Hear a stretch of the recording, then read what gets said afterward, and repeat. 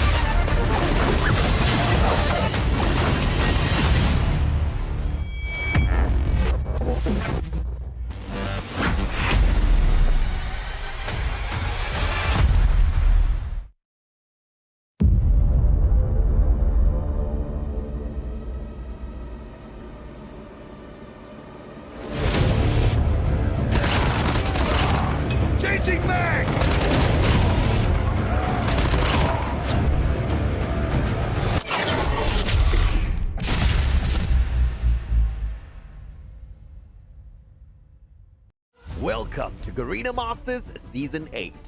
This time, we are raising the stakes with Mercy Veto, a new map bans and picks system. Since our region features World Championship-worthy teams who are able to dominate in a one-sided beatdown, Mercy Veto gives losing teams an advantage to help them make a comeback, making matches more competitive than ever. Mercy Veto in a nutshell. If a team loses a game, they pick the map of the next match. The winner, on the other hand, chooses their starting side. If a team loses 2 or more games in a row, they activate Double Mercy, and they get to pick both the map as well as the starting side to help them make a comeback. Now let's go over an example of the best of 5 Mercy Veto process. First, the coin toss. The winner of the coin toss will decide which team becomes Team 1 and 2. For Hardpoint, both teams ban 1 map each. Team 1 picks the first map for Game 1 Hardpoint, and Team 2 chooses the starting side. For Search and Destroy, both teams ban 1 map each. For Control, there are no map bans. After the first Hardpoint match, the losing team will choose the map for Search and Destroy, whereas the winning team selects the starting side. As the series progresses, the losing team will always pick the next map. If they lose twice or more in a row, they activate Double Mercy, allowing them to choose both the map as well as the starting side.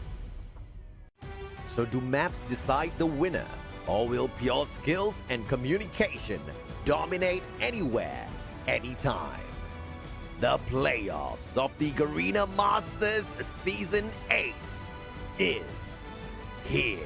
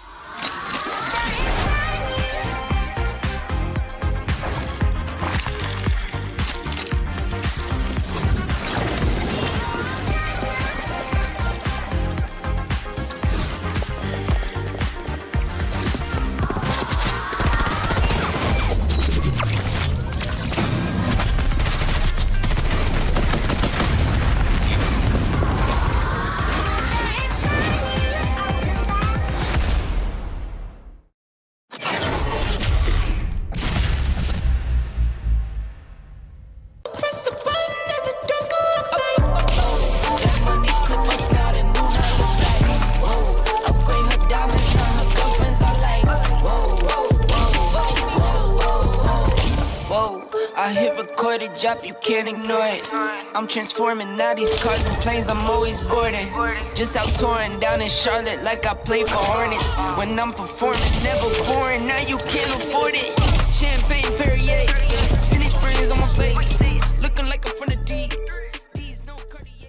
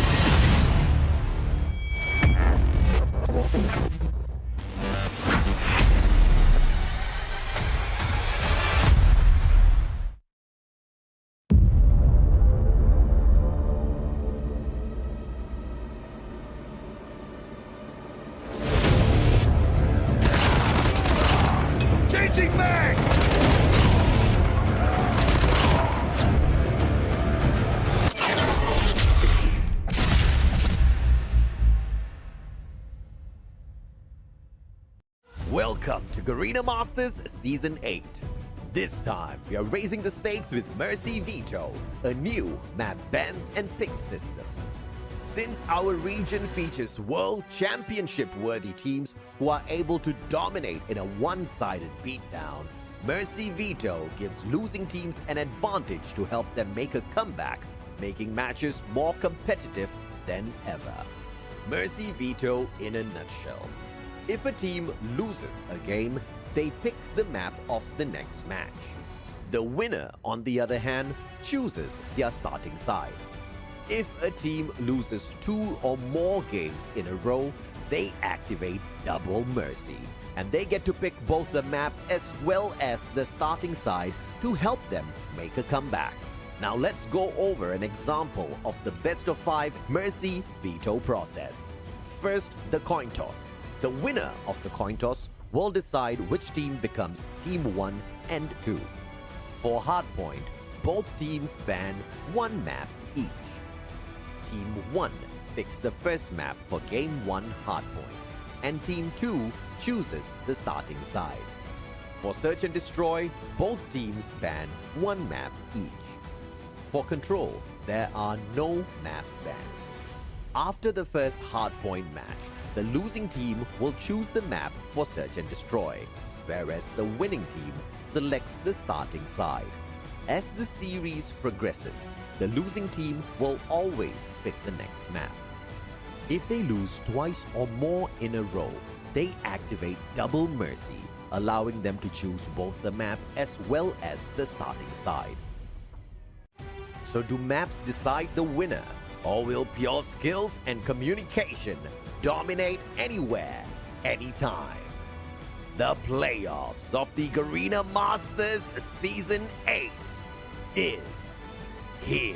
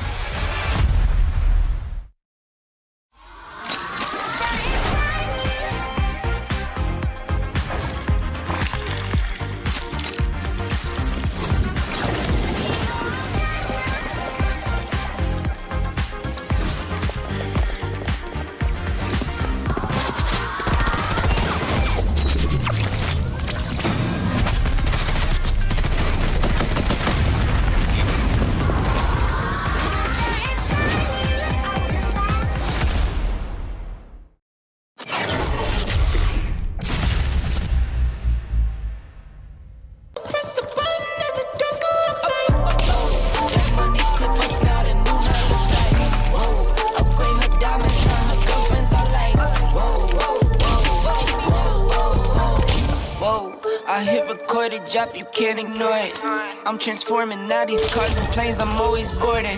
Just out touring down in Charlotte like I play for Hornets. When I'm performing, never boring, now you can't afford it. Champagne Perrier, finish friends on my face. Looking like I'm from the D. These no Cartier.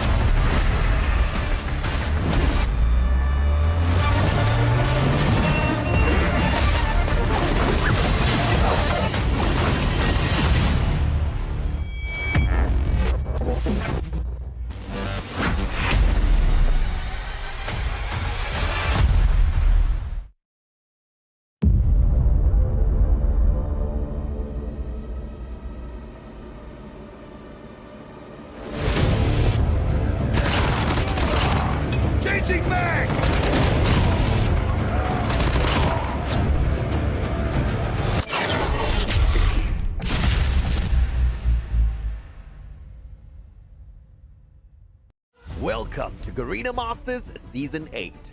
This time, we are raising the stakes with Veto, a new map bans and picks system. Since our region features World Championship-worthy teams who are able to dominate in a one-sided beatdown, Veto gives losing teams an advantage to help them make a comeback, making matches more competitive than ever. Veto in a nutshell. If a team loses a game, they pick the map of the next match. The winner, on the other hand, chooses their starting side. If a team loses 2 or more games in a row, they activate Double Mercy, and they get to pick both the map as well as the starting side to help them make a comeback.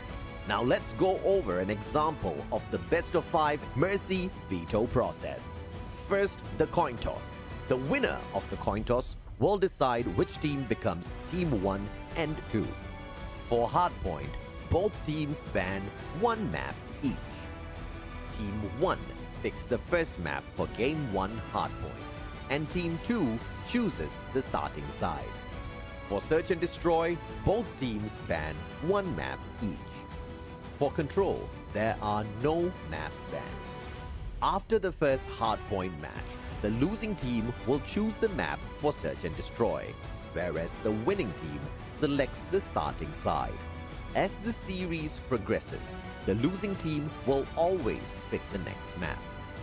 If they lose twice or more in a row, they activate Double Mercy, allowing them to choose both the map as well as the starting side. So do maps decide the winner, or will pure skills and communication dominate anywhere, anytime?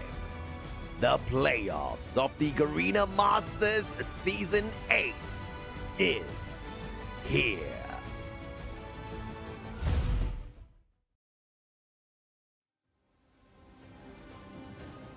Will Elevate still hold the crown, or will another team rise and take them down? Ladies and gentlemen, welcome to Call of Duty Mobile Garena Masters Season 8. We're going to be your voices today. I am Miss Air together with Warden. This is the playoff stage. Yeah, it's a grueling tournament for sure. We went through a grueling stage of the group stage, 6 days to be exact, and let me tell you, that group stage right there showed a lot of, promising and probably some foreshadowing as well and what could happen here on the playoffs. Miss Air, I'm going to be coming inside this tournament pretty blinded. I'm not going to be bringing no past narratives here, but one thing for sure, obviously, one thing you mentioned, who can dethrone the Kings? This is the return of champions, and it's definitely going to be possibly the return of Elevate once again to slay out this Garena Masters. Right, I mean, I like what you said earlier on, just starting off the clean slate, no past narratives whatsoever. But then again, Elevate remained the king for quite some time now, and it's really exciting to see whether or not teams like STE, A&M Thanatos, or even AZ will be able to dethrone them. Now, I'm really excited as that will be unraveling for us in the next 2 days. But today, ladies and gentlemen, we are going to be seeing these top 4 teams. Again, we were down to 6 teams, and now we are on to our final top 4 teams. Now let's just go ahead and go in for a refresh. Now, we did start off things with 90 teams, and then last week we did see our group stages wherein we were left with 6 teams, and now we are in our playoff stage wherein 4 teams will be battling out to find out who will be coming out on top as the champions for Garena Masters Season 8, the Return of Champions. I mean, the schedule here is pretty compact. It's pretty concise. There's not a lot of time for these teams to actually prepare, so they got to double it down to, to try to bag a lot of things in the process. But here, moving over, today's matches will include one team going away from the tournament. And what are they going to be fighting for is the boastful prize pool that we have here. $25,000 to be exact, 13,000 for the champions.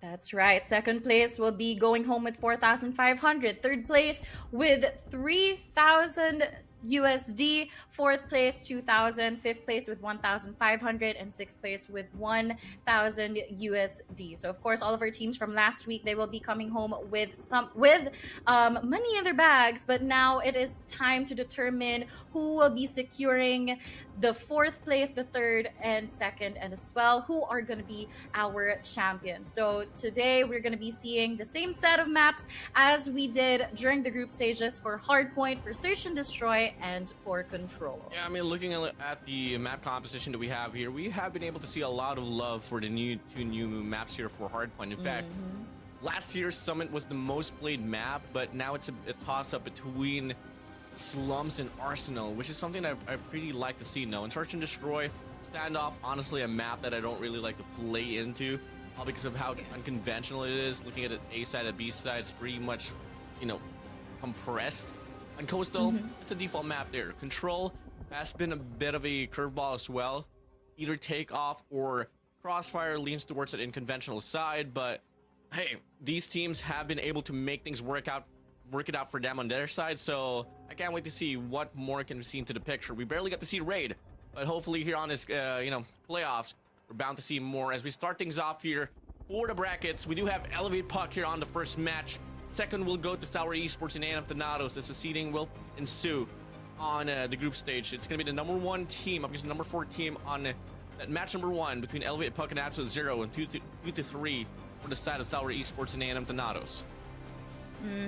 And of course, we are going to be seeing 3 matches for today. So match 1 is going to be Elevate Puck versus Absolute Zero. Match 2 with Stalwart Esports versus A&M Thanatos, and whoever loses each match will be moving on to our match number 3 to determine who's going to be coming home, and of course who is going to continue on their story here on Garena Masters Season 8. I'm really excited to see how things are going to be unfolding.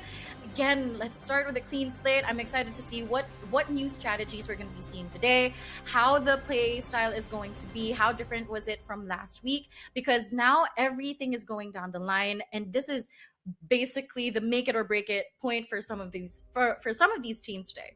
There's going to be, not going to be today that we're going to be able to crown the champions here for Garena Masters 8, but today we will be able to crown who will be the 3 warriors here in this tournament to be able to secure their bag and a qualifying slot for Garena's Summer Invitational, as one team will falter on that match number 3 at the lower bracket. So there's going to be a lot of things that definitely we could eye out for, and surely all of them want to stay on the top bracket. But at the end of the day, there's only going to be 2 teams that will make it continuously on the upper bracket, and 2 teams will drop down. As we move over now towards our Veto system here, Mercy Veto is going to be the name of the game, and since this is a best of 5 series now, we're only going to be seeing 1 ban from each team of Hardpoint. So Absolute Zero, they don't want to play Summit. Elevate, they take away Slums. Right, and we are going to be left with Hacienda, we'll be left with Arsenal, as well as Apocalypse. Apocalypse is actually open for the grabs here. Now, knowing both teams, I do feel like it can be Apocalypse. We've seen the playstyles here, and there you go. That's going to be our map number 1 for today. Apocalypse it is. Now, in terms of the money hill here, you really have to be able to secure a full 60 on P2 as well as P3 if you want to, increase the lead and just secure the lead for every single reset that you have. But we'll see how that unfolds. Again, this is going to be Absolute Zero versus Elevate. I mean, Warden, I want to ask you, what's going to be your expectations for this one, knowing that Apocalypse is going to be our map for the first hardpoint match? Every map up against a team like Elevate would seem like on paper to be an ego challenge, but that's just due to the fact that we haven't really seen any weaknesses at all from the side of Elevate.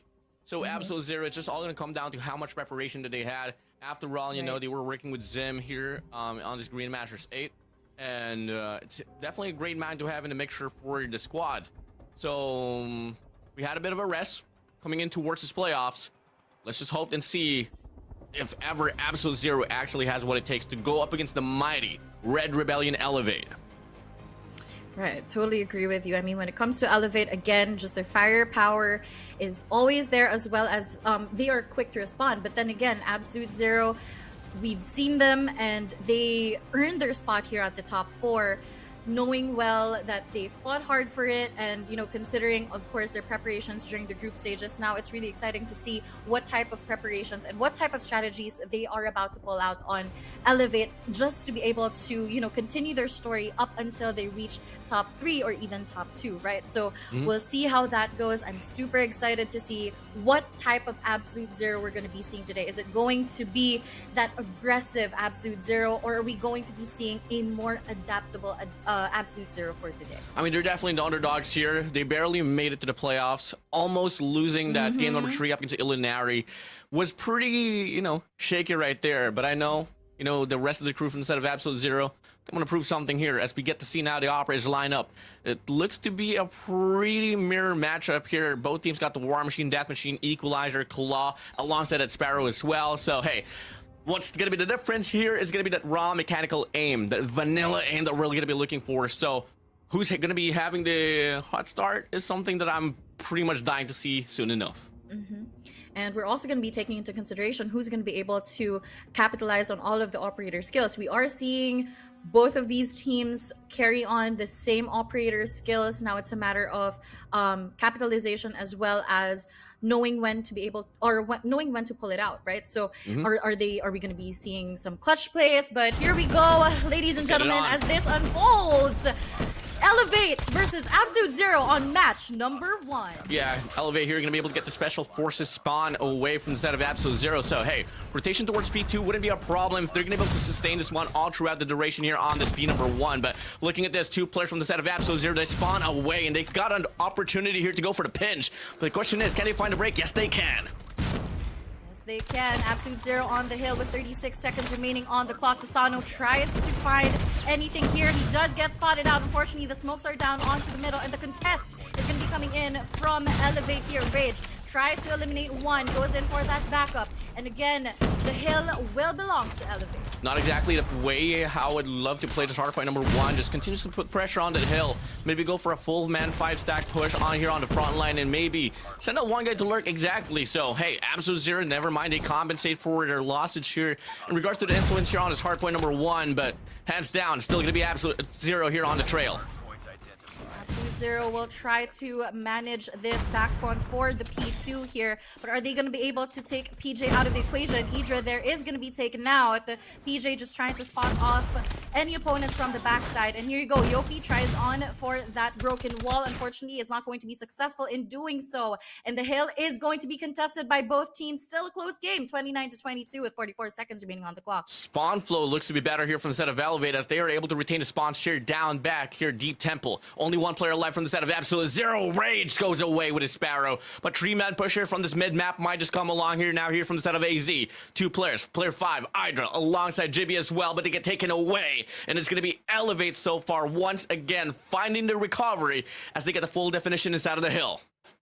Rage is going to be waiting on his backup here. Smokes are down to deny that information. Sasano at the window, just trying to spot opponents out. Still, Absolute Zero trying to do their best to get a breakthrough onto this hill. But looks like the scrap points are going to be coming in for Elevate's side. Absolute Zero on their way to P number 3, but looking like numbers advantage for the side of Elevate. It's looking pretty good so far in regards to how they're able to control and sustain the way that they're able to move around the whole hardpoint map. The pavement is clear, it's smooth, it's precise. As they try to go for a break here, they're gonna meet 2 operators here for the side of Absolute Zero. Pretty flies in, but looking like the denial comes true, and it's gonna be Absolute Zero responding back with their own force.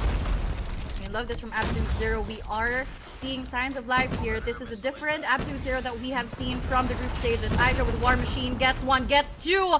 Can he make it a triple as he tries to spot Kalo at the back? Unfortunately, he's going to be taken down by the trophy.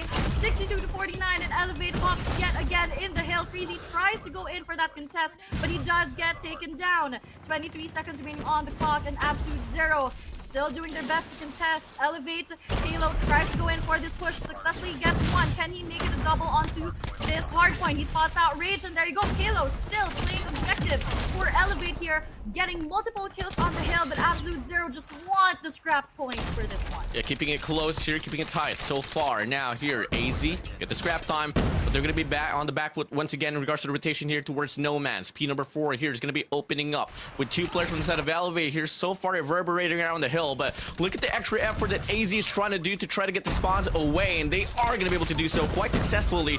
Now, they just need to get the definition, and they should be back on track here and be able to be on the front foot. Love how Rage is actually going in for those possible entrances. Unfortunately, he is going to be taken down by Kendi. Now, the break is going to be coming through from Elevate, but now it's Absolute Zero still on the hill as Kendi tries to spot Hydra out. Unfortunately, he's still going to be playing by the rocks. Not successful in that kill as Jibby goes in for those multiple kills on the hard point. 25 seconds remaining on the clock, and still the contest is going to be coming through from both teams. Kalo tries to make that breakthrough. Unfortunately, Absolute Zero just doesn't want to let it go. Last 15 seconds on our hill, and still Elevate is nowhere to be found as Rage is going to be able to get 2 kills. Absolute Zero serving Absolute Zero contestment at all here from the side of Elevate. Moving back now. Key 1 here. Back in track. Second deck of hard points here going to be opening up. Big fight once again. Player 2 inside of the hill. PJ wrapping around. There is going to be Yato here inside. But as the hard point opens up, most of the players from the side of Absolute Zero will be intact inside of the hill. And they're going to be able to get the better spawns. Right, and that's going to be for make that 5 operator skills available for them. Now they can use 1, or they can actually deploy this onto P2, but right now Hydra trying to play anchor for his team goes in for the smoke skill as well as the windows, just getting that clearance just so that his team can continuously hop on. PJ tries to get a kill, gets 1. Can he spot Yato out? Unfortunately, Yato is going to be stronger in that gunfight. 25 seconds remaining on the clock, and Elevate is going to be hopping on that hill. Not going to be enough for them to change the lead at all, but hey, recovery is all that you need here from the side of Elevate. 4 operators going to be available here for them. Same goes for the side of Absolute Zero. Going to be a heavy contestment inside of that P number 2 spawns there. There is going to be Yato here trying to clear it out for his teammates, but nowhere to be found is his crew. The cavalry tries to arrive, but it's a bit too late, as now Kalo deals with PJ out. Never mind, stays alive. Kendi here looking to get the trade. It's a big fight. 1 over by the side of Yato. They should have the better rotation once again here on this P number 2. They will have the better spawns here, and there you go. The Sparrow comes in, but to no effect whatsoever. 50 seconds remaining on the clock. Still a lot of time for Elevate to hop on this hill and go in for their defenses, as the spawn is going to be flipped, and now Absolute Zero is by the front side. Death Machine goes in for the side of Sano. Unfortunately, he is going to be taken down. Kendi here at the back line trying to support his teammate. 32 seconds remaining on the clock, and still the spawns belong to Elevate. And here you go, Yato tries to make a break for his team as well as Rage, but looks like the equalizer is going to be coming to play as Kalo manages to get a triple kill onto that entrance. Elevate will be making a money hill off of this P2 as Kalo still continuously goes around with the equalizer. And there you have it. Looks like he's going to be spotting Hydra out, but Hydra's going to be winning that down, shutting Kalo in the process. P3 about to open up. Lovely late investment there from the side of Elevate off that very hill. If it means for them to whip out two operator skills to just secure the next 30 seconds, they absolutely will. And that was enough for them to take the lead away. Now the hardpoint is going to be opening up once again with 3 players, 3v3 situation inside of the hill. But it's going to be Absolute Zero once again getting the full clearance. That machine's going to be out. Yato here tries to spray down. 2 opportunities out here up front. And that's going to be Kendi, Kalo, and Susano waving their hands goodbye. And there you have it. Yato is going to have that score streak available on his side as well. It's a very close game, not that big of a difference for both teams. And they're just hopping on the hill, trying to go in for the contest as well as the kills. No one is going to be hopping in the hard point for the side of Absolute Zero here as Yopi tries to get that clearance from the front side. And of course, we're also going to be seeing multiple opponents on to the middle part of the map. Rage here will be taken down, but Yato is quick with the trade at the back. 13 seconds remaining on the clock. And looking like Absolute Zero is going to be giving that away, or giving the scrap points away to Elevate here. Rage will be holding on to our next hard point here. Now it's a matter of being able to defend from here on, but Yopi gets 1 kill, makes that triple kill on the hill, and that's going to be absolute clearance coming in from Elevate as Yopi is going to be spotting multiple opponents here from the back, but he does get taken down. Massive foot race, one over by the side of Elevate, despite the fact that they were on the back foot, but Absolute Zero, they find the recovery. Jibby, Freezy on the feed, getting the mixture all locked in. Equalizer is going to be out here from the side of Jibby. PJ here swings by, sprays in, sprays out, finds a double. Clearance once again from the side of AZ. Susano tries to go for the contestment, gets taken down. Kalo, Yopi, the last player alive, gets taken away as well. And it's going to be AZ so far securing the first 30 seconds here inside of the hill.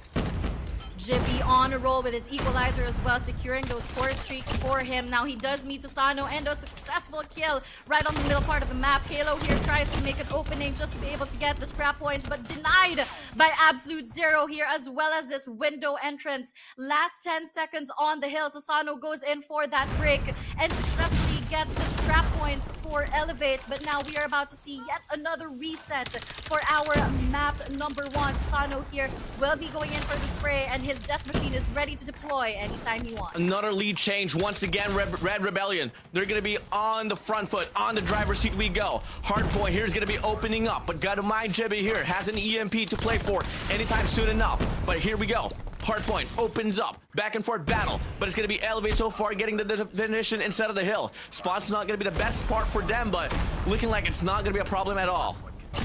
I mean, we've seen this during the first few resets, where an Absolute Zero was not able to defend the P1, and Susano is going to be taking out his death machine as well. And there you go, he gets 1. Looks like it's going to be full clearance from here on as Susano whips out the death machine, gets 2, and there you have it. Rage from the side can manage to get a breakthrough as long as he wins this gunfight, and there you have it. Susano is going to be taken down. Kalo will also have his equalizer available for P2 later on. 212 and counting for the side of Elevate, and 8 seconds remaining on this hill. Now it's a foot race on to P2 and get those power positions in, because we welcome Elevate to our 200 score mark. Right around 32 more points to be claimed here from the side of Elevate for them to close out this deal, as they got the rotation here towards hardpoint number 2. This shouldn't be a problem for them at the first hand. Spawns here going to be splitted apart from the side of AZ. They are going to go for a split push here from the front. 2 players here from the side of Elevate. They try to hold their grounds, but AZ, they get the break. They get the break indeed, and 44 seconds remaining on the clock. They do get that clearance, but for how long? 220 to 195. AZ still holding on to dear life here. Kalo whips out the equalizer, just fully getting that clearance that he needs for Elevate to actually close off this game. He is going to be spotting Hydra out. Yato is down as well. Is Rage going to be the next casualty here? 22 seconds remaining, and looks like Elevate is going to be able to get a full 60 on this hill, as Kalo and his equalizer gets that clearance from the back, but from the front, looking like AZ trying to get the breakthrough. But here you go, last 5 seconds remaining on the clock. Elevate is going to let go of that hard point, and it's still not GG's, as we are going to be seeing P number 3, Absolute Zero. Jimmy here on the hill will spot Kalo out, but Kalo will be winning that gunfight. Yato is going to be bringing out his death machine. Oh, 3 more points to claim, 2 more points. Absolute Zero, nowhere to be found. Red Rebellion, Elevate, putting a staggering comeback on that mid game, and truly, they stay alive. stay alive with no one valiant effort for Absolute Zero. We did see a very much close game. Now, if only that gunfight from the back was won and Kayla was taken down, probably Absolute Zero will be able to close off that discrepancy. But unfortunately, Elevate just remaining as composed as they are. The response is very quick from this team. And what do we expect? I mean, this is Elevate Puck, and they are showing us what they came here to do, and that is to dominate.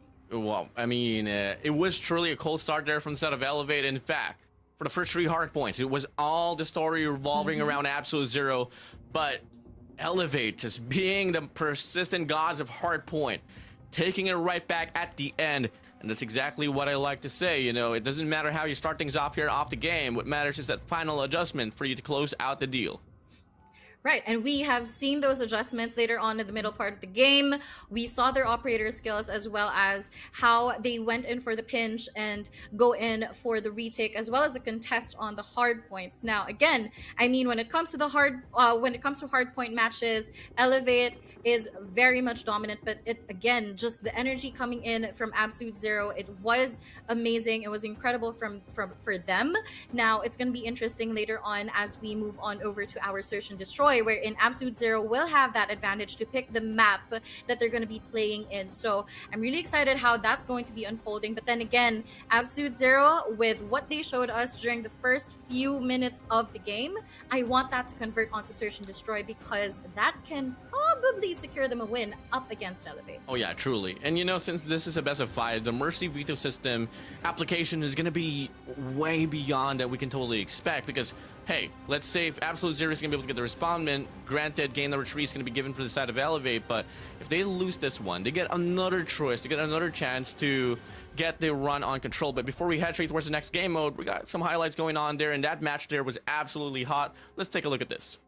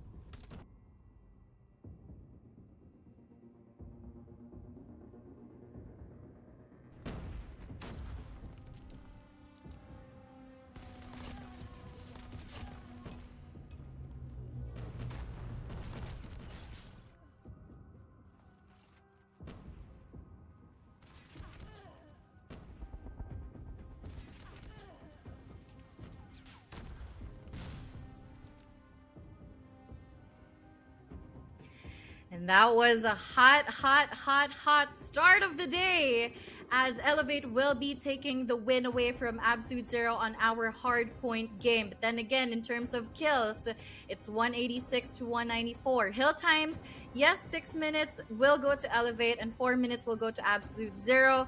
Dominance 201 to 250. But then again, what we have seen on the highlights, if you guys have seen Jibby on that equalizer, he was able to capitalize on that. And I'm really excited for this to convert on to Search and Destroy and later on Control. It was truly Absolute Zero there on the front foot at the start of the game, but Elevate, their sustainability, their endurance in a hardpoint map has been a masterclass, show that we have been able to witness coming in from the last few months as well. And now, fortunately, we do move over to the next game mode, and it is going to be Search and Destroy. Let's come and get this. It is going to be Garena Metropolis, going to be taken away by the side of Absolute Zero as Elevate. They respond back with a coastal ban. That will leave us with Firing Range, Tunisia, and Standoff. But looks like it is going to be Tunisia for this one. Yep, now we're going to be seeing the scopes of each team. I mean, we have seen previously, and of course, just the reputation of some of these players, such as Hydra on the scopes. He can be unstoppable, but of course, for the side of Elevate, we are also going to be seeing Yopi and PJ. I would want to know here, are the shotguns going to be coming back into play for this one? What's going to be your thoughts if ever we see like shotguns coming in from Elevate? I'm not too certain. This map here does favor a KRM or an HSO 405, especially on breaking that A bomb side coming from the attacker side. Or if you want to go for an aggressive take on A main, you can definitely whip out the shotgun, but it's a very subjective weapon of choice to have here. I honestly think they would revolve around the snipers and the submachine guns, but that could just be me. Right. And there's also a possibility that Elevate can go in for an aggressive push towards a specific site. So that's what I'm excited to see, how Absolute Zero is going to adapt to the different play styles that Elevate can offer. But then again, if the coin was flipped, Absolute Zero can also serve us a very aggressive push onto any of the bomb sites and just take Elevate by surprise. But I am looking forward to is what the middle part of the map is going to look like later on, as we are going to be seeing the scopes of each team battle it out on the middle part of the map. Or is it going to be a passive play onto B side, just play for information and go in for isolation and elimination, right? So that's what I'm looking forward to seeing for Search and Destroy Series 1, match number 2. I agree with you on that note. I mean, now we take a look at the roster. It's going to be remaining exactly the same. It's just going to be the main 5 here. For the side of Absolute Zero, I mean, I kind of miss Josh having them on Search and Destroy. Josh was arguably one of the best snipers as well, but looking like he's just not around here from the side of AZ anymore. Elevate, well, unfortunately for you guys, this is the playoffs. I don't think we're going to be seeing no Mr. Long Bomb anymore, but truly a legend still. Just around, being the brainiac here for this very series. But soon enough, ladies and gentlemen, first match went to the side of Red Rebellion. Elevate was able to really win that pretty convincingly at the end. Couldn't really mention the mid and the early game because it was really the Absolute Zero on the driver's seat, but it was Elevate playing all scrappy, accumulated all down, and was able to compensate for it and was able to bring up that minor adjustment and on the end to be able to take that win there on Apocalypse. But now we move over now towards Search and Destroy. Round here going to be opening up quickly just like that. 3 players out here from each end, and it's just going to be Yato, Freezy up against Kalo and Susano here on the 2v2.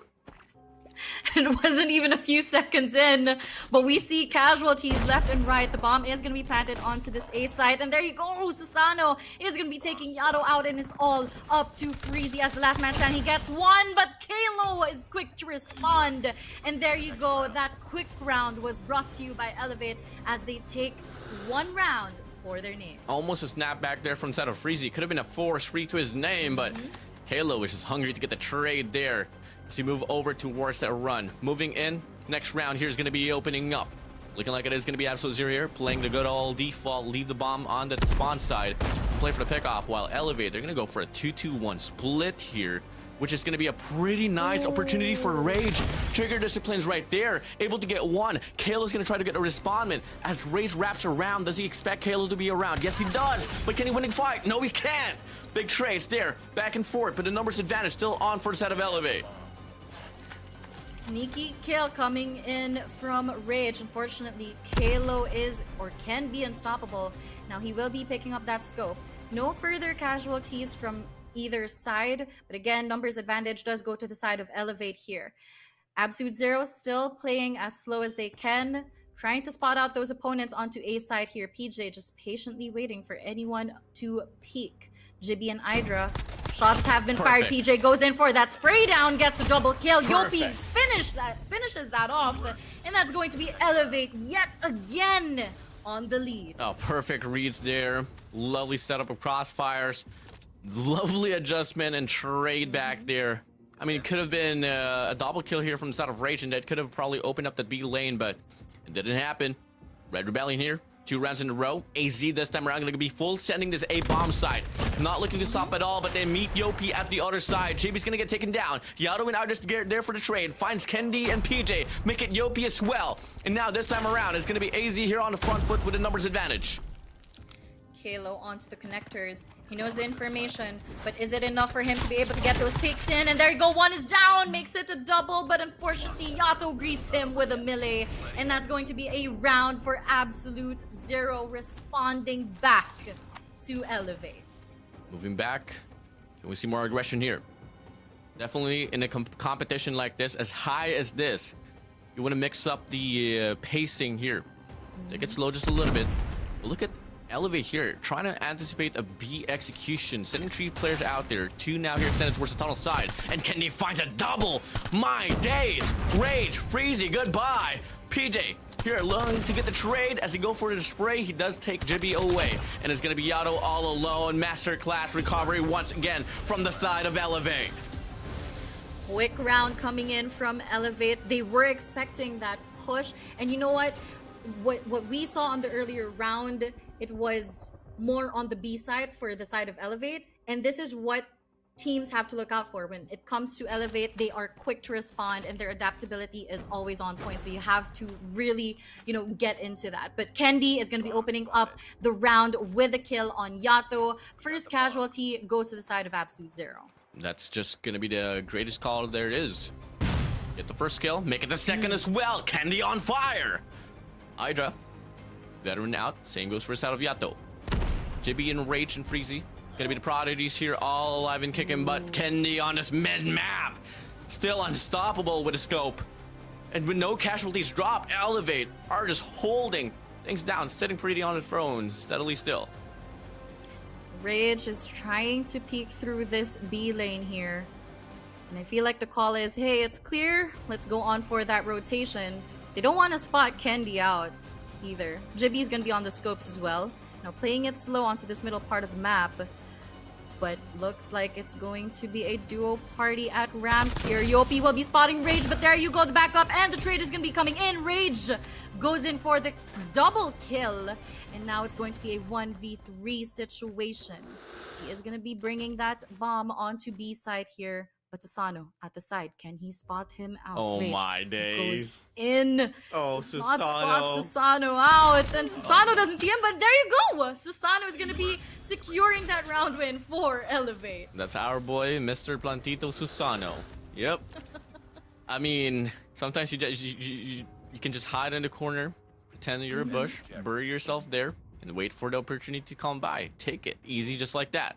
Next round here is going to be opening up, looking like it is going to be a 1 for split. 1 on B side, 4 on mid. And look at the respondent here from the side of Elevate. Perfectly read. Susano on the top side, finding a triple. Yato, Hydra, Freezy, Rage, and the rest of the crew put Jibby as well there. It is Elevate clearing out a round once again with no casualties.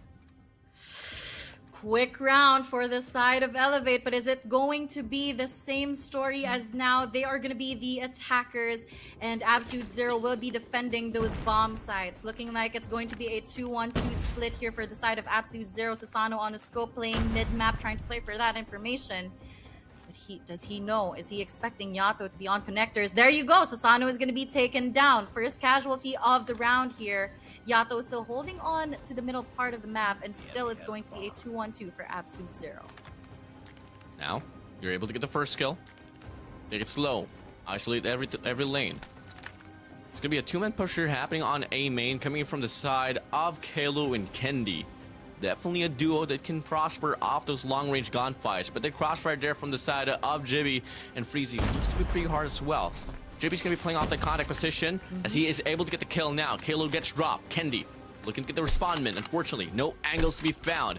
And it's Elevate here with a slow pace, truly biting them down as AZ is just able to isolate them one by one. Mm-hmm.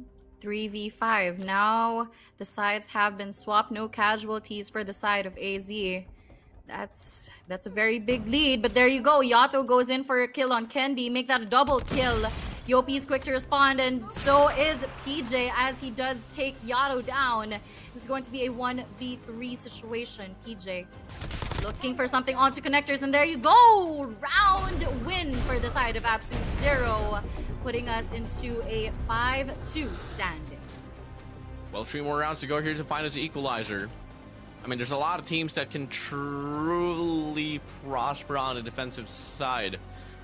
But if Elevate can probably change up the pacing, maybe play it more aggressively, exactly how they're going to try to do it here on this mid-map. PJ here with a shotgun. Yato tries to run away with a scope. And Kendi on the feed finds a double. Jibby and Freezy's going to be gone. Rage, Hydra, once again, the duo here, all alone to go for the clutch, as the bomb's gonna get planted here on his A-bomb side. Go, pressure is on. Hydra on the scopes. Rage will find Sasano, but the trade is gonna be coming in from Kendi himself. Scope versus scope, who's gonna be able to spot one out first. PJ with shotgun from the back, and Hydra is down. Match point for Elevate. Oh. Elevate here on another point of time where they're gonna be able to get the force of the match point. Map point, series point to be exact, if they're gonna be able to claim this one down. Not gonna be totally over here from the side of AZ, as this is a best of 5. As we kick things off, 1-4 split here from the side of Elevate. Sasano eats the bullet from the hands of Yato, as it's gonna be once again an early 4v5. Now, AZ is good with those early pickoffs, but again, it's a matter of being able to spot the key players of Elevate here. Yato still on the scope, playing around this bomb site, waiting for that peak to happen, but looking like it can be a B execution from here on, as there's going to be 3 players wrapping around that B side from Elevate and 1 player coming in from AZ. Still no information whatsoever on the middle part of the map, as well as A. The nades are going to be coming in. Hydra will have to communicate with his team with those sound cues. But let's see if he's going to be able to secure a kill on Kalo, as Kalo is slowly but surely coming in within his scopes. A classic bait and switch here from the side of Elevate. They're going to leave Kendi here out on Winery, able to get the cut off Jibby, and they are able to compensate off that early 4v5 that Absolute Zero was able to force. As of now, the grounds are all equalized. Here we go, 4v4 matchup. Make it numbers here dropped actually from the side of AZ. Once more, this might just be the last and final round. Rage able to take PJ away. Big fight there on the tunnel side. 2-man push here from the side of AZ here from the top.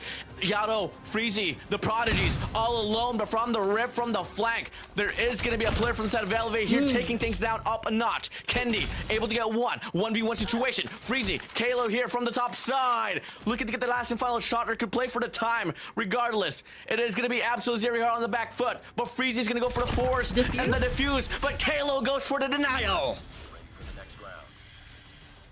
Elevate winning our search and destroy, as well as hardpoint, proving to everyone that they are in it to win it and remain the kings of Garena. But we shall see, as the Mercy Veto is going to be coming into play for this one, Warden.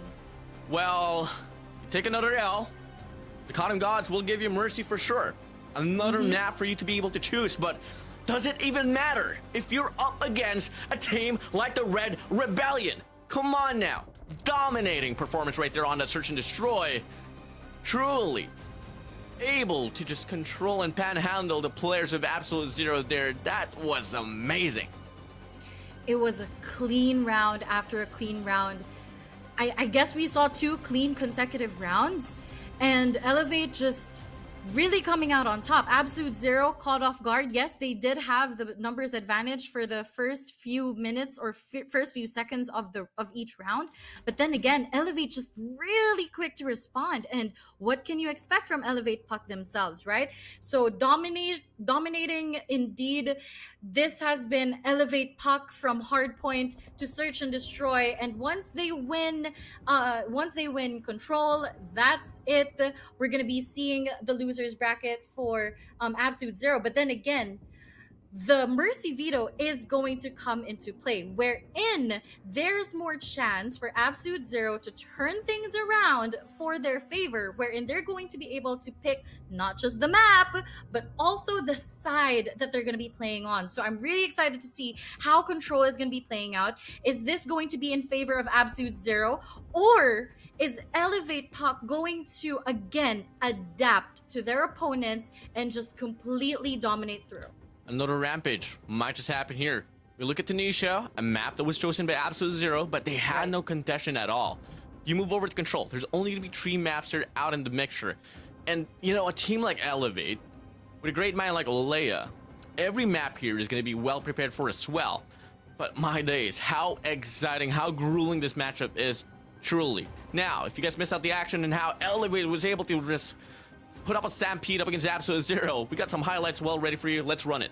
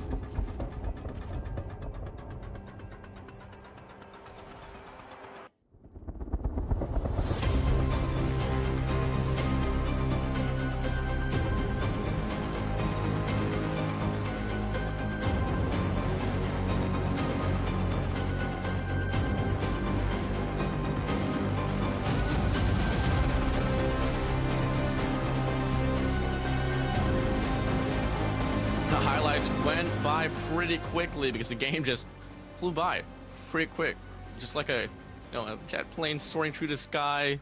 Bye. Yeah, that's exactly how it went down there. I mean, Bell, to God forbid that we might be able to see another dominating run here on Control, but if you take a look at it on paper, Absolute Zero has been pretty 50-50 on that game mode itself, but one thing for sure about Elevate, since the group stage ends off in Control and they haven't really lost the series at all, except for that match between them and Ants and Nados, they have been pretty gnarly on Control game mode. So I can't wait to see what more masterclass performance can they offer inside of the game mode. But before that, though, let's have a bit of a wrap up here on Search and Destroy. 25 kills from the side of AZ, 40 for the side of Elevate Puck, and the scoreline says it all. This just proves to you, ladies and gentlemen, how dominating Elevate Puck was on to that Search and Destroy match. Completely different from the hard point that we saw earlier on. I mean, it was a close game, but this time around, Elevate Puck didn't come and play. They went on for that. They just went in for all of the kills. I mean, during the first round, it was super quick.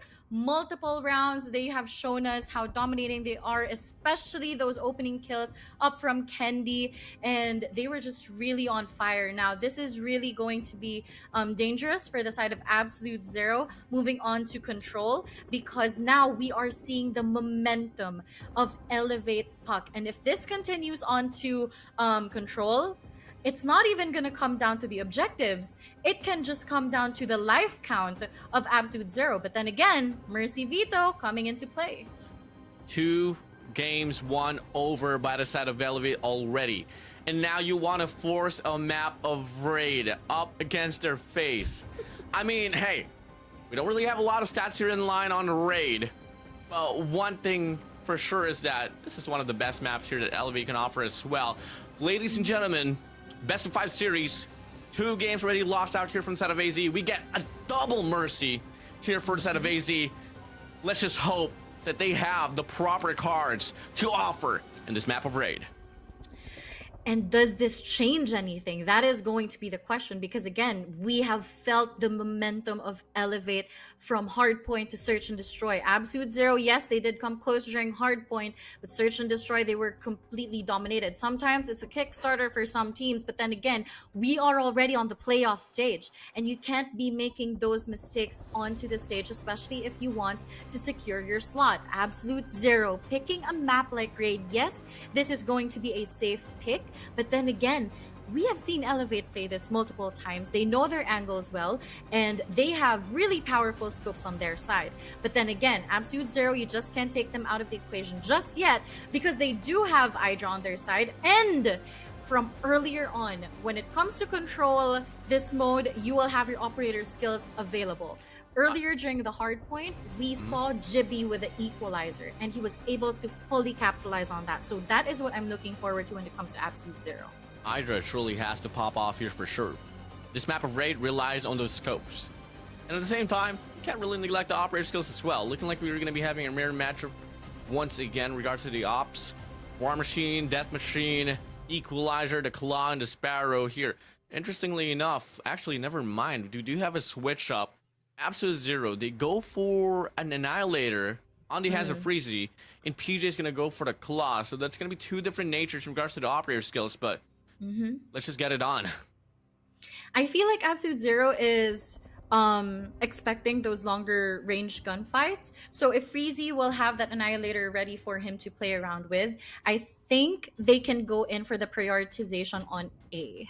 But you can't even say that, because they can hold on to either Gallery or Laundry for B side. But then again, it's a matter of whether or not Freezy is going to be able to capitalize on that Annihilator and be able to play around with this, with, well, not just the spawns, but also the prioritization that will be coming in from Elevate later on. So again, this is their pick. This is their map pick. This is their side pick. Absolute Zero. You guys have that advantage. Now we'll see how that unfolds. Well, I can't wait to see it unfold for sure. I mean, let the Prodigies run it down, let the veterans control the morality, and let's just get it on here. Starting things off, the first round. It's going to be Elevate here on the offensive side, and they're truly looking to just devastate the lives away up against Absolute Zero as they get the first 5 kills quite cleanly.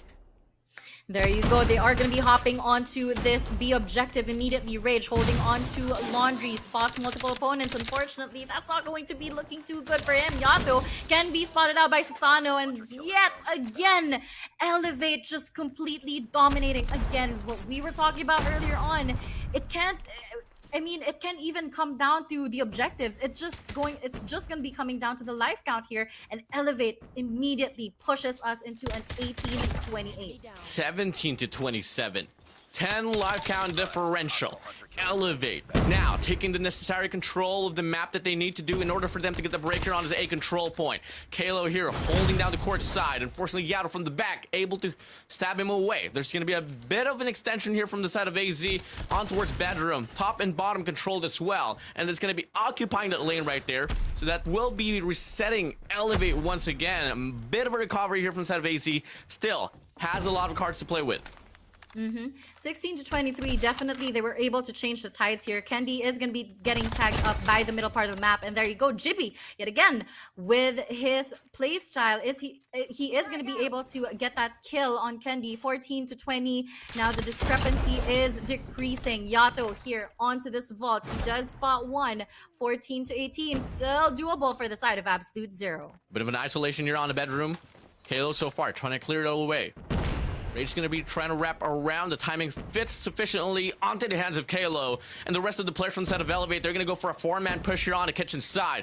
Money house control still granted from the side of Absolute Zero as Jibby's able to get a double spree. Breezy off the rip from the flank, able to get a Kalo once again. Discrepancy still not going to be too far apart anymore, but it's still going to be Elevate here on tack on the lead.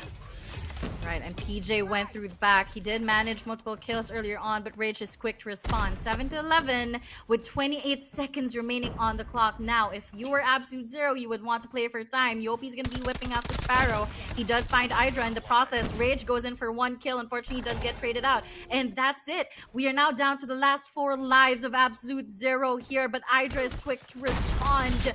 4, 3 to 7 with 9 seconds remaining on the Time. clock. Absolute Zero can play for time here, but Susano is going to be hopping on to that objective. Rage gets a double kill.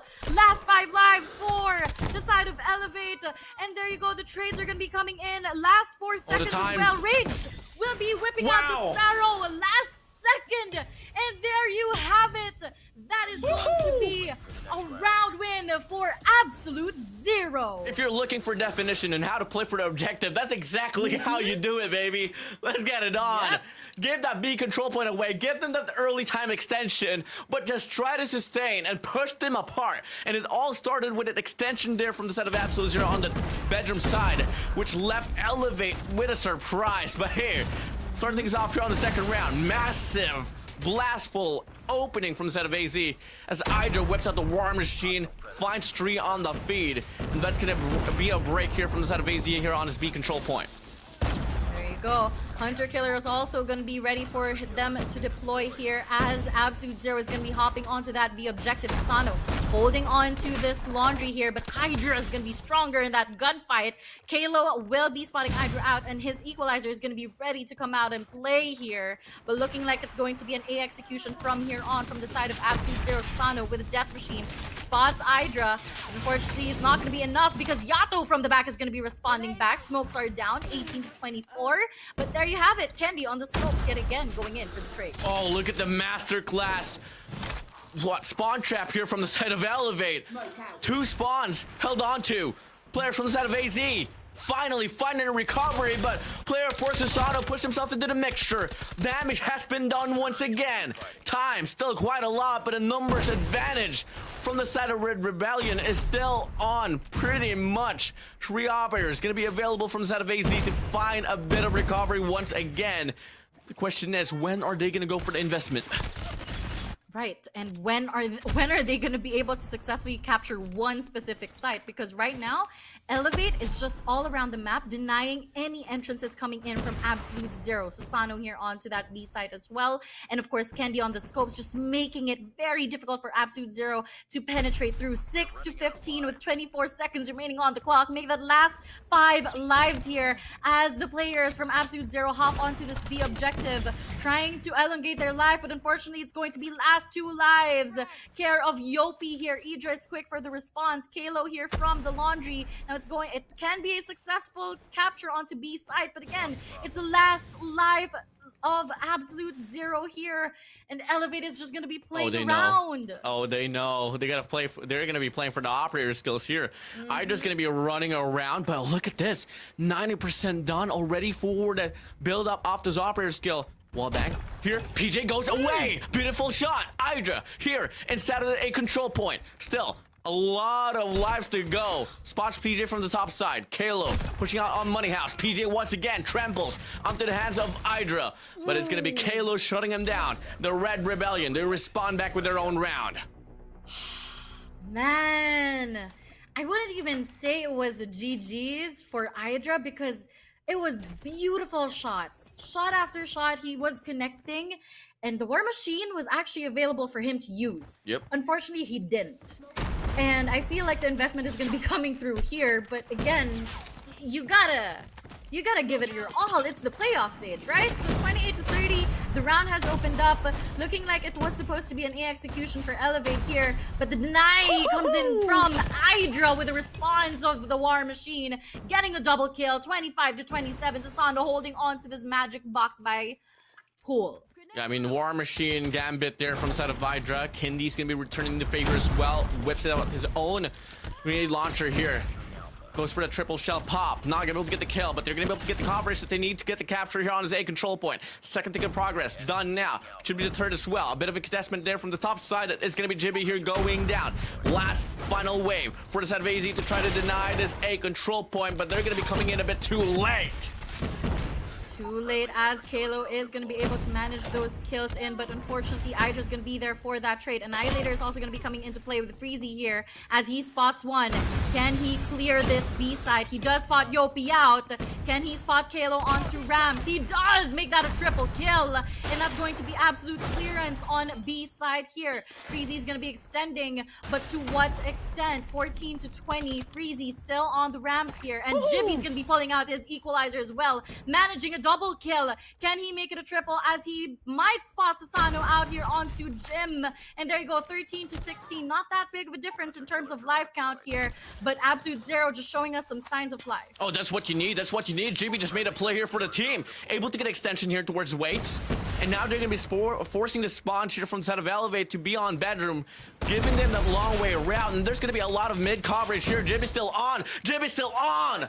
Finding another one here off the go. Now the life count here is going to be all equalized. What's pretty much prominently dominated by the side of Elevate here at the start of the round. But it's going to be Absolute Zero here putting up the fight.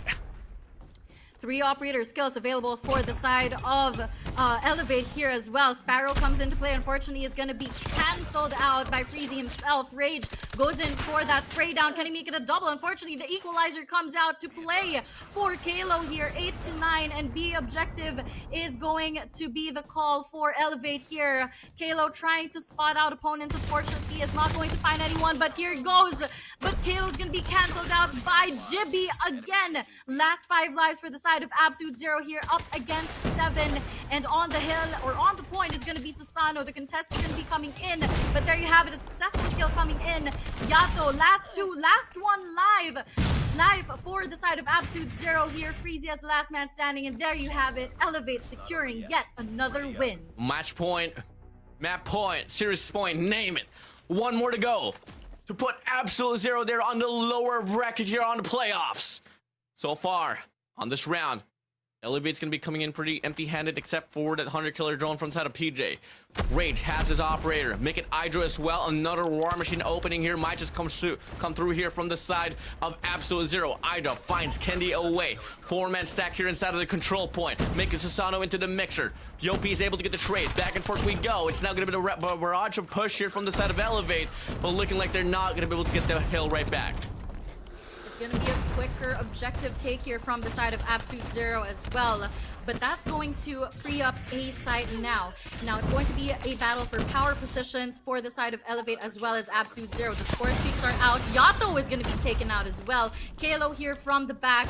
Can he manage a double kill? Yato spawns yet again and gets eliminated again. 16 to 26. It's going to be a 10 count difference from here on. Absolute Zero at a disadvantage, and the Sparrow does get cancelled out as well. 12 to 24. Absolute Zero, and the Preddy comes in, and there you have it. 11 to 23. A objective is still not being captured. Oh, it's gone. It's done and dusted. Odds, chalk, lives, none. Absolute Zero on the back foot, back against the wall. 20 lives still on from the side of Elevate. 8 for the side of AZ. Jibby trying to be the last glimmer of hope with his equalizer, working towards the mid-map. No opportunities to be found as his teammates will be able to get the coverage here on the bedroom side. Going in for the push on the prowl. Susano, PJ able to get the trade. 4 lives remaining from the side of Absolute Zero. Annihilator coming into the mixture, gets denied. Yato, Rage, Ida, what can you do? Absolute none. Absolute Zero are down on the lowers bracket. Lowers bracket is going to be the destination of Absolute Zero, but Elevate Puck coming out still on top. You just feel their momentum, you feel their energy, and you feel the way that they want to be able to secure not just their slot, but also to prove that they are still the kings of Garena. Ladies and gentlemen, Elevate Puck securing that win up against Absolute Zero. 3-0 in hopes to see a long series. The competition granted us a best of 5, but Elevate Puck 1-on-3. That is absolutely crazy. Double mercy. Veto. Didn't matter for them. Truly a dominating team, and truly a testament why they are still the #1 team in the whole world. It didn't matter. Even we had that double mercy. Elevate was just quick to respond. We don't care wherever you want to play. We don't care what side you play at for the first round because we are going to be coming out on top. That's Elevate Puck for you. Absolute Zero, you still have hope onto the lowers bracket, but we are gonna find out who you're gonna be coming out against later on. Now that is match up series 1 done and dealt with. I mean, if you guys missed out the opportunity to see what exactly went down during our control, let's all take a look.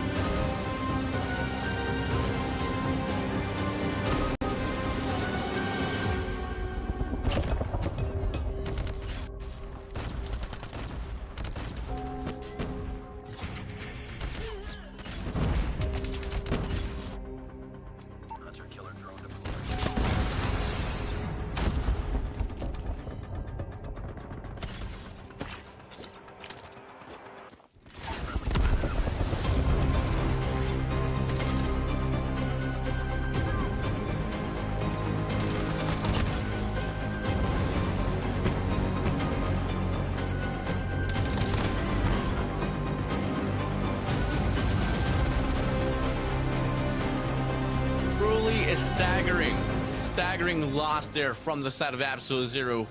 Double mercy Veto. It didn't matter for the side of Elevate. Take a look at the overall scoreline here. It did went down to a 3-1. 1-for-1 of the objective, but my days. Elevate. Once you get them the opportunity to whip out those operator skills, it's just gonna be a full-on bloodbath brought to you by Elevate. That is right. I mean, again, just coming off the momentum, yes, it was a slow start for Elevate, but let's take a look on who their MVP is going to be, and that's none other than PJ himself, securing a total kill of 28, KDA of 1.58, average death of 17.67, and an average score of 2,404. That's PJ for you guys. I mean, he was all around. We have seen him on the kill feed as well, securing the crucial kills that is needed by his team. And again, just the operator skills that came into play for the side of Elevate. Your series MVP, PJ. Yeah, I mean, PJ, the ever so consistent MVP from the side of Elevate ever since. I mean, if we had a MVP medal for who was it on the World Championship, for sure, PJ was truly a contender there. One of the best, if not the best, submachine gun X heavy player in the whole entire world here, running it down up against Absolute Zero. And obviously, courtesy to the rest of the squad as well from the side of Elevate, they move over towards the upper bracket finals here on this Garena Masters 8. Right, Absolute Zero still has a chance to come back out on top, but it's a matter of who are they going to be winning up against, if ever. Now, that's already match 1 series done. We're going to be heading on over to match number 2, wherein we are going to be seeing Stalwart Esports versus A&M Thanatos battle it out. So for our viewers out there, if you haven't already, make sure to like and follow our page. And of course, share the stream, and down on the comment section below, make sure to show some love for your favorite players and teams. Who is your prediction? Who's going to be winning? Is it going to be Stalwart Esports or A&M Thanatos? We're going to be finding that out later on as we take a short break.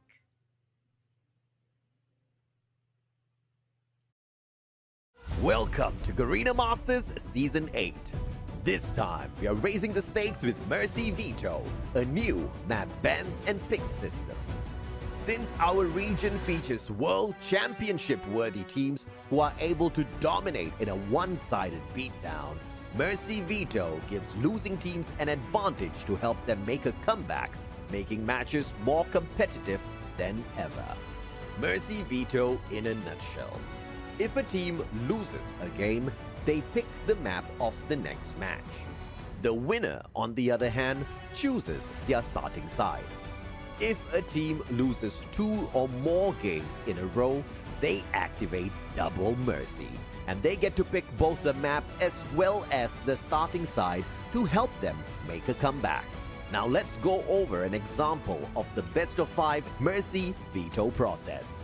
First, the coin toss. The winner of the coin toss will decide which team becomes Team 1 and 2.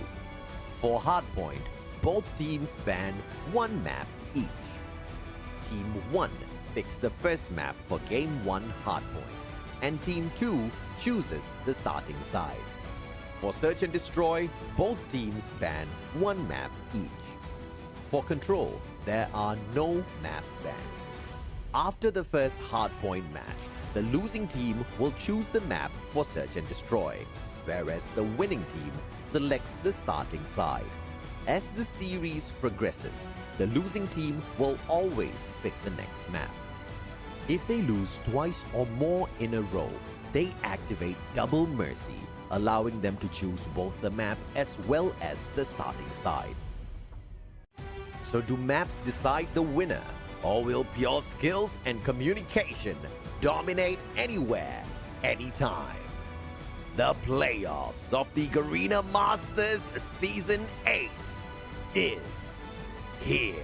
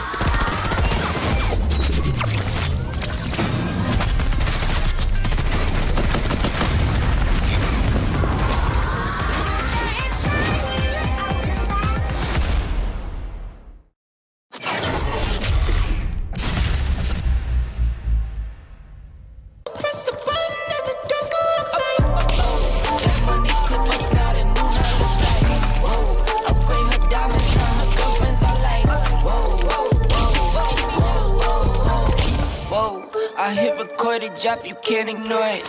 I'm transforming now these cars and planes, I'm always boarding. Just out touring down in Charlotte like I play for Hornets. When I'm performing, never boring, now you can't afford it. Champagne Perrier, finish friends on my face, looking like I'm from the D. These no Cartier.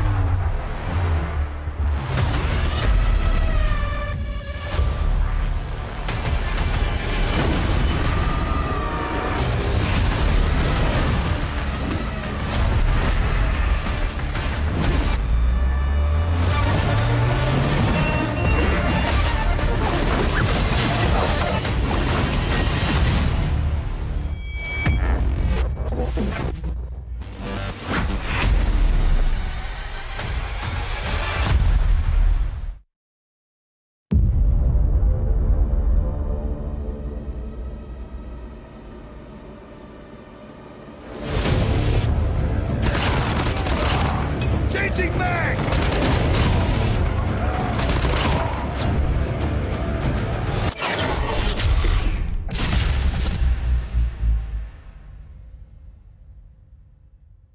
Welcome to Garena Masters Season 8. This time, we are raising the stakes with Mercy Veto, a new map bans and picks system. Since our region features world championship-worthy teams who are able to dominate in a one-sided beatdown, Mercy Veto gives losing teams an advantage to help them make a comeback, making matches more competitive than ever. Mercy Veto in a nutshell. If a team loses a game, they pick the map of the next match. The winner, on the other hand, chooses their starting side. If a team loses 2 or more games in a row, they activate Double Mercy, and they get to pick both the map as well as the starting side to help them make a comeback. Now let's go over an example of the best of 5 Mercy Veto process. First, the coin toss. The winner of the coin toss will decide which team becomes Team 1 and 2. For Hardpoint, both teams ban 1 map each. Team 1 picks the first map for Game 1 Hardpoint, and Team 2 chooses the starting side. For Search and Destroy, both teams ban 1 map each. For Control, there are no map bans. After the first Hardpoint match, the losing team will choose the map for Search and Destroy, whereas the winning team selects the starting side. As the series progresses, the losing team will always pick the next map. If they lose twice or more in a row, they activate Double Mercy, allowing them to choose both the map as well as the starting side. So do maps decide the winner, or will pure skills and communication dominate anywhere, anytime? The playoffs of the Garena Masters Season 8 is here.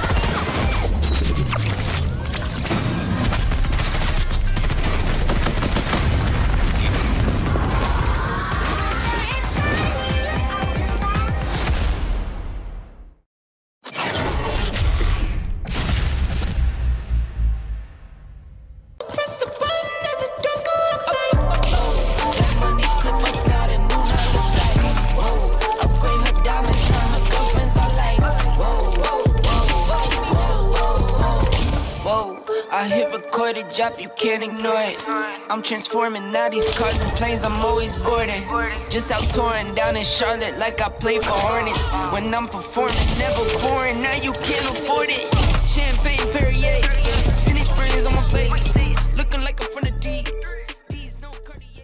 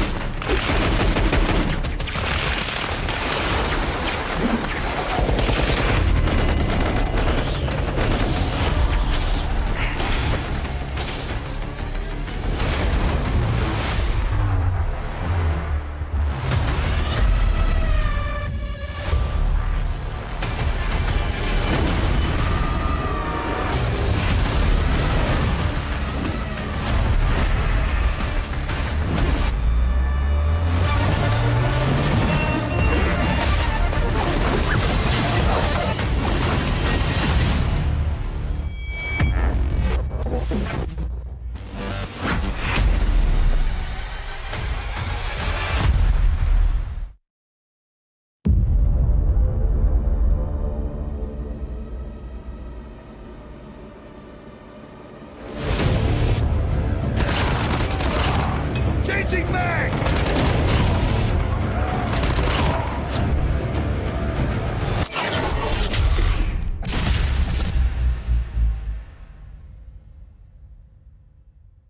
Welcome to Garena Masters Season 8. This time, we are raising the stakes with Mercy Veto, a new map bans and picks system. Since our region features World Championship-worthy teams who are able to dominate in a one-sided beatdown, Mercy Veto gives losing teams an advantage to help them make a comeback, making matches more competitive than ever. Mercy Veto in a nutshell. If a team loses a game, they pick the map of the next match. The winner, on the other hand, chooses their starting side. If a team loses 2 or more games in a row, they activate Double Mercy, and they get to pick both the map as well as the starting side to help them make a comeback. Now let's go over an example of the best of 5 Mercy Veto process. First, the coin toss. The winner of the coin toss will decide which team becomes Team 1 and 2. For Hardpoint, both teams ban 1 map each.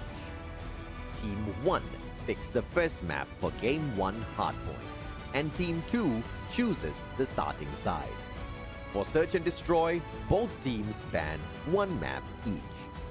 For Control, there are no map bans. After the first Hardpoint match, the losing team will choose the map for Search and Destroy, whereas the winning team selects the starting side. As the series progresses, the losing team will always pick the next map. If they lose twice or more in a row, they activate Double Mercy, allowing them to choose both the map as well as the starting side. So do maps decide the winner, or will pure skills and communication dominate anywhere, anytime? The playoffs of the Garena Masters Season 8 is here.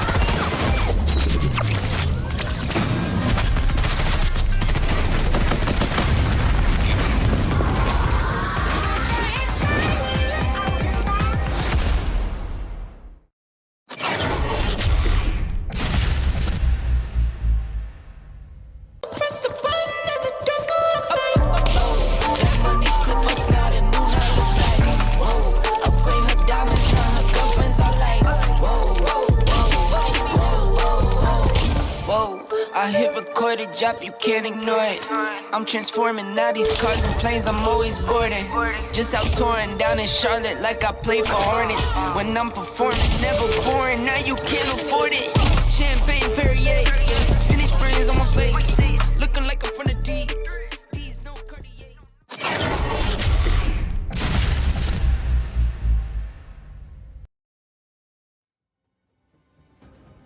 And the road for the playoffs continues here as we move over now towards series number 2 of the first day of the playoffs. It's going to be Thanatos up against Stalwart Esports. Once again on desk, my name is Warden. Alongside with me is Miss Air, and we're going to be the voices here for today. Right. Match series number 1 all done and dealt with, and now we're going to be moving on over to Stalwart Esports versus Thanatos. Now, My thoughts on this, if we're not going to be considering their performances from last time, is that Stalwart Esports is definitely a force to be reckoned with, but A&M Thanatos, on the other hand, they are very much unpredictable just by, observing with their play styles and how we know them as individual players. Well, number 2 team up against the number 2 team here, basing it off from the seedings of group stage. So this is going to be pretty interesting to see. I mean, Stalwart Esports and the Thanatos, they've been having a tussle at it, and so far, Stalwart Esports has been able to prosper away coming from their previous series. Let's just get it on here as we get to see now here moving over. A bit of a recap on how it's going to be going down. Absolute Zero took a staggering loss against Elevate, aka the Red Rebellion, there on its first series. It was a 3-0, pretty much a clean run. Only contestant that we were able to see was out on that map number 1, which they were able to elite for a moment, but the rest was just the story there revolving around Elevate. We move over now towards series number 2 with A&M Thanatos and Stalwart Esports, and whoever loses this will have to go up against Absolute Zero later on there on that series 3, aka the lowers bracket. Now again, A&M Thanatos is very much unpredictable, but Stalwart Esports, just based off their performance from last week, if they manage to actually prepare for the playoffs, then I mean, we might just see an unstoppable Stalwart Esports for today. Again, we're just going to be showing you guys an updated bracket. Elevate Puck will be moving ahead to our semifinals, and of course, Absolute Zero will be found on our losers bracket, and we're about to find out who they're going to be going up against later on as match 2 is about to commence. Yeah, I mean, this is going to be the start of probably the continuous everlasting golden road here from the set of Elevate. I mean, we take a look back, this whole squad coming from Garena Masters 5 champions, Season 6 champions, Season 7 champions, and obviously make it the 8th as well here if ever they want to put this one through. But hey, enough of Elevate for now. The spotlight is going to be on for a set of A&M Thanatos and Stalwart Esports as we get to see the map bans. It is going to be Thanatos taking away Arsenal and Stalwart Esports finding the means to ban Hacienda. Looking like the first map is going to be the snowy coast of Call of Duty Mobile, the map of Summit. Right, and this is one of our smaller maps as well, so we are going to be expecting those close-range gunfights, which we have seen from Stalwart Esports, and we know that they can definitely win with their firepower. But then again, when it comes to A&M Thanatos, their unpredictability is also caused by, how they strategize around the plays of their opponents. So I'm excited to see whether or not they're going to be pulling out that one again on us today. But again, Jai and Aurora, they will have their staples, as well as Mamra, Pickle, and Sebio. The only difference from the side of Stalwart Esports is AG with the Tempest. But here you go. I'm super excited to see. We know A&M Thanatos as one of the teams that can capitalize on their operator skills and go in for a 100% return on investment. So I'm looking at Aurora as well as Jai for this one. But then again, Shut Up and Clove are unstoppable with the War Machine as well as the Equalizer. And here we go, ladies and gentlemen. Game number 1, A&M Thanatos versus Stalwart Esports on Hardpoint. Yeah, let's get it on here. Summit Hardpoint, not really the hills, especially on this P1, where you can get the full definition out of. But if you can control every lane exactly how A&M Thanatos is going to be trying to do this at the get-go, they're looking to be able to secure the first 10 seconds here up inside of the hill, but you gotta worry about the top side, the entry out there on towards main con, Snowdoor as well, and the rest will live on. And so far, it's now gonna be finally here, Stalwart Esports here back on the foot. Right, and Shot Up is going to be going in for that peek through second floor. Pickle hops down, gets 1 kill. Unfortunately, he is going to be traded out as well. 30 seconds remaining on the clock. Mamra tries to go in for the breakthrough. Smokes are down, KRM on hand, but AG is going to be responding back, and that's going to be 2 operator skills to his name here, as he's going to be unstoppable with the last 15 seconds on the clock, as the kill does get contested by both teams. Finally, we do get to see some shotguns action here happening, and crazy how quick the meta changed here, especially off those shotguns. I mean, we're not going to be seeing a KRM here. Actually, no, there is going to be Skirt wielding the KRM, but Clove alongside Mamra is going to be wielding that HSO 405, if I'm not mistaken, though surely Clove is going to be one of them, and he was truly serving a pretty detrimental opener there from the side of Stalwart Esports. As the hardpoint opens up now, there's going to be 4 players intact here from the side of A&M Thanatos, but they're going to worry about FDX here trying to wrap around, so the spawn should be split apart soon enough.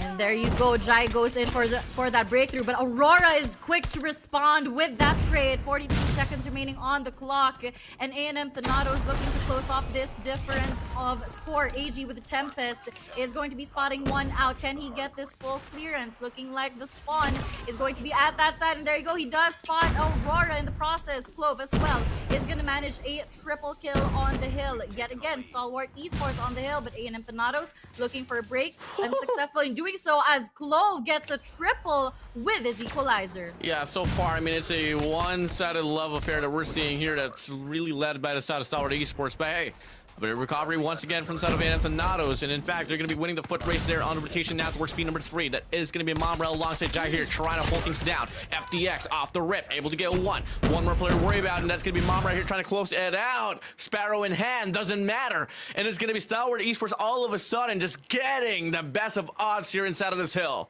Sebio tries to go in for that break. Unfortunately, he is going to be greeted by the players of Stalwart Esports here. Mamra goes through the smoke. He does get tagged up, waiting for backup here. Aurora goes in. Is it going to be successful? Sebio also comes in. 41 seconds remaining on the clock. Pickle with a claw available, whips it out. Just trying to deny, but he does get canceled out. 45 to 77 here. Stalwart Esports yet again retakes the hill, and they are going to be hopping on it once again. Yeah, massive clearance here from the set of Stalwart Esports. Money Hill's over. Money Hill's 3 hard points chained down here by the side of SDA. One more heave of contestment from the side of A&M Thanatos. Sebio on the front line. FDX is there for the trade. And now they're going to be trying to push up now to try to flip the spawns in the process. But A&M Thanatos, they're still not done. And that might just buy them down for the rotation, but never mind. It's still going to be SDE here on the back foot. But when you're at this point, when you got this lead, it doesn't really matter at this point of time. So it's just all going to come down to one more break to chain this one to another hill. Pickle holding on to the spawns at the back here. Mamra goes in for that shotgun, but Clove is going to be coming in for that contest, and he successfully takes one down. STE yet again on the hill, but there you go. Pickle quick to respond, shot up for that trade, 46 to 116, and now it's going to be back and forth around the parameters of the hill, as well as A&M Thanatos hop on the hill as Sebio playing objectives with Aurora. Yeah, this is crazy here. Finally, a bit of recovery now here from the side of A&M Thanatos. Stalwart Esports can't find any breaks at all. Looking to be the first 30 here to be claimed here from the side of Thanatos, and it's not stopping at all. But hey, shut up, off the War Machine. Looking to be that opener of a break. Led by Skirt as well here from the front side, and STE, they wipe away the players of Thanatos. Still, the last 15 here to be played with. Clove inside of the hill. HSO 405 gets trampled down, but the cavalry arrives, and STE, at the end of it, still was able to get the influence inside of the hill. But they will be rotating towards our first P1 yet again. Skirt with a shotgun is going to be taking Jai out, and he's going to be denying this entrances as well. And there you go, Aurora is down. Smokes are down as well to deny that information. Stalwart Esports opening this reset out. Clove is going to be whipping out that equalizer as well. Looking like he's looking for that clearance here onto P1, but he doesn't spot anyone except for Pickle as he goes down. And there you have it. Yet again, on the hill is going to be Stalwart Esports. Lovely reach here from the side of SDE, doubling down the points up against A&M Thanatos. AG here off the rip, able to get one. And they're just going to be able to solidify and find themselves inside of the hill. Topside spawns here from the side of Thanatos, but they drop down from the first window there. 2 players here swan diving. They are able to get the break, but the question is, how long can they sustain? That's 15 seconds remaining on the clock, and looking like scrap points does go to the side of A&M Thanatos. FDX trying to go in for that contest, successful in doing so, but he does get taken down in the process. Last 3 seconds, and P2 is about to open up. Skirt trying to make a play. Unfortunately, he's going to be taken down as well. Smokes are down. Jai going in. Can he spot Clove here in the 2v1? And there you go. That's going to be the cancel out for the side of Stalwart Esports as A&M Thanatos claims pool P number 2. Yeah, turning it up now here. They got the players inside. Formation here, pretty remarkable so far from set of A&M Thanatos. And if they're going to be able to convert with their gunfights, this should be them taking the lead right back. But there's going to be 3 spawns here available from the set of SDE, as Kurt is able to break through the connector spawns. Same goes for the set of AG here from Green Raider. Sebio hopping down in with a purifier, able to sustain the hill. Clove hops in. with AH's 405. But it's going to be FDX getting the Predator missile to click through. But it's not going to be offering them the break at all. Still, A&M Thanatos looking to convert this one to a money hill. There you have it. A&M Thanatos was on the hill, but there you go. The contest is going to be coming in from Stalwart Esports as well, going in for the scrap points. And still, the spawns will belong to STE for P number 3 here. AG already securing his spot here. He will have his Tempest available. Skirt about to go out as well. And Mamra goes in for the wraparound. Unfortunately, he's going to be greeted by one of the players of Stalwart Esports. FDX also will have that information, but Pickle is going to be stronger in that gunfight there. 135 to 162. Stalwart Esports still on the hill, but Pickle manages to break through. Unfortunately, he does get taken down. Sebio right out front is going to be taken down as well. Now it's going to be A&M Thanatos here looking to hit it from main and Gondola. Pushing up now, Pickle here. Gonna go for the spray down. Finds one, but is it gonna be enough for them to get the break? Soften the defense up here from the side of STE. Won't be the case at all. Last heave of contestment once again. Will push through here from the front side. And it's just gonna be A&M Thanatos here pretty much staggered to try to go for the break. A lot of waves offered, but they left with no contestation. Last 18 seconds on the hill, and still Stalwart Esports will be hopping on that. Aurora trying to find a break. Unfortunately, she does get denied as well. Now, early rotations can come in for the side of A&M Thanatos, but AG will be spotting them out as well. Getting multiple kills on the feed. Aurora with the double kill. FDX is down, shot up here by the side, and there you have it. That's going to be complete clearance for the side of Stalwart Esports for P number 4, as A&M Thanatos is going to be struggling to even come close to the perimeters of P number 4. Now a bit of a drawback here from the side of A&M Thanatos this time around. They're going to be on the back foot here on the rotation now here towards P number 4 as it opens up.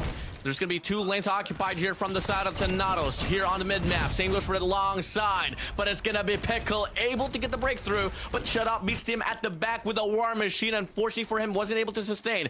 AG's turning here to whip out the Tempest. Can he find the influence that he needs? Playing around the backside here, trying to hold on to the spawn. Spots Mamra out. Pickle's going to go for the challenge, but AG is a bit too fast. Fortunately, inside of the hill, influence right there. Aurora whips out the equalizer, able to take the hill right back. 18 seconds remaining on the clock, and looking like scrap points will be won by A&M Thanatos here. But again, Stalwart Esports is going to be on our 200 score mark for this one. We are about to see that P1 reset, and STE already holding on to their power positions here, making it a lot more difficult for A&M Thanatos to penetrate through, as Jai is going to be taken down by the shotgun, and AG will be following that up with a triple kill onto second floor. Smokes are going to be down in the hopes to deny that information, but still Stalwart Esports is going to be on the hill. The point opens up now here with a 28-point differential. On the lead is going to be STE, and looking like they are going to be incrementally leading this one once again, as they're able to sustain and just able to hold their ground inside of the hill. Players from the side of the Nato, Spear Fire inside. Sabio here whips it out, only good for 1, but that should serve as a clearance here for Dap to be able to take the hill right back, and looking like that will be the case, but 2 operators gone to waste. They are still trying to get this one done, but the ever so lasting contestment from the side of STE is just making it so hard for them. Now, Sabio did manage crucial kills on the hill, and A&M is going to be hopping, but STE for the contest. They just don't want to give Thanatos the chance to even close off that discrepancy in score. AG, yet again, his Tempest is going to be available. One of the key players of Stalwart Esports. Now, we are going to be seeing them in our 229 score mark, and P2 is yet about to open up. Aurora gets 1 kill. Unfortunately, she does get traded out. Now, the Sparrow comes into play from Mamra, and there you have it. He does manage to get a kill on Shut Up, and Jai with a kill on Clove as well. Sabio tries to fight for his life. Unfortunately, it's not going to be enough. A&M Thanatos is going to be on the hill, but there you go. Skirt with the quadruple kill on the hill with that Sparrow is going to be taking multiple opponents down, but again, A&M Thanatos still holding on to dear life. Yeah, despite the play though, it's still going to be A&M Thanatos here, going to be inside of the hill. 30 seconds left now here on the clock. More than enough time for them to take the lead away. STE trampled apart. 2-man push here from Green Radar. 2-man push as well towards mid connector. A&M Thanatos still turning it up, and in fact, they're on the verge to take the lead away from the side of STE. Could be the first here inside of this game, but STE is still not backing down, and they played it one hell scrappy. But on the rotation towards P3, they're going to be on the back foot. Right. And there is actually an operator skill available for Jai. Now, if we know anything about this man, he knows how to work his way through that war machine. So we are going to see that investment come in.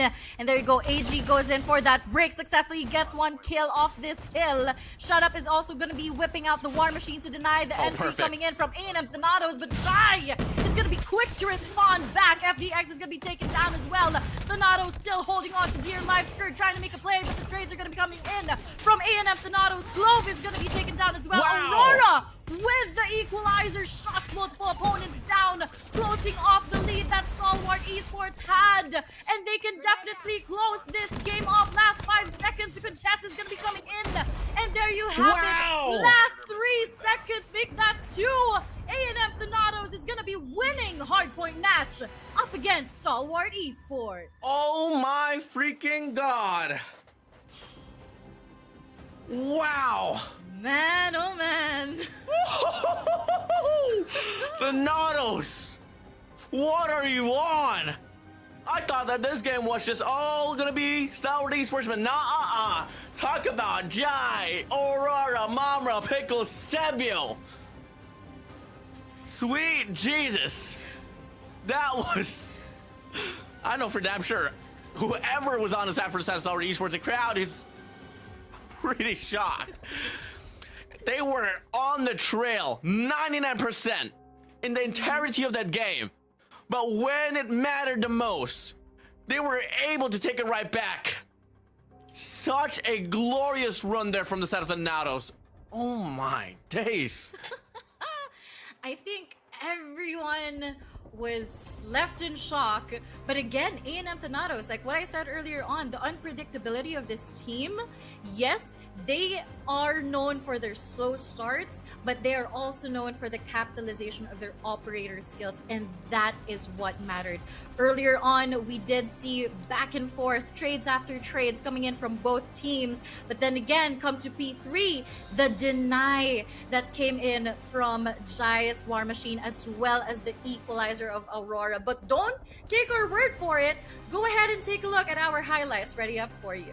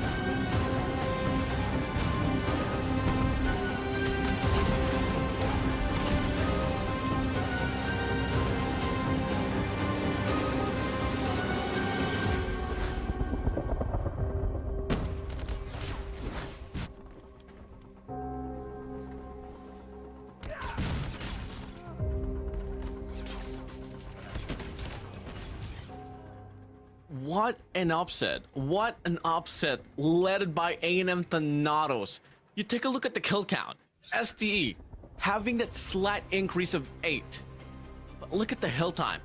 2 seconds differential. Are you kidding me? Wow. I have no words. A&M Thanatos just winning our hearts one by one, 250 to 242. That P3 was crucial for them. And again, A&M Thanatos, we have seen them before and they are doing it yet again with the operator skills. Full 100% return on investment. And anyone who says different, I mean, man, you guys saw Aurora. You guys saw how she managed to clear that hard point multiple times, especially on P3. Just the shockwave coming in from A&M Thanatos. Again, they're known for their slow start, but once they get that ball rolling, they are unstoppable.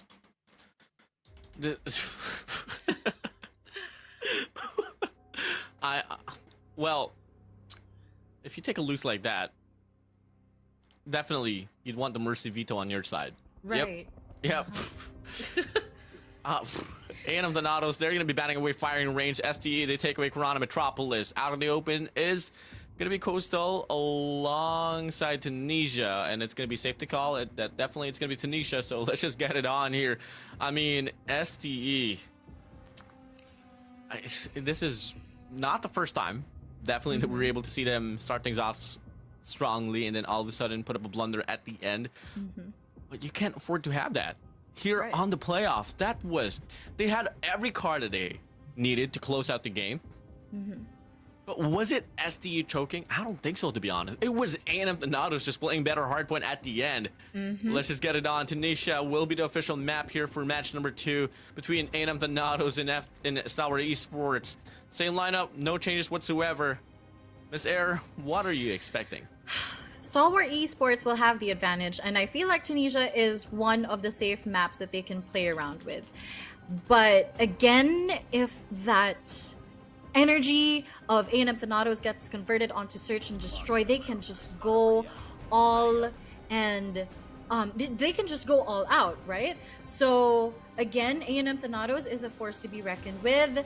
The lead from earlier on, we saw that 200 to 140. A&M Thanatos was at the back seat at that point. But then again, it's not a matter of STE choking, it's a matter of A&M Thanatos actually stepping up at the middle of the game and when it mattered. And we saw that, the utilization of their operator skills as well as being able to win those gunfights. We saw multiple times by P3 that STE wanted to break through the defenses, but the trades were just amazing coming in from A&M Thanatos. There's a lot of what ifs. There's a lot of what ifs for sure. What if Chadop was able to get the kill before Jai was able to connect? What if Stalwart Esports just laid the heel more dearly on that P2? But it didn't matter anymore. It doesn't matter at the end. They tried so hard, they got so far, but at the end it didn't matter, Miss Air. You move on now towards Search and Destroy. Search and Destroy on Tunisia, one of the classic maps that we have been seeing all of our teams play out. So I'm really excited how this is going to be unfolding for us, ladies and gentlemen. Game number 2, A&M Thanatos versus Stalwart Esports. Opening that round up is FDX with a kill on Jai. The Longu Bear is mad and hungry, able to get the first kill, finds the sniper across inside of Thanatos. Finding Jai early on towards the round probably was one of the best things that you can do up against a team like A&M Thanatos. Jai, off the scope, is able to really turn things around, but when you get the numbers advantage on your side, make the call now here, SDE. It's definitely just going to be a 2-2 split now here from the side of A&M Thanatos. Make it a 1-2 now, as Pickle's going to get taken away. Only going to be Sabio here alive and kicking to whip out the sniper to try to put him to influence, but he only gets one in the process. The rest of the players from the side of Thanatos are going to be off the rotation. Aurora does does get that breakthrough. She does manage to get one, What? but unfortunately, Mamra is going to be there for that trade, and it's going to be a quick 2v1 situation in favor of A&M Thanatos. AG goes in for A, spots Mamra out. Aurora is looking for that trade, but AG with a double kill secures a round for STE. That was a 2v4 situation brought down to a 1v1. Thanatos, calm down. Oh my days. Yeah, okay. Round one over by the side of STE, but rightfully, that was nearly onto the calling for the side of Thanatos. Now, moving over now to the next round. 2-man push from the side of STE. Looking like every lane's going to be much preoccupied as they lean towards to play a default. While Thanatos, looking like they are just sticking to a pretty standard approach. A 3-2 split. Started things off with a 2-1-2, but I think they're just trying to figure out what's going to be the possible call here for the set of STE. And if ever STE does decide to go for the B-bomb side, that might just be another stampede here for the set of Thanatos. But looking like no commitments are going to be made here whatsoever just yet. I feel like both teams are playing it slow, get in for those crucial picks. Aurora, being patient as she is, she's just going to be waiting onto this angle. Again, we're just waiting on to the commitment of Stalwart Esports here, but looking like it can lead towards A site. Rotations are not going to be coming in for the side of A&M Thanatos as it's going to be a 3-2 split here. But Pickle, a little bit too forward for you. Shut Up is going to be here, but there you go. Pickle manages to get a kill, but scared for that trade. AG is in. STE is in our A side here, and rotations are in the works for the side of A&M Thanatos. Bomb is going to be down by A side as well. Sebio with the scopes. FDX will spot Aurora out. Sebio tries to make a play. AG goes in for the spray down, but no kills yet whatsoever. Sebio goes in, but AG with the backup is also going to be responding back, and there you have it. FDX with a kill on Jai. Yet again, securing another round win for Stalwart Esports. Slowly building it up. More convincingness is now here. Bound over for set of STE. Thanatos so far, their MVP, ever so prodigy. Jai is still not able to find any influence inside of this round. For this game, not just yet. Still 0 kills. We need to see Jai turn up here if Thanatos would want to have a striking chance to take a blow up against STE.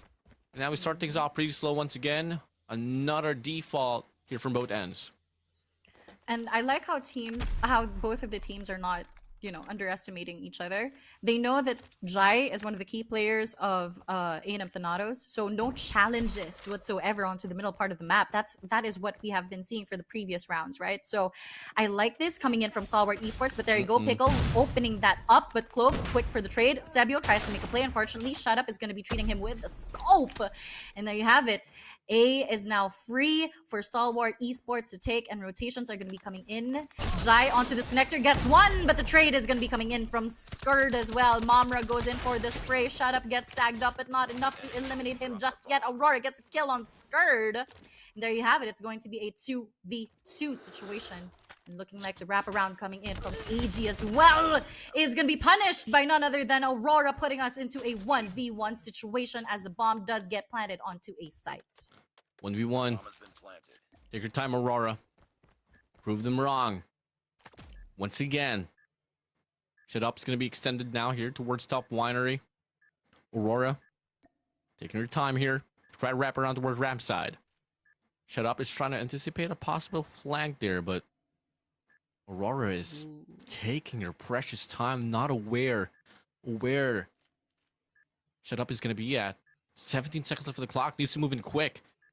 Bound to be another round here from set of STE. Aurora checks up. Gonna go for the hop. Gonna go for the spray. Able to get the kill. Girl power, baby. Get it on. End of the Thanatos now here. Up on the board. All once again with Aurora slithering across the map. Able to take the touchdown off this round number 3. Good play coming in from Aurora herself. Just checking the corners as well as getting the clearance off to Winery. catching the last man standing of STE off guard. So that is A&M Thanatos showing you what they are made of. But looking like this can be a B execution from the side of STE as 4 players are going to be there. But there you go. Pickle opens up. But the trade is going to be coming in from yet again Clove. Aurora is going to be holding on to this high ground advantage. And no casualties just yet. But we are now on equal footing as both teams will have 4 players to each team. Eye out on the rotation here from the side of STE. A lot of great intention there on the Bravo side, but they quickly diverted it towards A. Jai is going to be able to get some information going on here on this mid map, able to spot out FDX, but it's not going to be going for the commitment not just yet. And now they're going to be compressing here around the A vicinity, looking to hit 2 players on Winery, 2 players on main, with only Sebio with a sniper all around here. This is going to be a pretty messy situation for Sebio to be in. LW3 Tundra is going to be on his hands, holding that angle down here towards main. Cloven Shaduk is going to be swan diving from the top side, and they should be able to get the pinch there. In the process, bomb site clearance comes through. Jai in the process, able to get the cross though. Fine skirt out. Still, numbers all equalize. Bomb is yet to be planted, but looks like it's going to be an A execution. AG finds 2! Aurora and Mamra are down. Can Jai finish it off? Unfortunately, AG is going to be getting a triple kill at the back, securing yet another win for the side of Stalwart Esports. Look at that instant replay. Go in for that melee and wait up until Jai comes in. And that is a beautiful execution coming in from AG himself. I think Thanatos should just try to stack this A bomb side, judging from how many rounds they've been able to take the L continuously. Put down a great sniper like Jai on the B side, get that information, looking like Mamra is going to be that key player to do so. But now the pinch will be offered once again. Double challenge. Clove able to open up now here on his B side. Mamra's going to get taken away. Aurora still lurking here from the top side. Tower control. Clove's gonna hop up, and it will be too fast for Aurora. And it's gonna be SDE in the process, able to get the break and the bomb planted as well, forcing a 5v2 retake.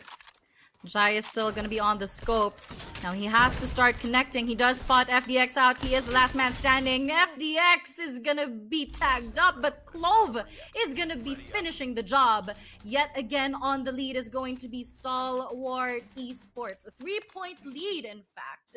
So A&M Thanatos, I like what you said earlier on. They could just stack on A and place Jai onto B. And I feel like that's going to be the call for this round. And I mean, there you go. Pickle again is going to be opening up the round. He does get traded out, but that's going to be on equal footing as both teams are going to have 4 players to each and one of them.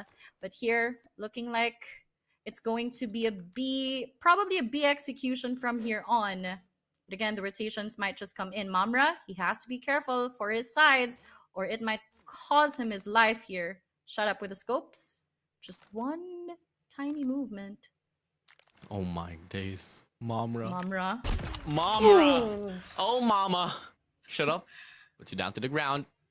It's going to be A&M Thanatos here, just down the trail by quite a lot. This is going to be pretty shaky once again for the side of Thanatos. 2-man push here on his mid map from side of SDE. Aurora has to come out huge here. USS 9 on her hands. It's going to be shut up here, swinging by, gonna go for the challenge. Aurora once again finds 1, finds 2. Scourge, shut up, bye-bye for you, sirs. And it's gonna be FDX able to get 1, but a big cut from the side of AG. Able to find Aurora out. Now it's just gonna be Jai here all alone in the 1v2. 1v2 situation. Ooh, and there you have it. AG again, quicker on his feet, is going to be spotting Jai out. And that's going to be 5 points to the name of Stalwart Esports. A&M Thanatos, they have to start coming back as they are going to be the attackers this time around as they go in for this 3-2 split. Holding it out. Just a little bit. Comes close. Here from set of SDE, 2 more rounds to go here for them to close this one out. 1 minute, 35 seconds left on the clock. It's gonna be Thanatos here, looking to go for the default and able to find shut up here on the process. First kill for them. Make the push now. Mid-map control, pretty evident. Clove gets tagged up too, but he does get pickled in the process. Mamra spots one. Clove is down, and that's going to be the trade care of Mamra. He knows where AG is, but does not contest any further. 2v2 situation here. Again, equal footing for both teams. Let's see what can A&M Thanatos do, as now the rotations are going to be coming in from Stalwart Esports. Player number 2 and 3 might spot each other out. FDX on to top winery. Yeah, there you go. There's the information. Sebio is going to live another day as he takes FDX down, and that's going to be a 1v2 situation. AG as last man standing, and there you have it. Sebio with the scope secures a round for A&M Thanatos. Still staying alive here. 3 more rounds to go for them to find his equalizer. They need this one badly. They need to get this one done. Moving up. It's going to be Thanatos here, looking to form up here on his B-bomb site. Going to be going up against FDX and AG right across. And so far, I mean, AG has been going pretty hot here on inside of this game. It's going to be a pretty tough challenge for them to get this influencer on the tunnel side, but in the process, from the top, FDX able to get the shot. Aurora is going to be out. AG is going to be playing for the cross, but Jai finds FDX. That should be a clearance, but look at the rotation from the side of SDA. They're going by pretty quickly, but Jai is still on the burner. Finds 2 here. Gonna go for the push out. Big old challenge from the side of Clove. Still able to win the fight. Now it's Sebio's all alone. 1v3 situation. What can you do if you were Sebio? This is quite doable, but then again, the way STE plays is that they play together. So they are going to be coming in with the trades. They are going to be on to the middle part of the map here, just trying to play for information. Sebio goes in for B, gets a clearance off of this tunnel, and he can pick up the bomb. He is going to be on the scopes though. So it's a matter of isolation and elimination one by one. But then again, 3 and 5, which is AG and Clove, they're playing together. So again, we can expect Stalwart Esports to go in for those trades, but no commitments yet for Sebio. Shut up, going in for the wraparound. Scope versus scope. He knows that information. He does get tagged up, repositions, and that's going to be comms going to the team here. But looking like it's going to be a B commitment for Sebio. With 25 seconds remaining on the clock, this is going to be a successful bomb plant. Now it's a time for retake for Stalwart Esports. Hold hands, play for the trade. Double chow right here, available for instead of STE, and Clove is able to get a backstab. Clearance comes through. Stalwart Esports now here, able to get the match point advantage. Looking like they are just going to be running this one down here on Tanisha. I mean, this is a really good choice from them. After all, an open opportunity for them to make the use of that Mercy Veto, and looking like they are showing that they played their cards right. Absolutely agree with you. I mean, this is very slow for the side of A&M Thanatos as well, once the sides have been swapped. But let's see what commitment they're going to be calling in for this round, as the stack of 3 players coming in from STE is going to be onto this A site, and playing onto the connectors is going to be Clove. Now, you have to be careful when it comes to Clove. He's been going on a rampage since earlier on. But there you go. Jai opens up the round with the kill on shut up. So that's one less scope to worry about. And that's going to be a 4v4 situation as Clove spots Pickle. But Mamra quick for that response on Clove. And now they are down to the last 3 members. AG with a double kill. Sebio and Jai goes bye-bye. Mamra spots one. Can he go in for the finish? FDX is going to be taken down as well. Skirt and AG up against Mamra here. What can you do? A 1v2 situation. They know that information. Now they're just waiting on that peek from Mamra. They're going to be holding hands once again, looking like they want to rotate towards attacker spawn. Just let the opportunity slip by to the hands of Mamra. For Mamra, though, take her time. No one's going to be around. Get the bomb planted and make the play here of your life in Garena Masters 8. As the bomb's going to get planted, 40 seconds now. Starts to tick down. Both players from the side of STE going to be working towards the mid-map. But look at Mamra.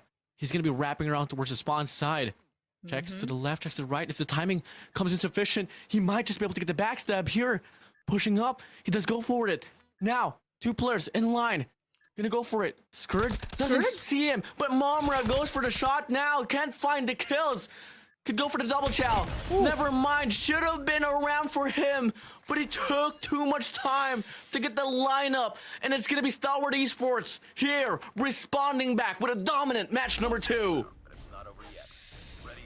Missed opportunity for Momra, not gonna lie. But then again, Stalwart Esports just dominating that search and destroy match, elongating their lives onto this matchup series. We are going to be seeing a map number 3 as well as 4, but yet again, ladies and gentlemen, Stalwart Esports as the winner of our search and destroy match, just completely dominated A&M Thanatos, and I mean, man, I got no words because the trades were coming in left and right for a couple of rounds, but then again, just being able to secure the win, especially AG being the sole key player for Stalwart Esports earlier on, and of course FDX with the scopes. So I mean, Stalwart Esports, they just completely dominated the search and destroy match. Now I'm really excited to see how they're going to be turning it up for control, as now we're going to be taking into consideration the operator's skill usage yet again. I love the fact that we have built up this narrative here for the side of A&M Thanatos. It's probably one of the best teams to be able to get the return of investment off those operator skills. And truly control is going to be one of those game modes where it will be tested. So, hey, now granted, A&M Thanatos, they have lost a search and destroy. The Mercy Veto now is going to be lying on their side. So I'm kind of stoked up to see what kind of cards they're going to be able to offer. But before that, though, if you guys missed out the action on the search and destroy, we've got the highlights rolling for you guys. Let's run it.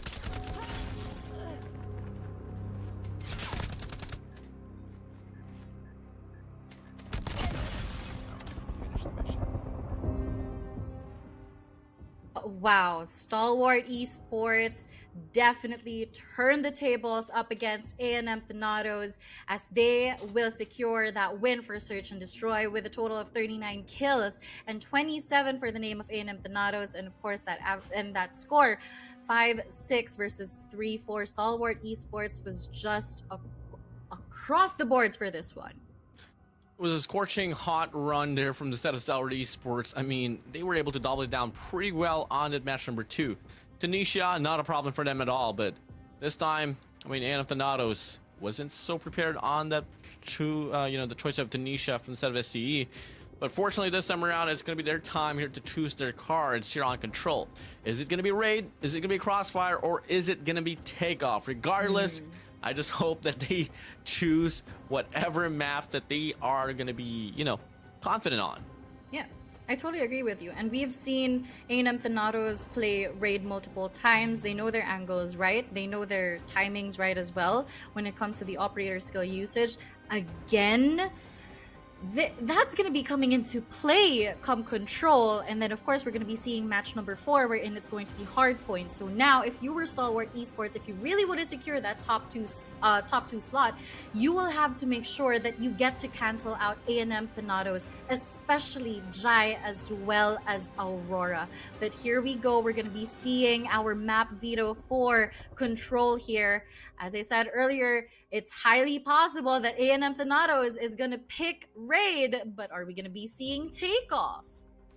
Raid? No, I feel like it's going to be Raid. If it's going to be A&M Thanatos, I'm more than certain it's going to be a Raid. I mean, yeah, there you go. Play Takeoff, it's a bit finicky, but you play a default map where your operators can truly run it down, especially, if they're going to be relying on those equalizers coming from the set of Aurora, those Claw coming in from the set of Pickle, then best believe it is going to be Raid. Right, and that is going to be the choice of map here for A&M Thanatos. Now for the sides, of course, that's already been flashed on your screens as well.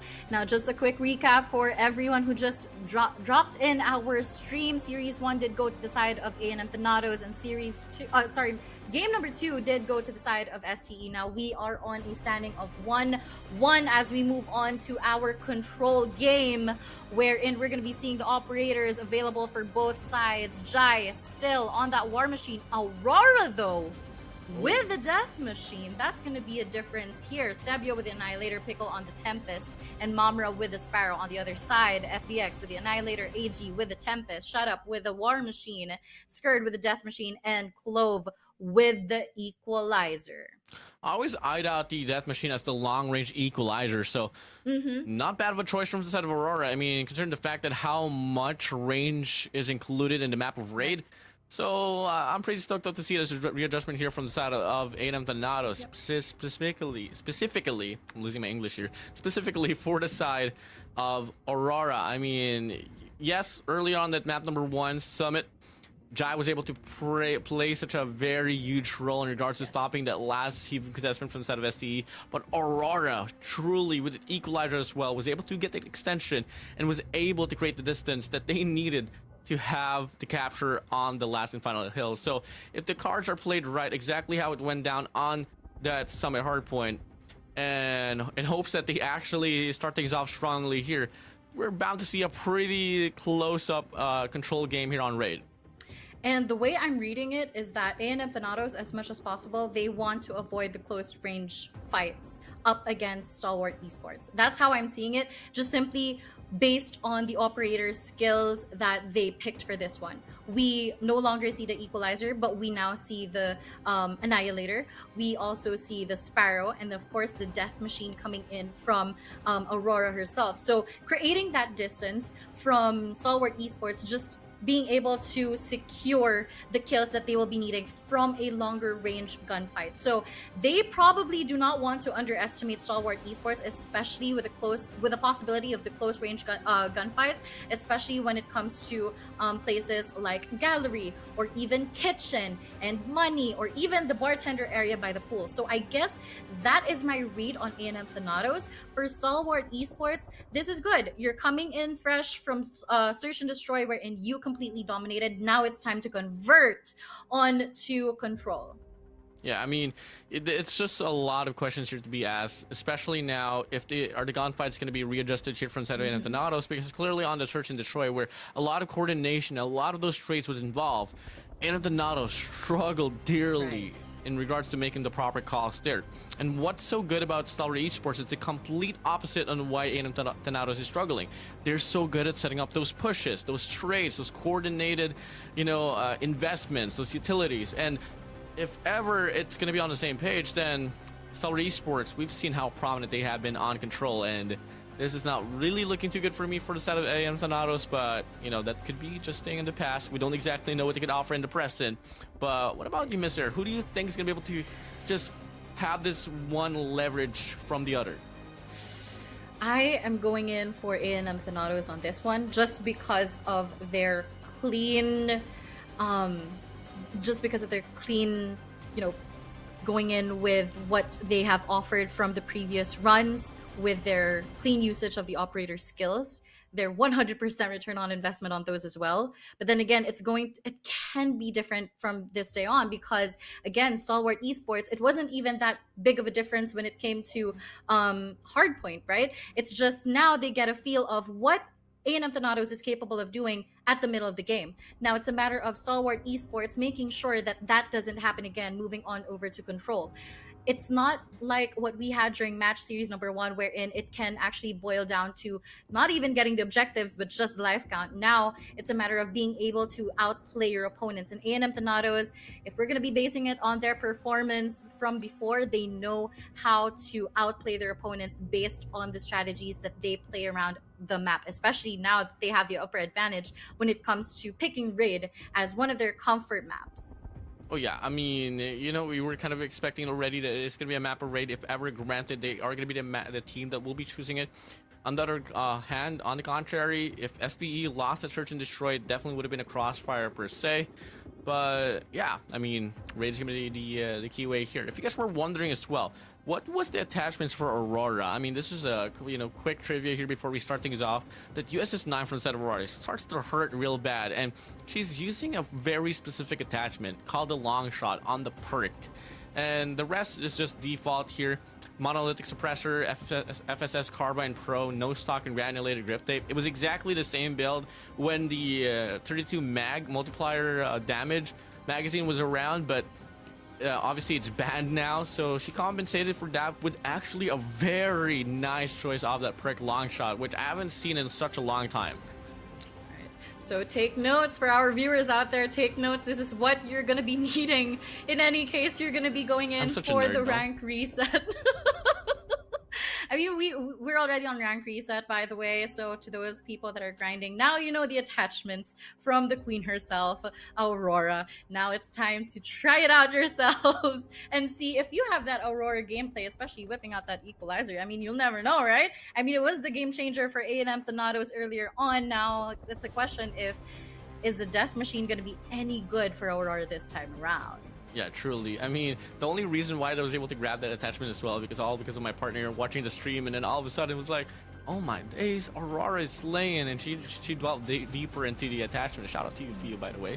Anyways, guys, if you guys are enjoying the show here for Garena Masters 8, the Return of Champions, huge shout out to you guys. Better make sure you guys are following, subscribe to the YouTube channel and the Facebook page of Garena, because this is the first day of the playoffs. After this series, we still have one more to go, and that's going to be the lower bracket here. Whoever takes the L will have to go up against Absolute Zero here in this series, and tomorrow will be obviously the last leg to wrap things off, and we'll be able to crown who will be the champions this time around for the side of Garina Masters. For the last 3 runs, it has been Elevate, formerly known as the Low Kings on Garena Masters 5. Can we see a different king or queen here in this competition is something for you guys to find out tomorrow. Of course, we want to be able to see your predictions as well down in the comment section below. So make sure to drop a comment down there because we'll be reading that. I mean, you know what? When it comes to these predictions, it's very exciting to see from the viewers as well, because this is where we see whether or not the support coming in from the viewers is also affecting our team. So let's see how that's going to be playing out. I'm really excited to see how Control is going to be playing out, especially because it is going to be raid. Are we going to be seeing the scopes come into play, or is it going to be forced one-on-one gunfights?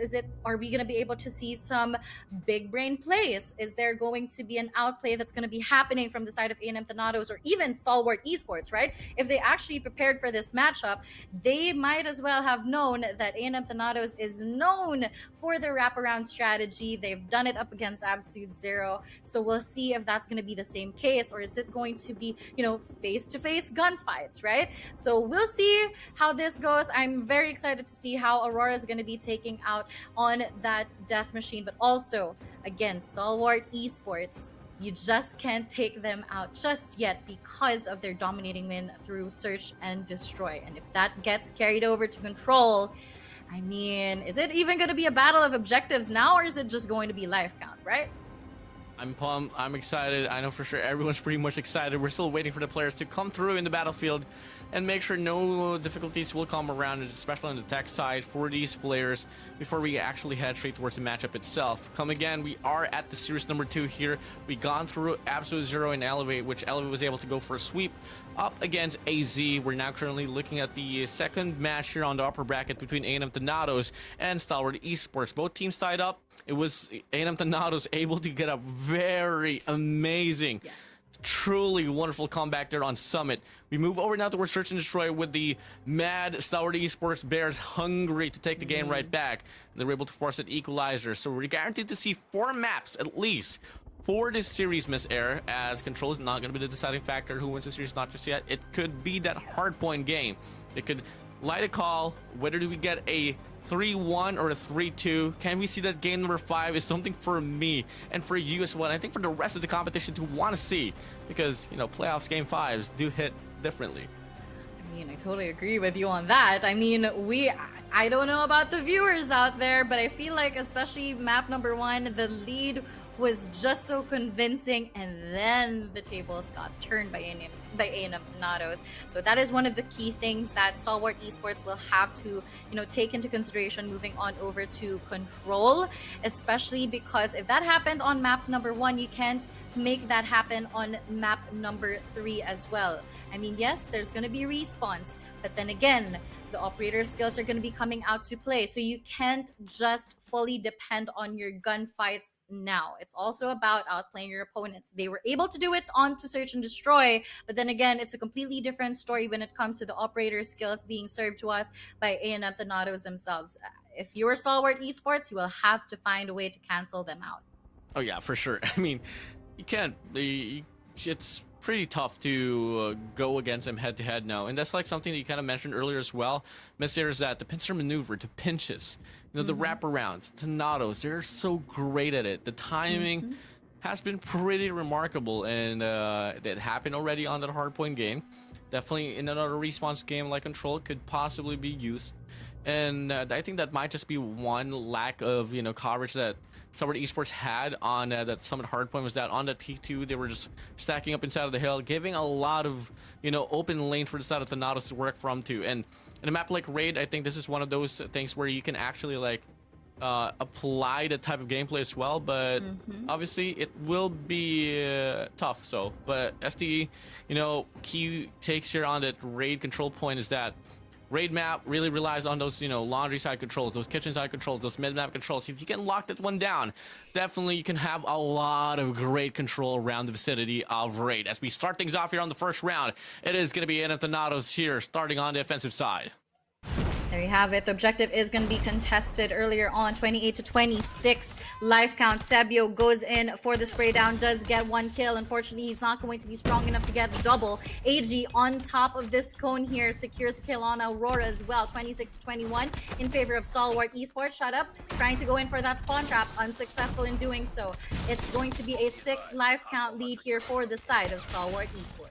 Unfortunately, I mean, if I was to backtrack the whole history of the line for Stalwart Esports in a map like Raid as well, this is kind of like the same scenario with Absolute Zero and Elevate. I mean, AZ forcing a map of Raid in hopes that in some way they might just have to get like a better, glimpse of like the better run for their side, but SDE has been pretty nasty in this map, so it's not really looking great so far here from the side of the Nados. 19-9. What, single-digit lives remaining now here from the side of the Nados, and they have barely scratched that B control point, the first stick to be exact. And finally, they start to break through from mid, but look at the enemy lines already. FTX already pushed up, same goes for the side of AG. So one more wave to worry about here directly off the go from this B control point, and that should be the lives diminished away from the hands of A and of the Nados. Right, and the Preddy is available for Skirt as well, and his operator skill is going to be available as well. Now it's a matter of whether or not he's going to be pulling that out just to be able to secure this round as we hop on to the last 3 lives of A&M Thanatos on this hill. Shot Up is going to be lowering that down to 2. Mamra and Jai as the last 2 standing, make that Jai's last 1 standing, but he does get a kill on Clove. Can he lower it down? Can he clutch it for his team here? And there you go, Jai comes in with the scopes onto the middle part of the map, spots 2. Unfortunately, is not connecting. Skirt is going to be taken down, but who is going to be the next casualty here? Is it even possible for Jai to even lower it down to 5 here, as A is going to be on his hands? But again, STE already knows that type of plan. AG is going to be pulling that out, and there you have it. Round win for the side of Stalwart Esports. Yeah, I want to know here. We'll get it on. Stalwart Esports starting off pretty dominantly. I mean, this opener there from the side of the Nados, they got lost in track. Once the first 5 kills went onto the hands of SDE, they were able to get the map control that they needed and was able to just continuously turn up a rampage up against the Nados. Now, switch the sides. Now, it's going to be a 1-4 split from the side of SDE, looking to just go for a bombardment there on the B control point. 2 for 2 kills to be exact. And it's going to be a 2v1, which SDE was able to prosper from. So that first stick of progress on the B control point should be on already for Stalwart. Shut Up was able to capitalize on the war machine as well. 27-20. Yet again, Stalwart Esports is on the driver's seat for this one, as Mamra will find FDX. Pickle onto Laundry. Can he spot his opponents well? Sebio and Mamra are going to be onto Kitchen as well. Jai will find Skirt in process. That's going to be a double kill for him. Sebio goes in for the spray down. FDX by the pool side. He does get tagged up by multiple players here. Skirt goes down. 21-18, A&M Thanato showing us some signs of life, but again, B side is yet to be captured as well as A. Yeah, it's just not looking great here so far from the side of A&M Thanatos, but still not too far apart. I mean, they got Pickle there with a Tempest that could probably try to run it down here from the back, but there's only going to be 2 opportunities here on the A control point. In fact, Clove's going to be the last player alive. Here, spraying down, finds 1. Could be good for 2. Yes, he does get the connection, but finally, Sebi's there to get the trade, and both influences on the control point get stopped for a moment, but Stalwart Esports, they quickly rotate now here on the B control point, so that should be a time granted now here on their side. Mamra trying to fight for the middle control. Unfortunately, he is going to be taken down. Skirt is going to be whipping out the death machine here, but good for what? As he spots Jai, but Jai is going to be quicker with a double kill, and Skirt goes down. B has been captured. That leaves us with A as the problem point now. Shut Up tries to find an opening here, but Mamra is going to be onto Bartender. Off cam, AG does get taken down. Mamra is going to be concussed here, and the push is going to be coming in from the side of Stalwart Esports as they go on for the last 5 lives for A&M Thanatos here. Not that big of a difference. It's going to be 7v5 here for both teams as STE finds a way to hop on this A objective. Yeah, +2 in the life count here from the side of STE. 3 players from the side of A&M Thanatos still has their operator skill, so they can go for the investment here if they really want to secure this round. But AG is going to be beating them right to in regards to the investment now. Here, pops it through. Able to get 1 so far. Make it a double. Another chain comes through. AG on a rampage. Mamra, Jai, lost and confused. Where did his teammates go? As one player, Mamra, feeds onto the Tempest of AG. Not a problem at all. But Jai looks to try to long to make the play. 2 players out with a war machine. Can he get it? Now, STE, they trample back, but AG! With a hunter killer drone, able to get the last and final kill, able to chain from the Tempest. What a round for AG. Man, I mean, we were talking about how if you want to win up against A&M Thanatos when it comes to the respawn game modes, you have to cancel them out. And AG just literally took that advice, canceled it out with the Hunter Killer. So that's good for them. Stalwart Esports on the lead here with the 2-0. And now the War Machine is going to be coming out to play 27-24 as this round opens up. Shut Up tries to find something. He does find Aurora, but he does get traded out in the process by Sebio. 26-23. FDX with the scopes onto the middle part of the map here. Does not find anything further. AG can go in for that possible backstab. Sebio gets tagged up as well. FDX onto pillars. He spots multiple opponents but does not connect. Pickle is going to be taken down by Shut Up himself, and there you go. B is now going to be in the hands of A&M Thanatos. Breakthrough tries to capture on that B control point, but it's not really happening at all. But still though, life count not gonna be too much apart here. In fact, A&M Thanatos turning it up. Jai finds a double here, making a quintuple feed on the map itself here, as the A&M Thanatos should be able to get the breakthrough ready to go for the capture, but no trophies to be found. AG once again just showing us the remarks of his score streak usage. Hunter Killer drones, Predator missile, doesn't matter, and that's gonna be serving under their clearance here from the set of SCE. In fact, AG once again is gonna have this Tempest here to try to run it down. Double feed, triple feed from the set of SCE. Lives out in the open to be captured. Equalizer comes out in the open as well. Clove can't find anyone to come through. But no time left at all. No contestment whatsoever. It's gonna be SDE here, turning it up on raid as they double it down. Now here, looks to be on serious point, but A&M Thanatos tries to still continuously elongate their lives here inside of this round as they try to go for a capture here on this B control point, and Jai on a 4-man spree with a sniper. A&M Thanatos, they're still not over. Still not over, as it's going to be a 5v4, and objective B has been captured here. Again, last 5 lives for the side of STE make that last 3 lives for the side of A&M Thanatos as AG spots 1, Skurd spots 1 as well, and it's all up to Mabra and Aurora with no available operator skills. But for the side of STE, they have one operator skill coming in from Skurd to play around with, and if they want to secure this win, that investment might just come through. Clove holding on to this angle as well. Aurora's gonna be whipping out the death machine, and there you go, sound cues, but the cancel is gonna be there, and there you have it, ladies and gentlemen. Stalwart Esports putting us into a current standing of 2-1. Granted, a map chosen by Thanatos, but they fall quite staggeringly.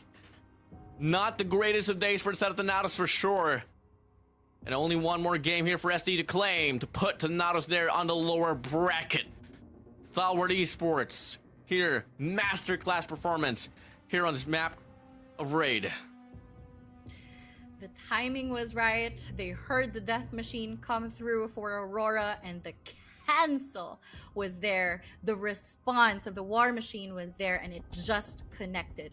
I mean, that's Stalwart Esports for you. But then again, what we saw from Jai, he managed to cut down the life count of Stalwart Esports, and that was massive coming in from him. But unfortunately, it just wasn't enough for them to secure a round for themselves, and that's going to be the win. It's going to be a clean 3-0 sweep for Control. But then again, we're going to be moving on to our map number 4, wherein, if I'm not mistaken, A&M Thanatos is going to be going through the double mercy veto process, wherein they get to pick not just their map but also their starting side. Well, unfortunately for them, that factor right there on a map like Hardpoint, a game like Hardpoint, sides doesn't really matter too much, unlike Search and Destroy and Control. But hey, if you can choose the proper side and get a great opener on those P1s, then maybe till then that could play a very dramatic factor. But for the time being, guys, Control Raid went by quick. So hey, let's have a quick run on the highlights as well. We'll be right back.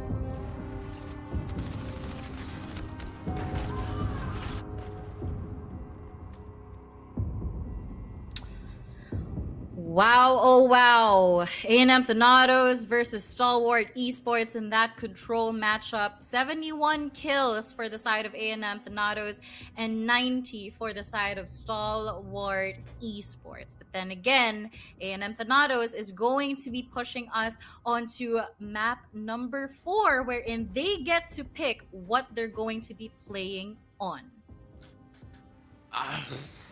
What will be the map picks?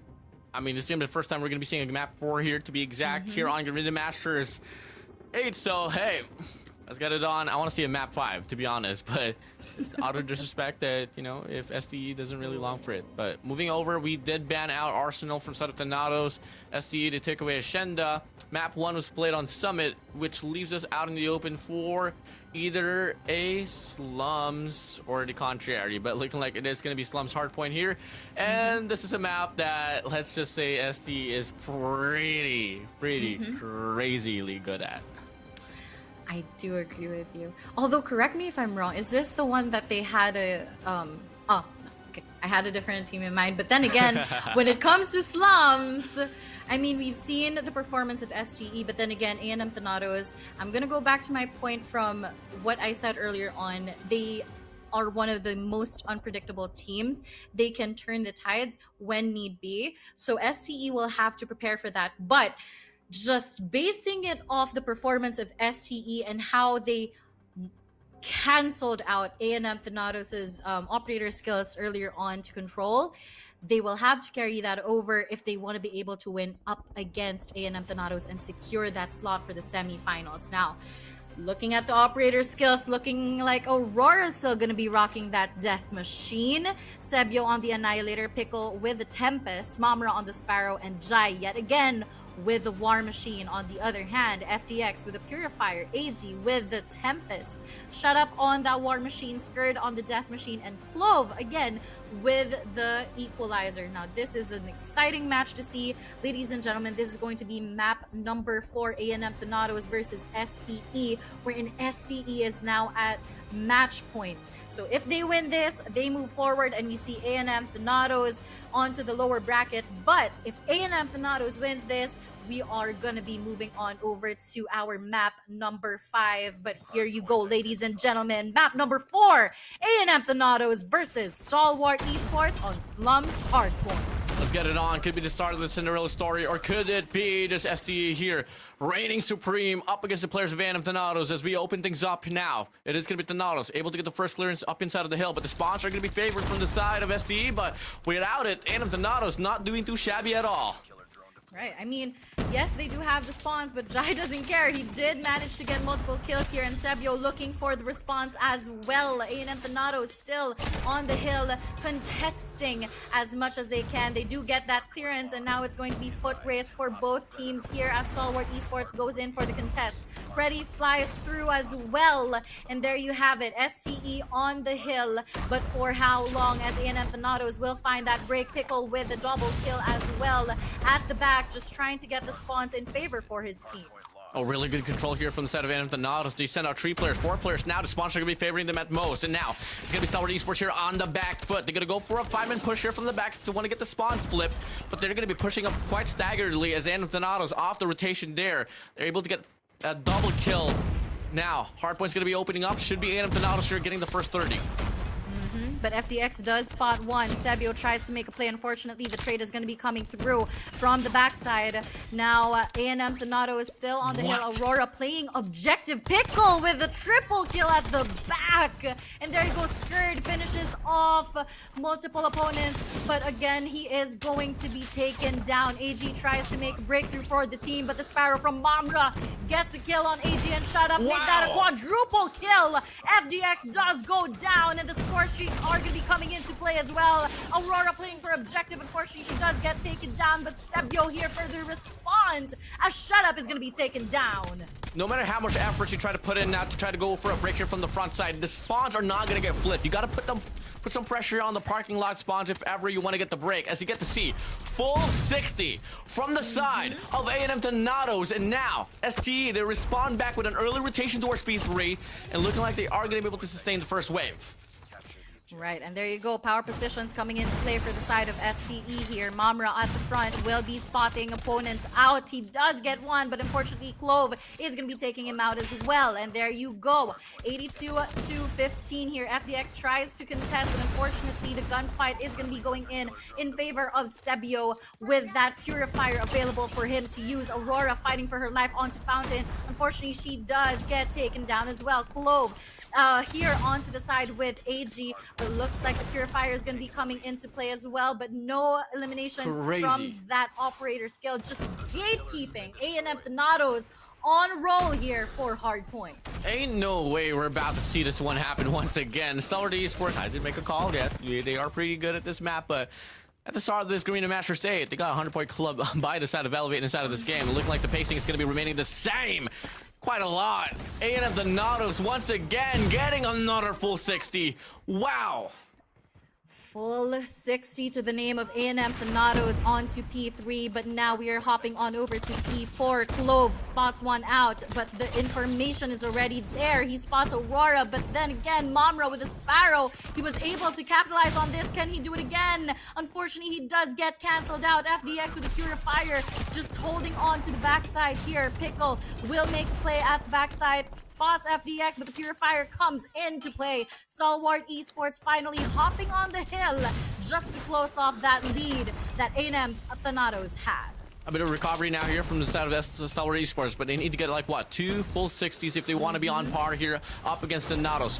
Ever-ending barrage of pushes coming from the side of Graves in the back lane, and looking like it is still Stalwart Esports just able to panhandle the players of A&M Thanatos, but still a long way to go if they want to put up the the recovery here up against A&M Thanatos. Pushing up now here, last even contestant, player 5, Pickle, last man standing. Same goes for Center Jai here, hitting it from the front. And they're just good for contestant, but not able to get the break inside of the hill. We go back to hardpoint number 1 here, Miss Air. Right, 133-67. That was a good run for the side of SCE here. But then again, if you remember clearly, A&M Thanatos just dominated P1 earlier on. Now, is it going to be the same case here? Still going to be a foot race for both teams, but A&M Thanatos looking like they want to stack onto the side here. Aurora does get canceled out with her equalizer, 137-67. FDX at the side will be spotting multiple opponents coming in from Thanatos. Again, the contest is going to be coming through.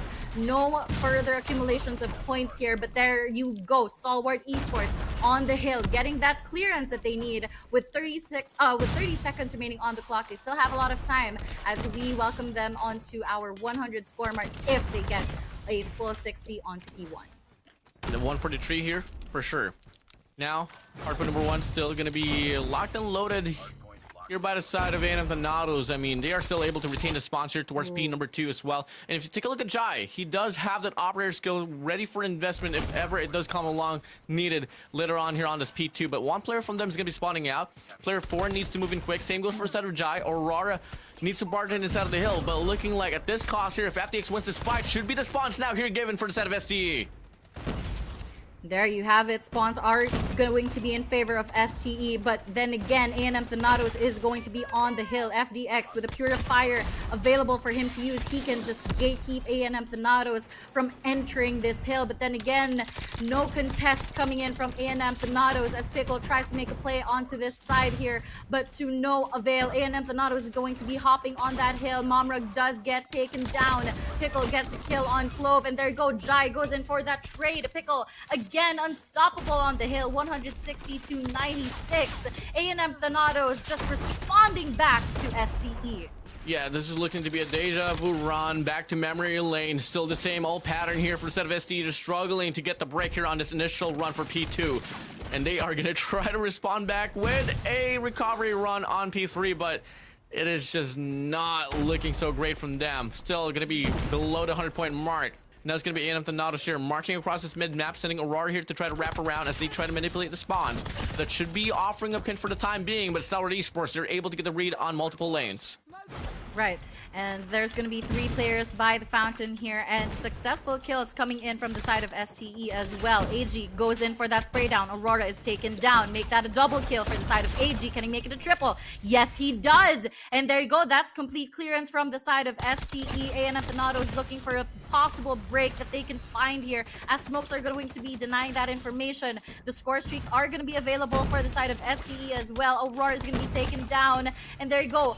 Just all of the angles here covered by STE, and they are winning their gunfights. They can just get a full 60 here if they remain consistent, but Aurora tries to go in for the contest, but to no avail. Last 15 seconds on the hill, and looking like STE is here to get that full 60 on P3. That's exactly what you need here if you're on the side of Stalwart Esports, but a big break from the side of Thanatos to claim the last 10 seconds. Every bit of scrap is going to be very much needed here, and they're going to try to double it down in regards to the process of getting the accumulation here on this P number 4 as well.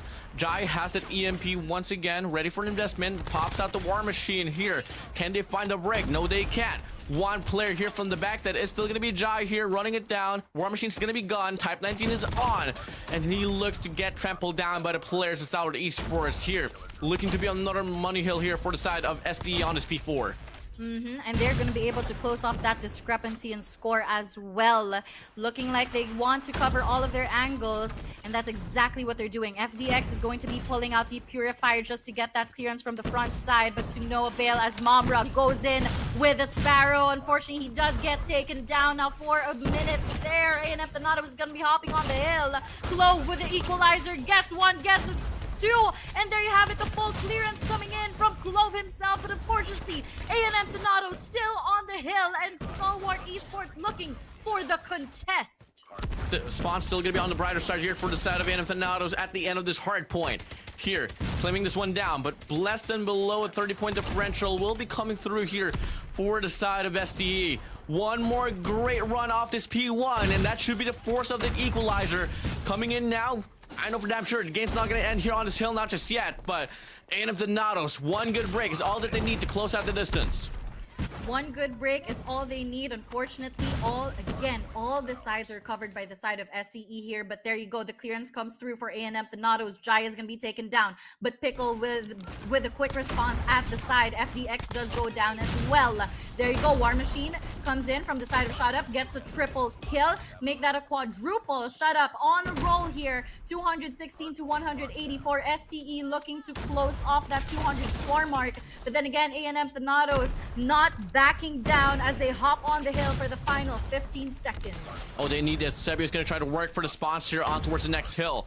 Opening up now. Here, current P1 here, left to be uncontested. They know for sure that it's all about that P2 rotation, which exactly where Stalwart Esports is going to be at. 3 players here in line, but player 4 is going to try to wrap around. Aurora gets denied, and the spawns are going to be granted for the side of SDE, but a 5-man push will be offered by the side of A&M Thanatos. This should be it. One more wraparound, one more break, and they might just be able to force this map number 5, but no, the denial comes true. Spawns on Cafe, given now here for the side of SDE, and now it elongates at the end, but looking like it's not gonna matter with A&M Thanatos finding themselves fully defined inside of the hill.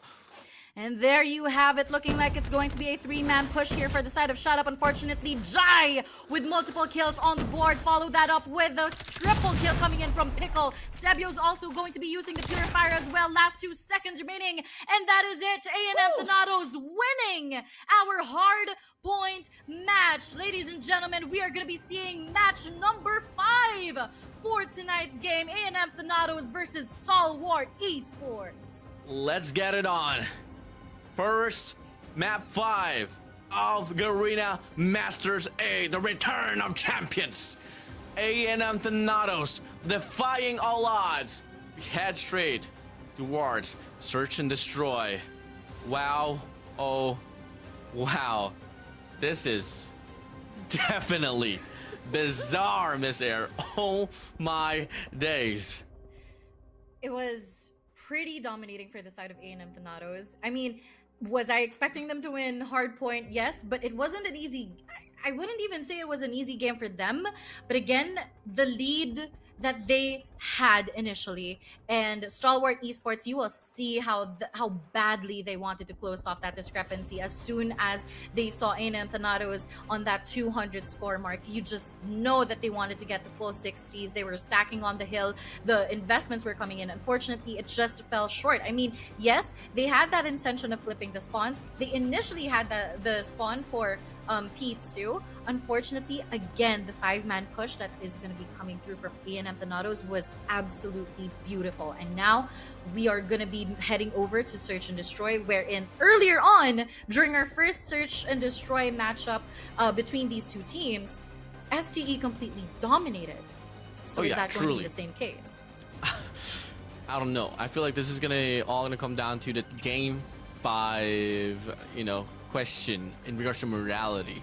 But one thing I've completely missed out on is the fact that whoever wins this upper bracket first round basically gets a guaranteed slot already off that GSI as well, Garena Summer Invitational. So Elevate's pretty much secured there in this map number 5. It's not just all gonna come down to whoever stays on top of the bracket. It's whoever is gonna be fighting for that second slot for Garena Summer Invitational. So guys, before we head straight towards map number 5, let's have a bit of a rest here as casters miss air. Let's run the highlights for now.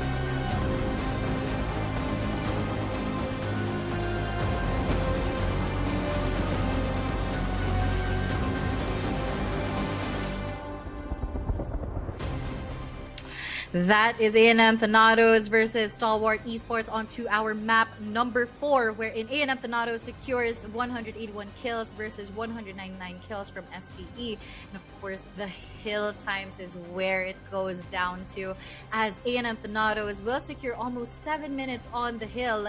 And of course, objective time for STE is going to be just 4 minutes. You just know for a fact that A&M Thanatos did not come here to play easy up against Stalwart Esports, as they secure that hardpoint match and force us into a map number 5, Search and Destroy.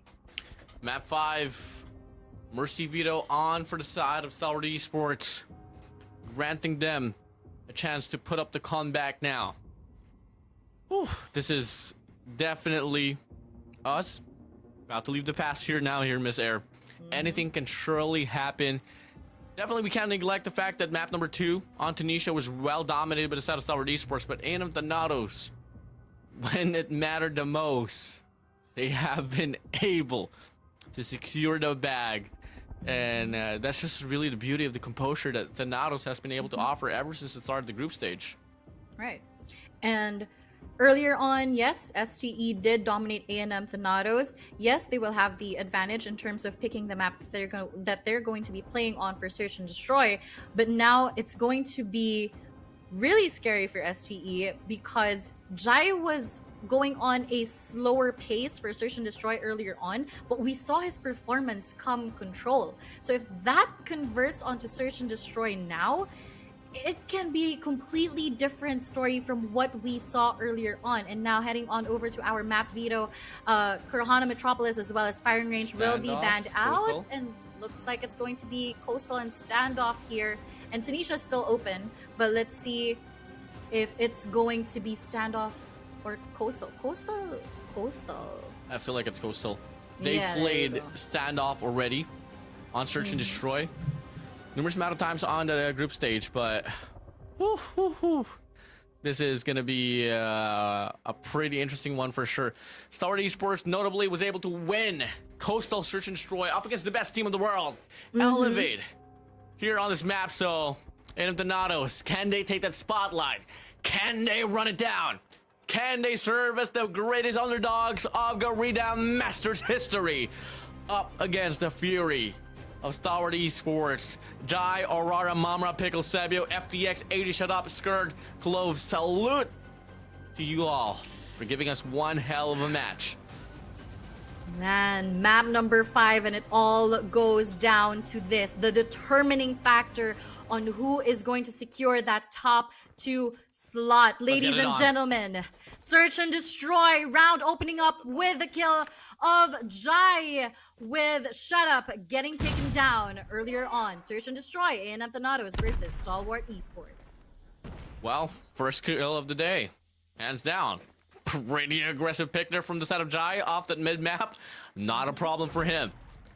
With the numbers down, Shut Up truly hasn't been the most detrimental player for Search and Destroy coming from the side of STE, but definitely you want to have the numbers advantage on your side. And look at Jai. No hesitation at all on the mid map. Finds a double. Skirt is there for the trade though. And the number is still going to be leaning towards the side of A&M Thanatos. Clove holding on to this angle. Now Pickle will have to be very careful on where he peeks. Nade's gonna be coming through. The information is there. Clove does get tagged up, but Pickle, no commitment. Now that's disciplined play coming in from A&M Thanatos. They have that information. Looks like the comms are gonna be coming through. FDX is down, courtesy of Sebio. And still, numbers advantage goes to the side of A&M Thanatos. But Skirt here is going to be, Clove rather, is gonna be taking Pickle down. Mamra quick for that response. Skirt is gonna be taken down. Mamra responds back with the shotgun on hand, winning a round for A&M Thanatos. Double pump to the face from the side of Mamra. HSO 405 just looking to be the gun of the game, especially in a map like Coastal. Can we see the first blood here coming in once more on this mid map?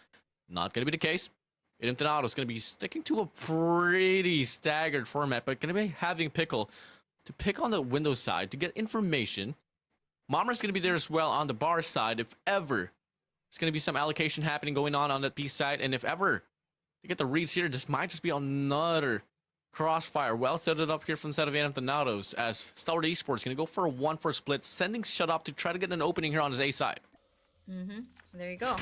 Peaks are coming through. Jai knows that information, but no commitment whatsoever just yet. Now it is possible to see a cut to mid to A push coming in from Stalwart Esports. That's possible, but looking like it's possibly going to be a wraparound here for Shut Up, as well as FDX and AG. Just trying to get the clearance off, but there you go. Sebio with the scopes gets the information, and that's going to be the first casualty of this round. 4-5. Second first blood here from the side of Thanatos. Happening now. FDX able to get one. Beautiful shots. Big trace here from the side of FDX, but Aurora is there for the trade here from the top side. Tries to run away. Creates a space. Pickle there. Hitting from the staircase. Looking to be able to go for the pinch now. And that will be the player from the side of STE here. Able to get this one done, but Mamra, lastly, from the rip, off the flank, able to get the last and final kill Too close, but yet so far from the side of SDE. Doable for the side of AG, but then again, the big brain plays coming in from A&M Thanatos. We've been saying that earlier on. A&M Thanatos, they know how to outplay their opponents, and that's exactly what they did earlier on. Now Pickle goes in for this angle, looking like it's going to be a B commitment here, and now there you go, the clearance comes through. Clove and Skurd does get multiple kills on the feed, and that's going to be pushing us into a 3v5 situation as the bomb is going to be successfully planted onto this B site. Well, the first blood here been drawn away from the set of SDE, but round's not over, not just yet. Gotta tone it down just a little bit. Holding things out, Sebio able to get one in the process, but moving in, it's gonna be SDE here now, pushing in as a squad. They want to play for the trades. AG's gonna be watching the flank here off the rip. Jai's able to get one, making a double now here from the side of A&M Thanatos. Checks up here, shot off the flank. And that's a 1v2. They know exactly where Sebio is at. And finally, the first round now here from the side of Stalwart Esports.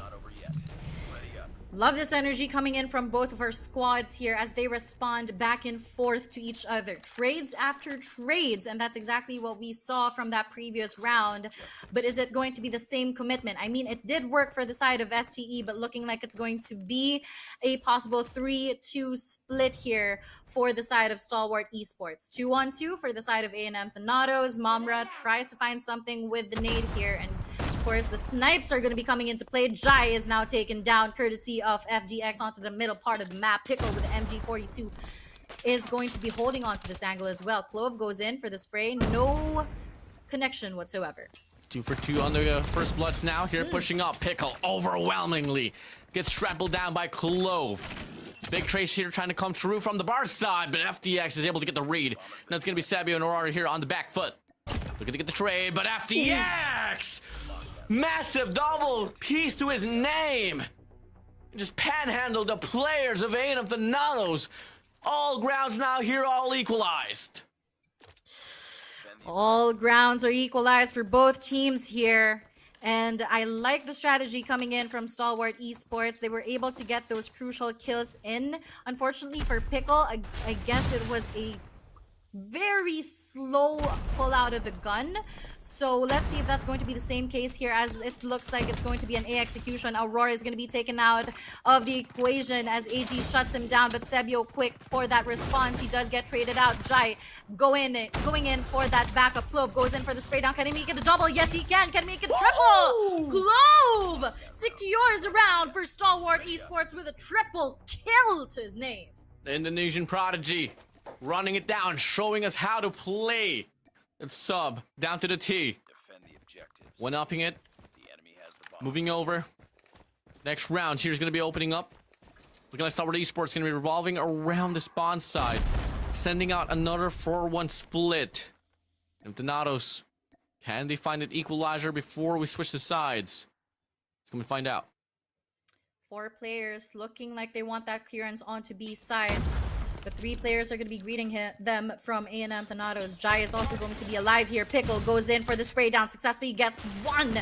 And there you have it. The trades are going to be coming in. Jai tries to connect. Unfortunately, FDX quick to respond as well. Pickle going in for the kills onto this B side. He finds Skurd, but AG finds him. And there you have it. It's going to be a 2v2 situation. And the bomb is down onto this B side. Sebio and Aurora playing in for retake. Retake is on. Give it up now. Sebio pushing up. From the A side. AG off the heady. Able to get 1. Aurora's going to be all alone. They know exactly where she's going to be at. AG's going to go for the challenge. Big shots there. And it's going to be Stalwart Esports here getting the double round lead before we switch the sides. I have one question for you. Do you think that Coastal was the good call for Stalwart Esports, considering the trade-offs earlier on? I mean, honestly, I thought that A&M Thanatos was about to go on a burner, but Stalwart Esports is showing us how great they can respond back and find a recovery now. But it all could really differ here as we start things off on the second half. Let's see if the defense is going to be would be better here on their side. Pushing up now, Pickle, but Jai, Eagle Eye to his name. Able to get the shot now here, up and shut up. First blood once again here from the side of A&M Thanatos. And they're going to be running through this ace side quite clearly. AG in the process, able to get the one before he goes down. But that is the clearance already brought to you by A&M Thanatos.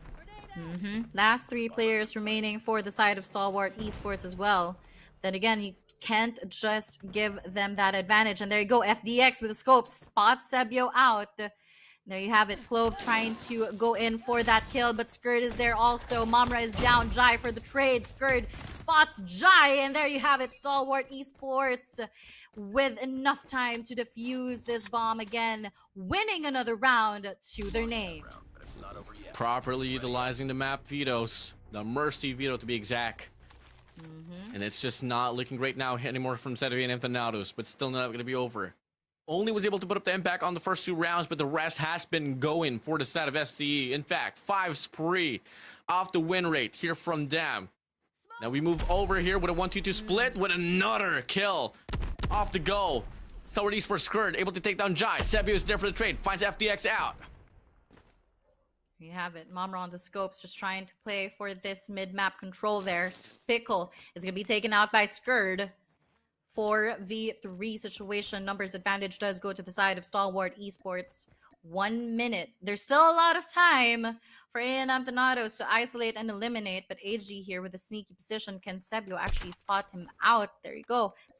Shots have been fired. That's already enough information. AG goes in, the reposition, but Sebio will back away. Pressure is all up high here from the side of A&M Thanatos. They don't really have any option anymore rather than just to go for the commitment here on this A side. If the timing is right, they should be able to go for the pinch here. But they can't afford to drop any casualties whatsoever. Sebio already pushed up. AG is able to get the kill. They know exactly where the last 2 players are at. Aurora out. Mamra as well. And it's now going to be match point advantage for the side of Stalwart Esports. Not backing down. I mean, I do remember Jarko saying search and destroy games win you games, right? Exactly. So let's see if this is going to be the same story, or are we going to be able to see a comeback play coming in from A&M Thanatos. No casualties yet, but looking like it's going to be a full stack here onto B. There you go, Skurd, opening up that round with a double kill. Mamra and Aurora are down. That's going to be crucial kills coming in from Stalwart Esports. Now, last 3 players remaining. Clove does not extend. Sebio does find shut up in the process. Information is already there for Jai. He does get FDX in the process, and it's going to be a 3v3. Rounds are all equalized here, but Clove patiently waiting for Jai to extend. Now the shots have been fired, and Skurd is there for the crossfire, successfully getting Jai out of the equation as well. Sebio and Pickle as the last man standing. AG spots Sebio out. AG with a double kill, and that's going to be Stalwart Esports moving up to our top 2 slots.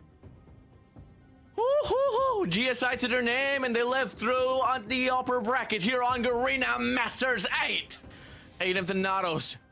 Job's not over. They go up against Absolute Zero on that lower bracket run. What a series we had. What a comeback from the side of Stalwart Esports.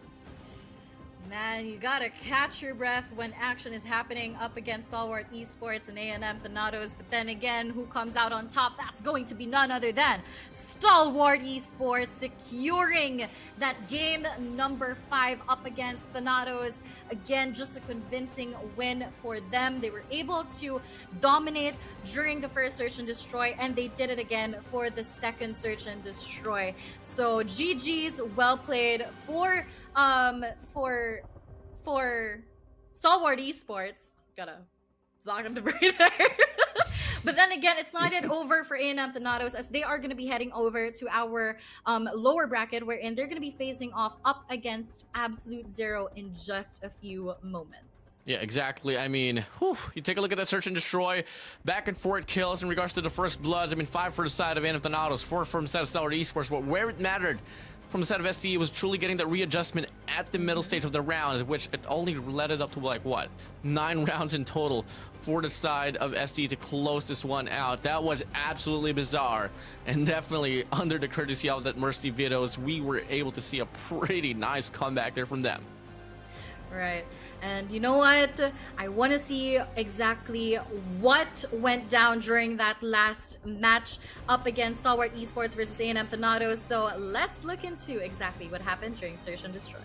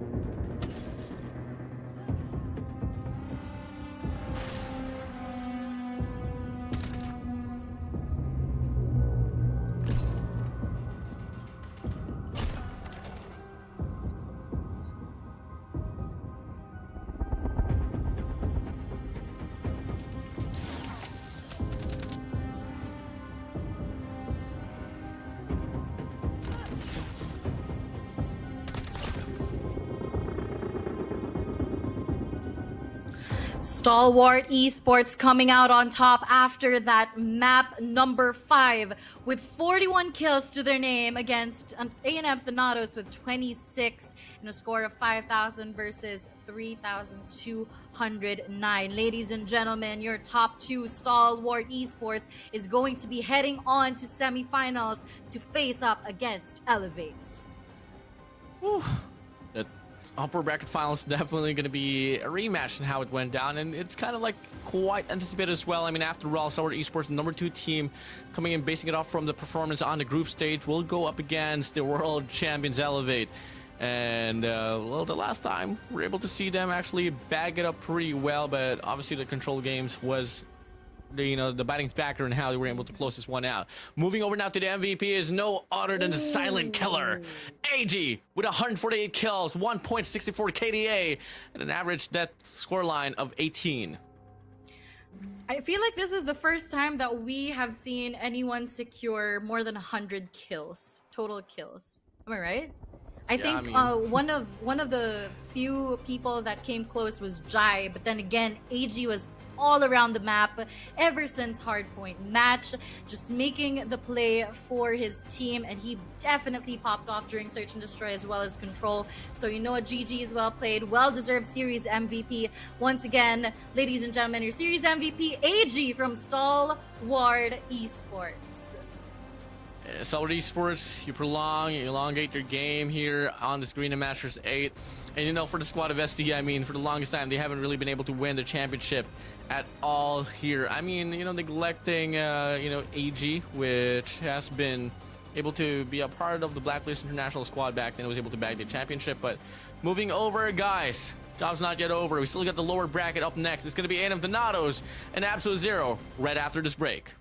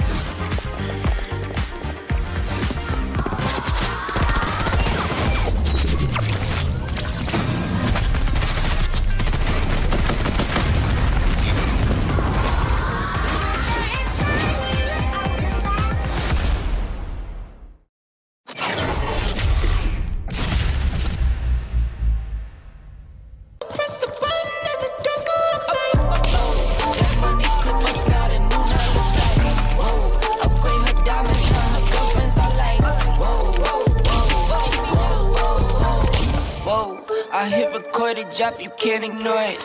I'm transforming now these cars and planes, I'm always boarding. Just out touring down in Charlotte like I play for Hornets. When I'm performing, never boring, now you can't afford it. Champagne Perrier, finish friends on my face, looking like I'm from the D. These no Cartier.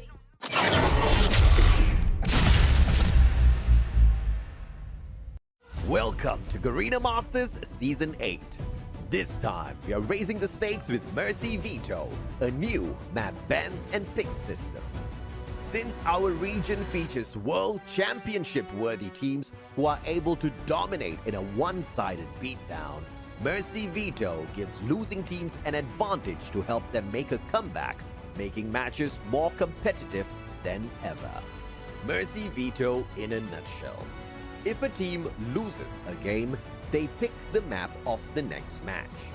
The winner, on the other hand, chooses their starting side. If a team loses 2 or more games in a row, they activate Double Mercy, and they get to pick both the map as well as the starting side to help them make a comeback. Now let's go over an example of the best of 5 Mercy Veto process. First, the coin toss. The winner of the coin toss will decide which team becomes Team 1 and 2. For Hardpoint, both teams ban 1 map each. Team 1 picks the first map for Game 1 Hardpoint, and Team 2 chooses the starting side. For Search and Destroy, both teams ban 1 map each. For Control, there are no map bans. After the first Hardpoint match, the losing team will choose the map for Search and Destroy, whereas the winning team selects the starting side. As the series progresses, the losing team will always pick the next map. If they lose twice or more in a row, they activate Double Mercy, allowing them to choose both the map as well as the starting side. So do maps decide the winner, or will pure skills and communication dominate anywhere, anytime? The playoffs of the Garena Masters Season 8 is here.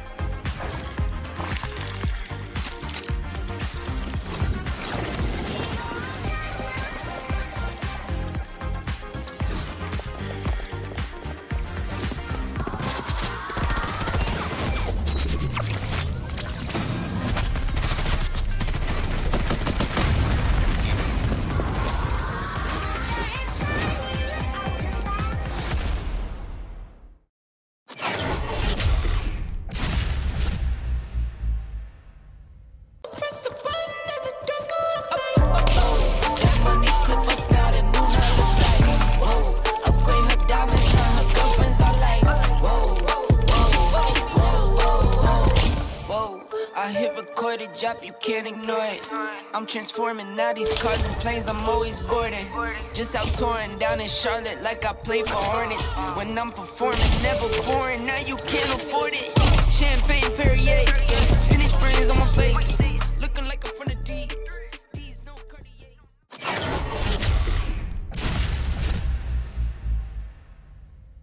Welcome to Garena Masters Season 8. This time, we are raising the stakes with Mercy Veto, a new map bans and picks system. Since our region features world championship-worthy teams who are able to dominate in a one-sided beatdown, Mercy Veto gives losing teams an advantage to help them make a comeback, making matches more competitive than ever. Mercy Veto in a nutshell.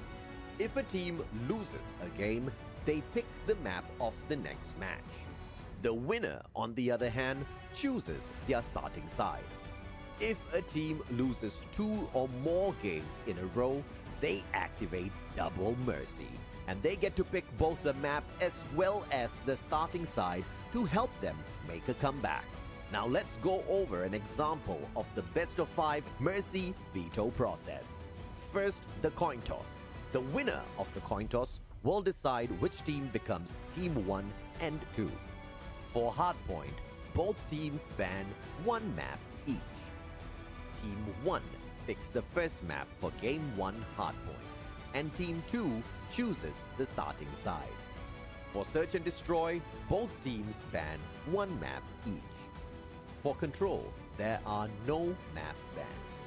After the first Hardpoint match, the losing team will choose the map for Search and Destroy, whereas the winning team selects the starting side. As the series progresses, the losing team will always pick the next map. If they lose twice or more in a row, they activate Double Mercy, allowing them to choose both the map as well as the starting side. So do maps decide the winner, or will pure skills and communication dominate anywhere, anytime? The playoffs of the Garena Masters Season 8 is here.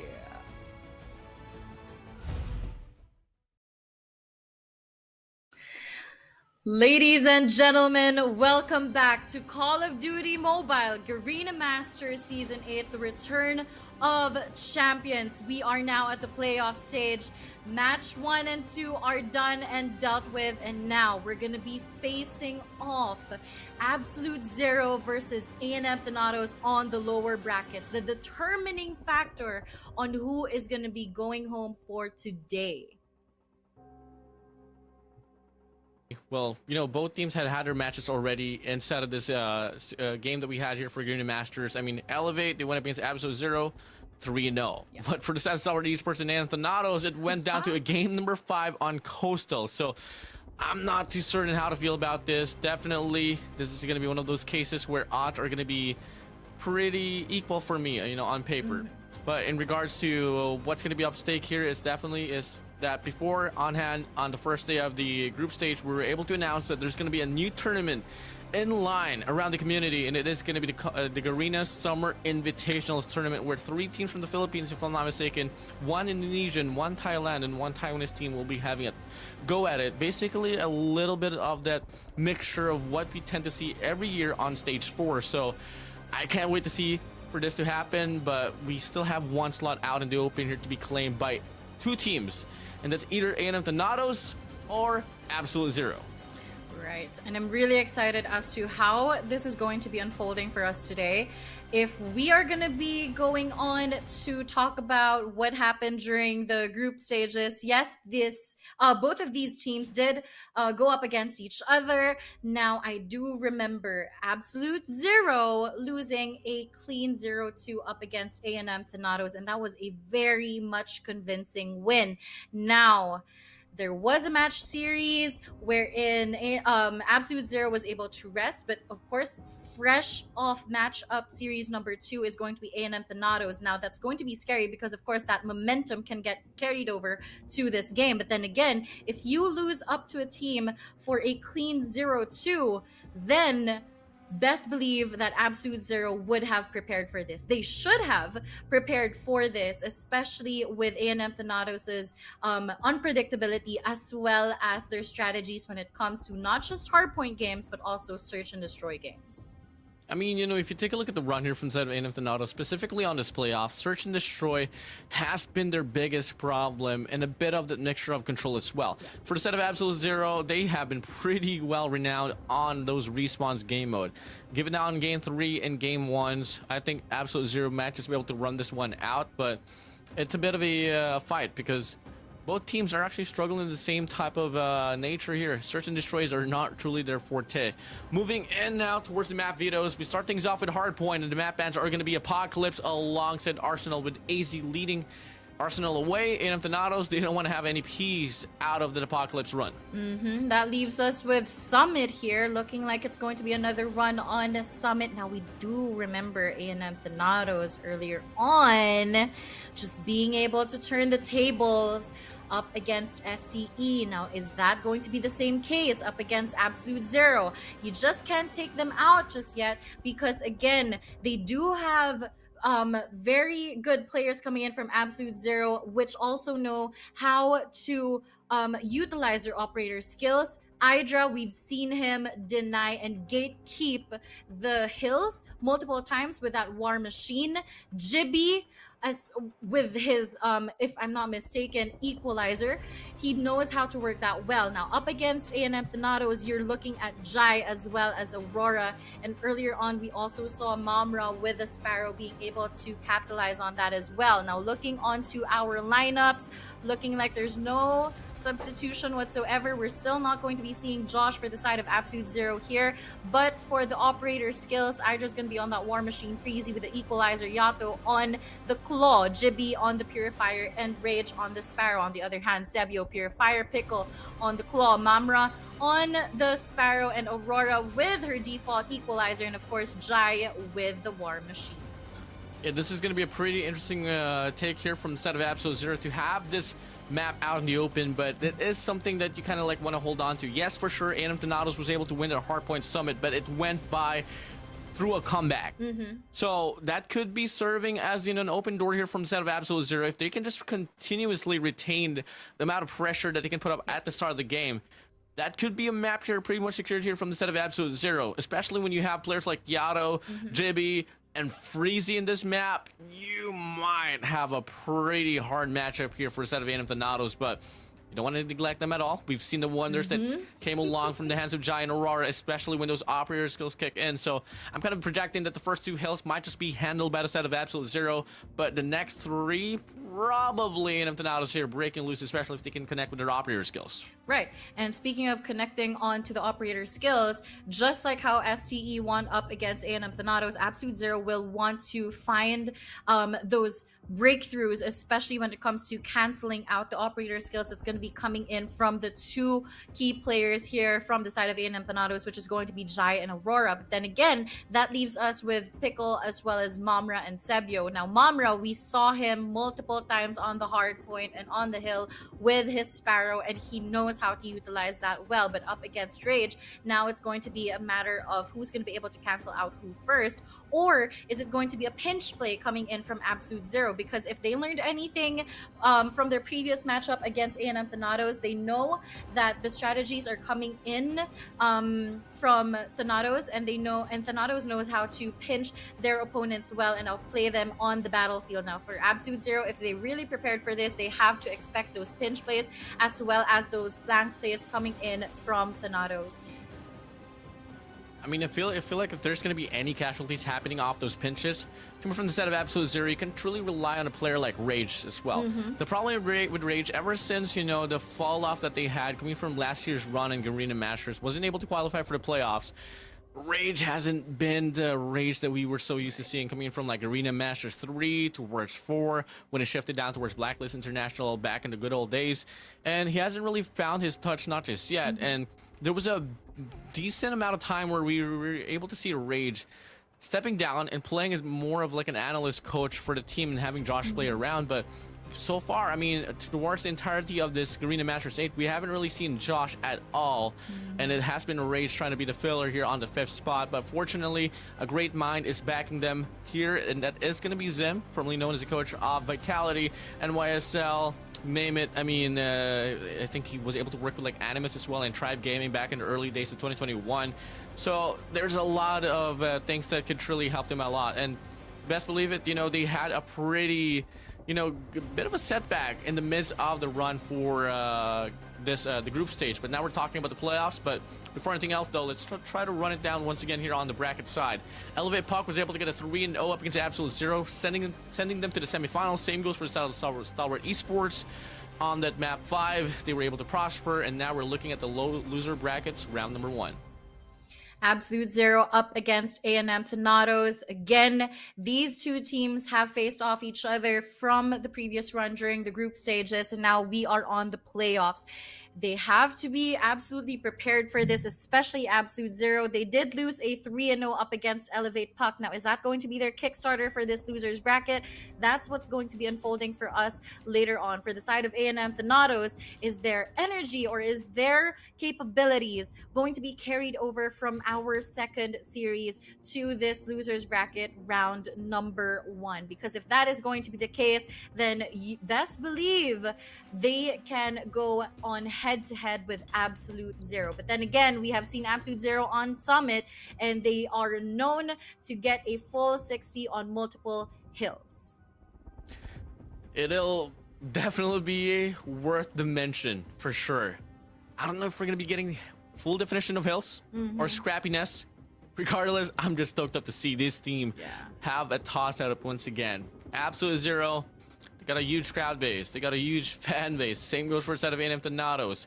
They have been a pretty true testament in regards to the competition here for Garena, especially for the side of Aurora. I mean, I was able to talk with a lot of the female competition here for Call of Duty Mobile, and there always has been one question, you know, in regards to where's the competition for the female environment, and Aurora Sai from A&M Thanatos has been showing that girl power as well. And you know, coming from my experience, you know, to you all aspiring, regardless of your gender orientation, hey, run it down. Garena Masters all open for you all, and the World Championship, I was able to work with one notable female pro player as well. Her name was Chagaboo back in Status Quo or Supreme Team, and you know, it's just really nice to see the variety that we have here around the vicinity of Garena. Right, and I am looking forward to, you know, seeing more female players later on. But there you go. Just speaking of girl power, looking like A&M Sai is in. Playing around for Summit Hardpoint. What a coincidence. What a coincidence. Yeah, girl power. Let's go. Let's get it on. Who run the world? Girls. Yeah, let's get it on. I'm happy to see this. I mean, yes, Sai hasn't been the most, you know, let's say present player from the side of A&M Thanatos, but mind you, that search and destroy plays that she's able to do is pretty remarkable. Off with a purifier, really impactful as well. In fact, I mean, Sai was one of those players was able to win the national championship back in PCC, you know, a collegiated scene of a tournament, and a really convincing player. I'm really happy to see Sai here. I want to see the impact, especially up against a team like Absolute Zero. We are all looking forward to seeing the girl power commence on the battlefield. She is going to be rocking that purifier too. So Sebia is going to be out, subbed by Sai. So this is going to be really interesting. I like what you mentioned earlier on. Sai has been one. We haven't seen much of Sai, but when she did come out to play, she knew exactly what the team needed, especially for search and destroy games. So we'll see if that converts ever to hard point. But then again, with a map like Summit, we are going to be expecting those close range gunfights, and it's going to be a matter of whether or not both teams are going to be pulling out any shotguns anytime soon, who's going to be able to gatekeep with the operator skills as well, because right now it's very difficult for us to identify on who's going to be the more dominating team, because again, just these two teams, just going back their previous games, right? Absolute Zero as well as A&M Thanatos, they had amazing runs, but they also had their falls. So at this point in time, I'm just really excited to see how both of these teams are going to be playing out for Hardpoint Summit. Oof.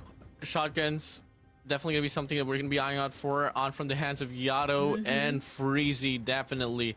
First set of Thanatos, I mean, you can hand it down towards Jai as well, but I think he's on the marksman role. So let's just come and find out here. Here we go. Finally, loser bracket round number 1. Thanatos, Absolute Zero, and the map of Summit Hardpoint. Miss Air, take it away. And there you have it. We are going to be seeing Freezy rocking that KRM, securing a kill on the hill as well. A&M Thanatos is going to have that clearance on this P1, but the contest is going to be coming in from the side of Absolute Zero as Rage drops down. Smokes are going to be down to deny that information. Freezy on roll with a quadruple kill. Can he manage to get more here as he gatekeeps this entrance from anyone coming in from Absolute Zero? There you go. On roll is going to be A&M Thanatos, but Absolute Zero on the hill with 30 seconds on the clock. Definitely got trolled in regards to the lineup. We're not seeing Sahir, we're still seeing Sebio. But let's get it on. Absolute Zero so far here, able to get a full, pretty much a clearance definition here on this hardpoint number 1. 2-man push here from the front side, coming from the side of AZ. And they are looking to retain this one until it's dry. I mean, last heave of contestment now here from the side of A&M Thanatos. Pickle is going to be working here on the first window, but it does get taken apart. And now it's going to be Absolute Zero on the back foot in regards to rotation on the P2. But hey, you get a money hill on the speed 1. That's going to be pretty much, you know, it could build up to something better in the long run. But for the time being, Hardpoint's going to be opening up. Should be the definition spotted over now here from the side of A&M Thanatos.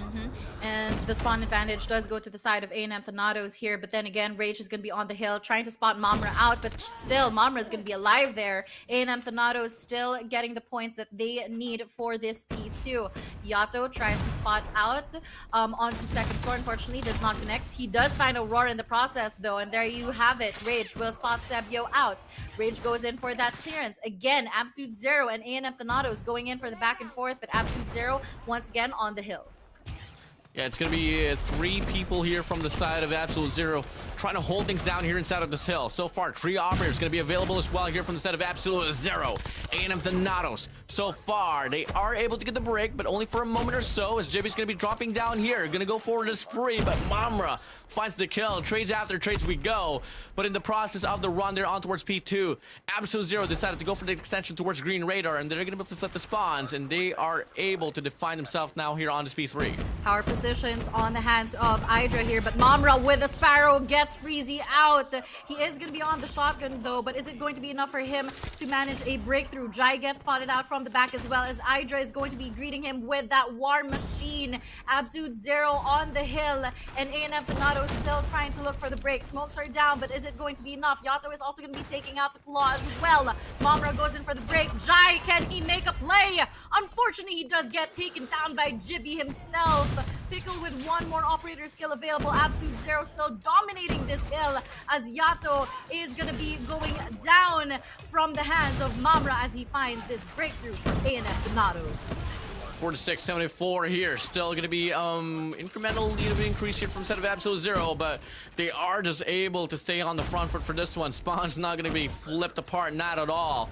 In fact, only the contestant will come in now here from 7 Thanatos at the latter end of it, but there's going to be a lot of rotation, a lot of presence now around on his P4. A&M Thanatos still here on the back foot, but they are playing their card free right here on his P4. Yep, as they go in for that early rotation earlier on. Now, they do have that spawn advantage. Now, it's a matter of whether or not they're going to be able to successfully defend this from the side of Absolute Zero. Sebio will have his operator skill available as well as Jibby. A&M Thanatos on the hill, Hydra by the sides, and Rage onto this long side. He does manage to get 1 kill. Can he get more? 40 seconds remaining on the clock. Absolute Zero trying to find a break here. Jibby finds 1. Can he spot Sebio out? And there you go. The retake comes in from Absolute Zero. Yeah, it's going to be a 36-point lead now here from the side of AZ. Clearance tries to come in, but hey, A&M Thanatos having a pretty fast respondment off that break. But look at this though. Formation here from the side of AZ. 2 players from the front, 1 player from the back, looking to go for the break, but Mamra goes for the denial. And as they scrape off the last 10 seconds here off this very hill, they might just be able to take the lead right back. Lead right back, and there you go. P1 reset Here we go. Freezy with the KRM as well on hand. Now Jai is going to be spotting multiple opponents. He good for 2. Unfortunately, not good for 3. Freezy on a roll with the KRM. Unfortunately, he is going... Oh, no, he is going to be on a roll still as he finds Aurora out. 55 seconds remaining on the clock. Pickle tries to make a breakthrough. Unfortunately for him, he is going to be taken down. Mamra with a shotgun is also going to be greeted by the members of Absolute Zero here. Jibby with a Purifier just completely gatekeeps this hill. Unfortunately, good for none. Freezy whips out the equalizer, finds Jai in the process. Can he spot Mamra or even Pickle out? He does find Sebio, but looks like it's going to be hill play for Freezy here as he spots Aurora out. And again, clearance goes through. A&M Thanatos on the hill. A pretty costly hill there from the side of Absolute Zero, but not going to be able to get a full 60 at all. I mean, whip out the Purifier and the Equalizer, but won't be able to scrape off the last 30 seconds there off that very hill. Very good respondment from the side of Thanatos. And soon enough, I mean, as soon as this hardpoint number 2 opens up, we might just be able to see Thanatos come out with investment. Pickle already has his OS locked in. But in fact, you take a look at Yato, Rage, and Hydra. They're going to have their own waves as well. So this is going to be pretty tough. Can we see the counter here from the side of Thanatos?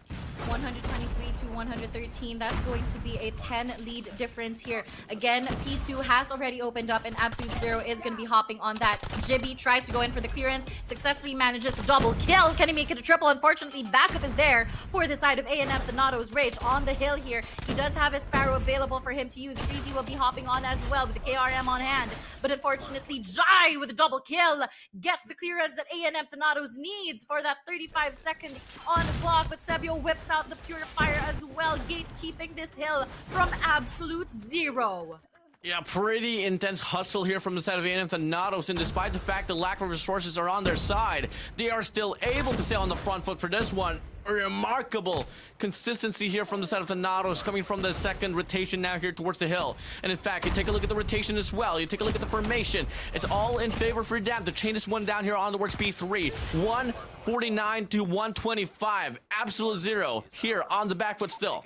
Sebio is going to be securing back spawns for P3 here, but is he going to be able to hold it down for his team? Hydra still far away from the spawn points, unlike what we saw earlier on. The Pretty is going to be coming in, finding Jibby rather in the process. Aurora whipping out her equalizer as well, tries to spot out opponents. Freezy goes down. Can she spot Yato out? Yes, she does.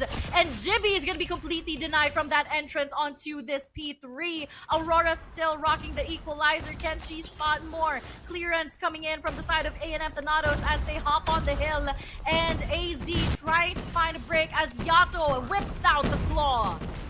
Yeah, P3 here is just an Aurora showdown off that equalizer. But Absolute Zero, they want to have a respondent as well. 3-man pusher from the front. 2 players here on Gondola. Pushing up now. Freezy with a shotgun.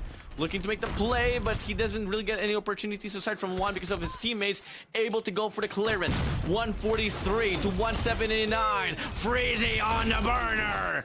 Pickle finally gets the shot down, but the damage has been done. Still though, A&M Thanatos right around a 40-point lead. Absolute Zero already on their early rotation, just securing those power positions in. Now it's a question of how long are they going to be able to hold this off from A&M Thanatos. They are on the lead here, but looking like smokes are going to be down to deny the information. Freezy going in for that backup equalizer play coming in from Freezy here as he spots Sebio out. Can he spot Jai as well? Yes, he can. 45 seconds remaining on the clock, and Freezy with a quadruple kill. And now he does get shut down by none other than Pickle. Absolute Zero still on the hill though, with so much casualties around the parameters of the hill. Oh, big shots there from the side of Jai, and Sebio finds Freezy, Yato, and Hydra out. 189 to 165. A&M Thanatos here able to get the spawn definition. 2-man push here from the side of Absolute Zero on C-Dom. Trying to make the cut, trying to make the play, but Jai on a 40K. Still holding things down, carrying the weight of Thanatos at his back. And they look to claim the remaining 10 seconds here. The scrap time comes through. A&M Thanatos here turning it up at the latter part of this hills. And we do welcome Thanatos to our 200 score mark, and P1 reset we go. Jai spots multiple opponents. Now he can go in for that investment on the War Machine, but Jibby will secure a triple kill on the hill. Jai whips out the War Machine, but to no avail as Hydra's gonna be responding back with the War Machine. Absolute Zero hopping in on the hill, courtesy of Hydra and his operator's skill here. He spots one, but Mamra spots him back out. Absolute Zero contesting this hill from A&M Thanatos as Jibby tries to find Sebio out with a successful kill. Aurora is going to get tagged up, and there you go, A&M Thanatos again on the hill with 33 seconds remaining on the clock. Kills after kills, hill after hill. A&M Thanatos still staying on the driver's seat. 24 more points to claim to take it all away from Absolute Zero. 17 more seconds left here on this hard point. Still, no contention at all. It's just Absolute Zero trying to scramble across, looking to get some contestment here involved, but the damage is just too much to deal with, as the hard point number 2 soon enough is going to be opening up. This might just be the last and final stand for AZ here on Summit. But here we go. Yato and Rage will have their operator skill available for investment onto P2. Hydra tries to go in for multiple kills onto second floor. Sebio drops down, and there you go. Yet again, A&M Thanatos is going to be on the hill. Investments are going to be coming through for Yato. Now let's see if he's going to be able to capitalize on this. Unfortunately, he does get taken down. The War Machine is there, and A&M Thanatos is going to be securing that win for our hardpoint match here onto the losers bracket. No games has been won over yet by the set of Absolute Zero here on his playoffs. Currently going 0-4. A&M Thanatos playing arguably one of the best Summit runs that they've had here up against AZ. Not the first time we were able to see this. Not the first time that we saw them on the trail and all of a sudden put up a comeback. That is the composure that you want from the side of A&M Thanatos. Big plays coming in from A&M Thanatos. We saw that, and I'm really excited to see the highlights as well later on. So hold on to your dear seats, ladies and gentlemen, because A&M Thanatos securing that round win is very big up against Absolute Zero. You just feel the momentum as well as their thirst, as well as hunger for that win. Now it's a question of whether or not they're going to be able to get that 3-0 up against Absolute Zero. But then again, Absolute Zero, yes, they had a good start, but then again, when it comes to the middle part of the game, just A&M Thanatos, they knew where the investments were going to be coming in. They knew how to utilize that well. Yato, unfortunately, was taken down by Jai with the War Machine just in the nick of time. Again, one of the key players of A&M Thanatos is going to be Jai with his War Machine, and he just he's been consistently proving to us that he is the king of War Machine. Jai precision truly has the eagle's eye. 40 plus K to his name. My days. A&M Thanatos, who's continuously shocking us once again. I mean, we backtrack in regards to how much impact they were able to do the last time they were able to play in Garena Masters on 7. Wasn't able to qualify for the playoffs, but now here they are a step closer to becoming the number 3 team here in Garena, up against Absolute Zero, which, by the way, is the crowd favorite here, all because of the names, the influence that lies upon the name of AZ. You talk about Yato, Hydra, Rage, Jibby, name it, but it's just not it's not giving at all here, mister. It's not giving. It's not giving, it's not showing for the side of Absolute Zero. But then again, we're going to be moving on to our Search and Destroy match in just a moment. And I am excited to see whether or not Absolute Zero is going to, step it up a notch, especially when it comes to Search and Destroy. Again, I mean, we did see the scores earlier on. It was quite a close game. We'll see on the post-match breakdown later on. But then again, for Search and Destroy, it's going to be a completely different story. For Jai, again, he's still one of the key players of A&M Thanatos here. He is going to be rocking the scopes later for sure, but we'll see what he has up against Hydra as the scopes of the team. And of course, Pickle, we have seen his plays as well on Search and Destroy, the discipline coming in from this man himself. And you know what, Absolute Zero, yes, they are a force to be reckoned with, but they have to step on the gas for this one if they want to stay alive in this competition. Search and Destroy hasn't been really a story that they have been, dominant in at all. In fact, most of the times they are left with no contention at all. I mean, if you take a look at the composition here from the side of Absolute Zero, yes, Jibby's there, Freeze is there to try to turn it up now towards S&D. Hydra can be pretty gnarly with a sniper as well, but it does take him a bit of time to catch up to the pace of his opposition, and that has been truly one big problem from the side of Absolute Zero. First out of VIII Thanatos, yes, they lost a pretty harsh defeat on a Game 5 up against Stalwart Esports earlier, but if you take it round by round, there was a lot of occurrences that it all went down to 1v2, 2v3, and they couldn't really get the trade. So those are two factors that I'm kind of holding on to here on the Search and Destroy, Miss Air. Right, and just looking on to our map veto later on, we do have that Mercy veto coming into play as well. So that's one of the factors that we're going to be considering as well.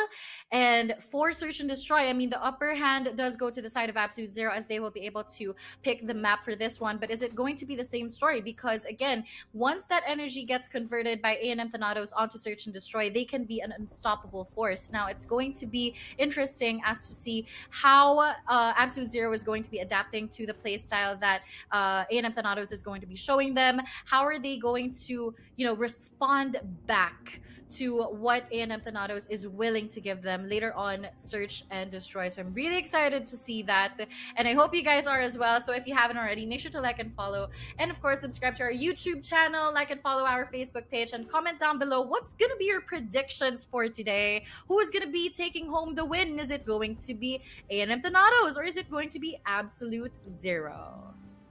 I mean, I'm not even going to be putting any bets anymore here, because everyone deserves to win. Everyone deserves the chance to make it to the next stage of the competition here for Garena Masters 8, and definitely everyone deserves a spot on the Garena Summer Invitational, which will be happening soon enough. So, I don't know, Miss Air. This is definitely a pretty gonna be a heartbreaking series here, because not only that you don't qualify for Garena Summer Invitational, you get eliminated from Garena Masters 8, and that is pretty tough. A tough pill to swallow for sure. Yeah, there's a lot at stake as of the moment as we head on to our losers bracket. So they're not just playing for the top 3 slot like what Warden mentioned earlier on. There's a lot more at stake for both of these teams. But let's take a look at our post-match here. I mean, it's pretty close if you ask me. 181 to 173 eliminations. But of course, the hill time, majority of it will be going to the side of A&M Thanatos. Yeah, I mean, really the scrappiness, the influence that they were able to put inside of the hill truly broke them apart, comparing it to how it went down up against Absolute Zero. It was truly a late game snowball that they were able to build up. And hands down, was able to close it out exactly how they did up against Stalwart Esports earlier. And the rest will come through now. Moving over to the map vetoes, Tanisha is going to be banned by the set of A&M Thanatos, firing a range out for the set of Absolute Zero. So leaving us out in the open with a Garana Metropolis, a Coastal, or a Standoff. And looking like we are hovering on Coastal here. So that will be our match number 2 here, Miss Air. Right, and looks like it's going to be indeed Coastal for Search and Destroy. Now, we saw A&M Thanatos, how they play this up against Stalwart Esports. It was a dominating game for Stalwart Esports, but again, when it comes to just the mechanical skill of A&M Thanatos, as well as their capabilities of outplaying their opponents, you best believe that A&M Thanatos is going to step it up a notch. But for the side of Absolute Zero, you just can't take them out just yet, because again, one of our silent killers is going to be Rage, and he managed to get multiple kills way before just being able to outplay his opponents, especially once he plays objective for Search and Destroy. But here we go, ladies and gentlemen. Opening the round up is going to be Jai with a kill on Yato. Sebio with multiple opponents in front of him, but he is going to be taken down by none other than Rage and Hydra for the follow-up, punishing Jai in the process. Oh, quick rundown here from the set of Absolute Zero on the B and mid lane, and now they're going to be able to get a clearance shot onto the A side. In fact, bomb's going to be planted. 2v4 here, looking to be a quick shot now here from the set of AZ. Notice Mamra and Pickle can try to get the respondment, but they're going to be hitting off from the same direction. So This shouldn't be a problem at all here from the side of AZ as Pickle's going to try to go for the initiation. Jibby's going to be holding on to the fruit stack. And it is going to be Pickle out already. Mamra all alone. Jibby's on the prowl. And that first round is going to go to the side of Absolute Zero. I mean, it was a pretty quick round. Absolute Zero specifically knew what their intentions were going to be, and that's exactly what they did. They just went in for that stack again. Hydra for Jai with the opening kill. Yes, it was manageable, but there you go. Hydra yet again with a kill on Mamra. Follow that up with a double kill from Aurora herself. Jibby goes in for the trade. Rage with a kill on Pickle, and that's going to be a 2v2 situation here. Sebio with the scopes. He knows the information. Now let's look how they are going to manage a wraparound here as the bomb is going to be planted onto this A site. Rematch after rematch.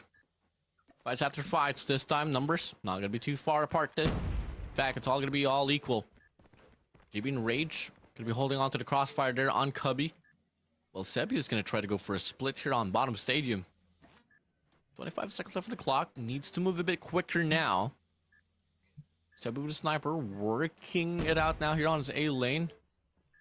Jai's ready there for the extension. The nade's gonna get cooked. That will be delaying the time just a little bit now here from the side of Jai. Gonna move in here. Crossfire comes through. Jai's gonna go for the fight. Sebi's long to get the trade. Finds one. Can he find a double? Oh, Jibby. Oh, Jibby.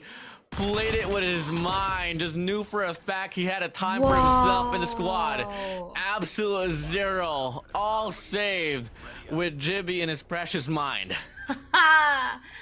Big brain plays coming in from Absolute Zero. This is where you know that that both teams really prepared for each other, especially Absolute Zero. Looking like it's going to be an aggressive long A push here for the side of Absolute Zero. Aurora here at the side. She will be getting tagged up, but that's already enough information as Mamra by the staircase does get taken down by Rage. Aurora and Sebio. Sebio with a double kill. That's going to be a quick round.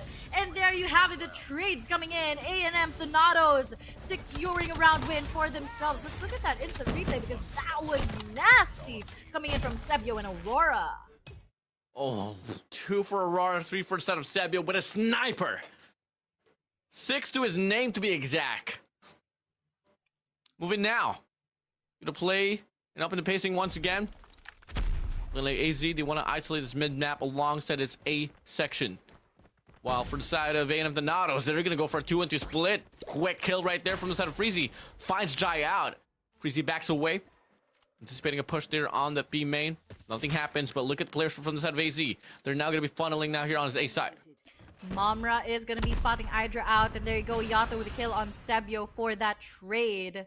And it's going to be a 3v3. Grounds are equalized for both teams, but Yato will be finding Aurora out with the sniper. Pickle on an R9.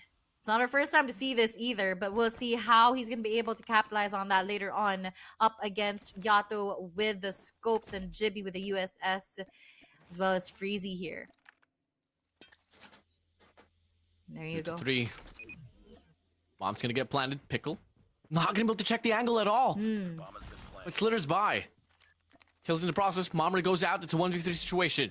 Pickle with an R9, not really the best weapon of choice at all. Gonna go for a swing by, but Freezy able to get the spray. Jibby down there on the bottom side. Not really the best of odds there. And that's gonna be a securement, another round for the side of Absolute Zero.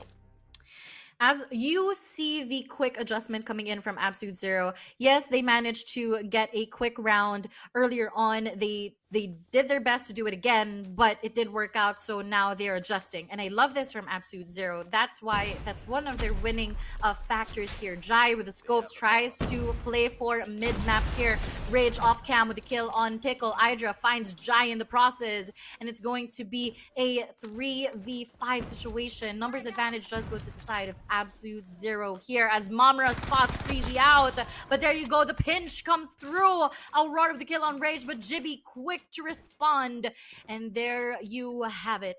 Sebio and Mamra versus Jibby, Yato, and Hydra for this round. Numbers still on from set of Absolute Zero. Not going to be committing towards any bomb site any moment now, but they are leaning towards the B side, which Mamra is going to be going for the extension at. Hydra doesn't check. JB still holding that angle down. And finally, I just gonna be able to get the shot to connect. Somebody's gonna be watching the cross right there on the back. Able to get one here. Make it a double. 1v1 situation. Mamra whips out the shotgun. Closing up the distance up against Yato confidently, but finds the hit marker at the end. Absolute Zero going round after round. You hate to see it, but you see it. A hit marker goes through for the shotgun. And that's now a standing of 1 for A&M. Thanatos on the back seat for this one. But let's see how things are going to be unfolding as the middle part of the map is going to be thrown away by Smokes, denying information. But Freezy will be spotting Sebio out. Numbers advantage immediately does go to the side of Absolute Zero as they go in for this commitment onto a site. Big break here inside of the side, but the spray down from the side of AZ finds him a double. Jai responds back with one. Jibby with a nade, finds Jai out. Pickle all alone, down to the ground. Burrage 6 feet under. Absolute Zero here, claiming the last and final round before we switch the sides. There you go. On a roll is going to be Absolute Zero.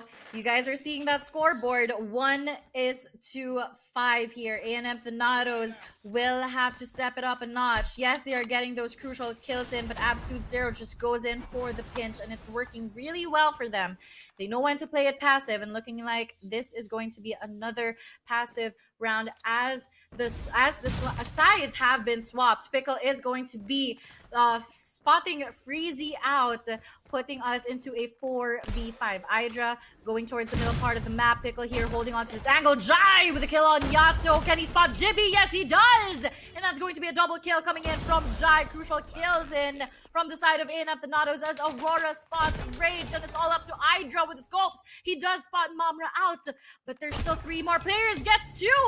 Can he manage to get a clutch here as he goes in for the wraparound? Hydra with the scopes yet again. Pickle knows the information. Hydra goes in for that reposition. And there you go. The pinch comes through. Aurora finishes that round off. A&M Thanatos wins a round 2-5. Staying alive here, avoiding that match point advantage up against Absolute Zero. Too close there. A&M Thanatos, they have been getting punished quite a lot off those ego challenges. Gonna play more as a team here, but hey, if you want to challenge a mid-map, Sabio, hands down, get it on. Yato out already. They can go for the full send here on his ace side. There's only gonna be 2 players here. Concussion is gonna be flying by. Pickle able to get the entry frag, and they're gonna be able to get the clearance here inside of the side without casualties or Rage with a nade off the rotation from the mid-map. Able to get one, but this bomb site already locked down with a bomb planted as well. Pressure is on for the side of Absolute Zero with 2 players remaining, Rage and Freezy. Freezy knows the angles that he wants to play around with, but the utilities are going to be coming into play as well. Information has already been set here. Freezy very low, and Rage at the side as well. Pressure is on as a bomb has already been planted. No extensions just yet, but they are looking onto this cubby, and there you go. Rage finds one, but quick to respond is none other than Queen Aurora herself, as yet again she wins another round for A&M Thanatos. Thanatos here, truly staying alive. Pickle so far only has 2 kills. Needs to turn it up now here for the squad. Moving up now, another mid-map isolation will be done by the side of Thanatos, but this time I think they want to change things up. I think they want to go for the B side, but look at the double stack as well from the side of Freezy and Rage. Once Thanatos goes for the peek out, that might just be a pretty bloody push, but they quickly divert their attention now here on his A side. Jai's gonna be leading the push. Inside of the side is gonna be Jibby, falling back away. Needs to find an entry. Aurora goes out. Mamra as well. Jibby on a double. Pickle drops shots, able to get Jibby away. 2v4 situation. Pickle on a double, on a triple. They stay alive, and they get the clearance now here on his A side. And there you go. That's the clearance that they are going to be needing. Very clean shots, but there you go. Freezy quick to respond. Freezy knows the information on Pickle, and he goes in for that challenge. The pinch can come through here for both sides, but Pickle is going to be taking one out. 1v1, Rage up against Pickle. He turns his back, and Rage goes in for that win. Match point for the side of Absolute Zero. Opportunity now, one step away from getting the equalizer for the series. Respond back with map 2. Give it up now, Absolute Zero. Can they get it on? Next round's gonna be opening now. Change of pace here from the side of A&M Thanatos as they go for the mid-map execution by Yato.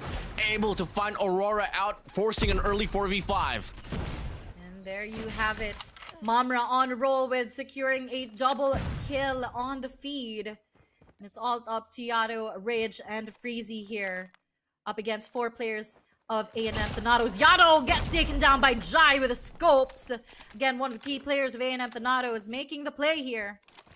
And now it's all up to Freezy and Rage yet again. Freezy knows the information, goes in for the commitment. Unfortunately, he does get taken down, but the trades are going to be coming in. And there you go, Mamra securing a round win for A&M Thanatos, staying alive onto the search and destroy match. A bit too much aggression here. We found over from set of Absolute Zero. A&M Thanatos, though, if they can make the most out of that, plays from the side of AZ. 2 more to go here to force this overtime. The first ever on the playoffs. Moving in. Another default will be called from the side of A&M Thanatos, just playing for the pickoffs. 2-1 to split here from the side of AZ. This is all going to come down to the first blood with Jai finding Hydra out cleanly. Beautiful shots coming in from Jai as he takes one of the scopes out from Absolute Zero. Freezy and Rage holding on to their angles as well. Jai with that opening kill. Yato goes in for that punish. And there you have it. Grounds are equalized. Four lives versus 4 lives here for both teams. Jibby on the MG42, holding on to this angle. He is expecting that push coming in. Let's see on who's going to be the next casualty. Again, just slow pace here. Pickle will find a kill on Yato, but Rage quick to respond. Sebio goes out. Again, grounds are equalized, and it's a 3v3 situation. Make that a 3v2 as Jippy goes down from the hands of Aurora. Pickle's going to be staying alive here. Aurora. Calgary arrives. They gather up now here on his mid-map. Numbers advantage on their side. And looking like Rage is going to be anticipating this mid-play. Freezy already committed now to the rotation there on the ace side. Rage is going to be playing around the bar side. Now they look to go for a quick run now here. Rage already working towards it. Gonna go for the spray. Looks to find one. Mamra is gonna be out. Freezy as well. This is it. Game over. Pickle all alone with Rage, shutting them down off the rip. 4-7. Absolute Zero responding back with map number 2. Absolutely amazing run coming in from Absolute Zero themselves. We are going to be seeing a map number 4. That's for sure. Then again, stepping it up a notch is none other than Absolute Zero. The response coming back and forth. Yes, A&M Thanatos managed to get those crucial kills in, but then on top is going to be Absolute Zero for search and destroy. The key players were Rage and Freezy. Multiple times we've seen them as the last 2 players remaining for Absolute Zero, and they turned the tables around with the clutch plays that came in from both of them. They got it on. S&D Merchants, Absolute Zero. Truly big improvements in how they have been able to play that search and destroy, comparing it to how it went down on the first series up against Elevate. A&M Thanatos left in a shock once again. Not the first time we saw them trample down on a map like Coastal Search and Destroy, or Search and Destroy to be exact. So it is pretty unfortunate that they can't really find a fix to put up some, greater fights here on this S&D. And I guess, deja vu. We saw this earlier on. A&M Thanatos versus Stalwart Esports. Now let's see if it's going to be the same case. Are we going to be able to see a map number 5? But then again, it was a very clean win coming in from Absolute Zero. But don't take our word for it. Let's all take a look at exactly what happened during our Search and Destroy match.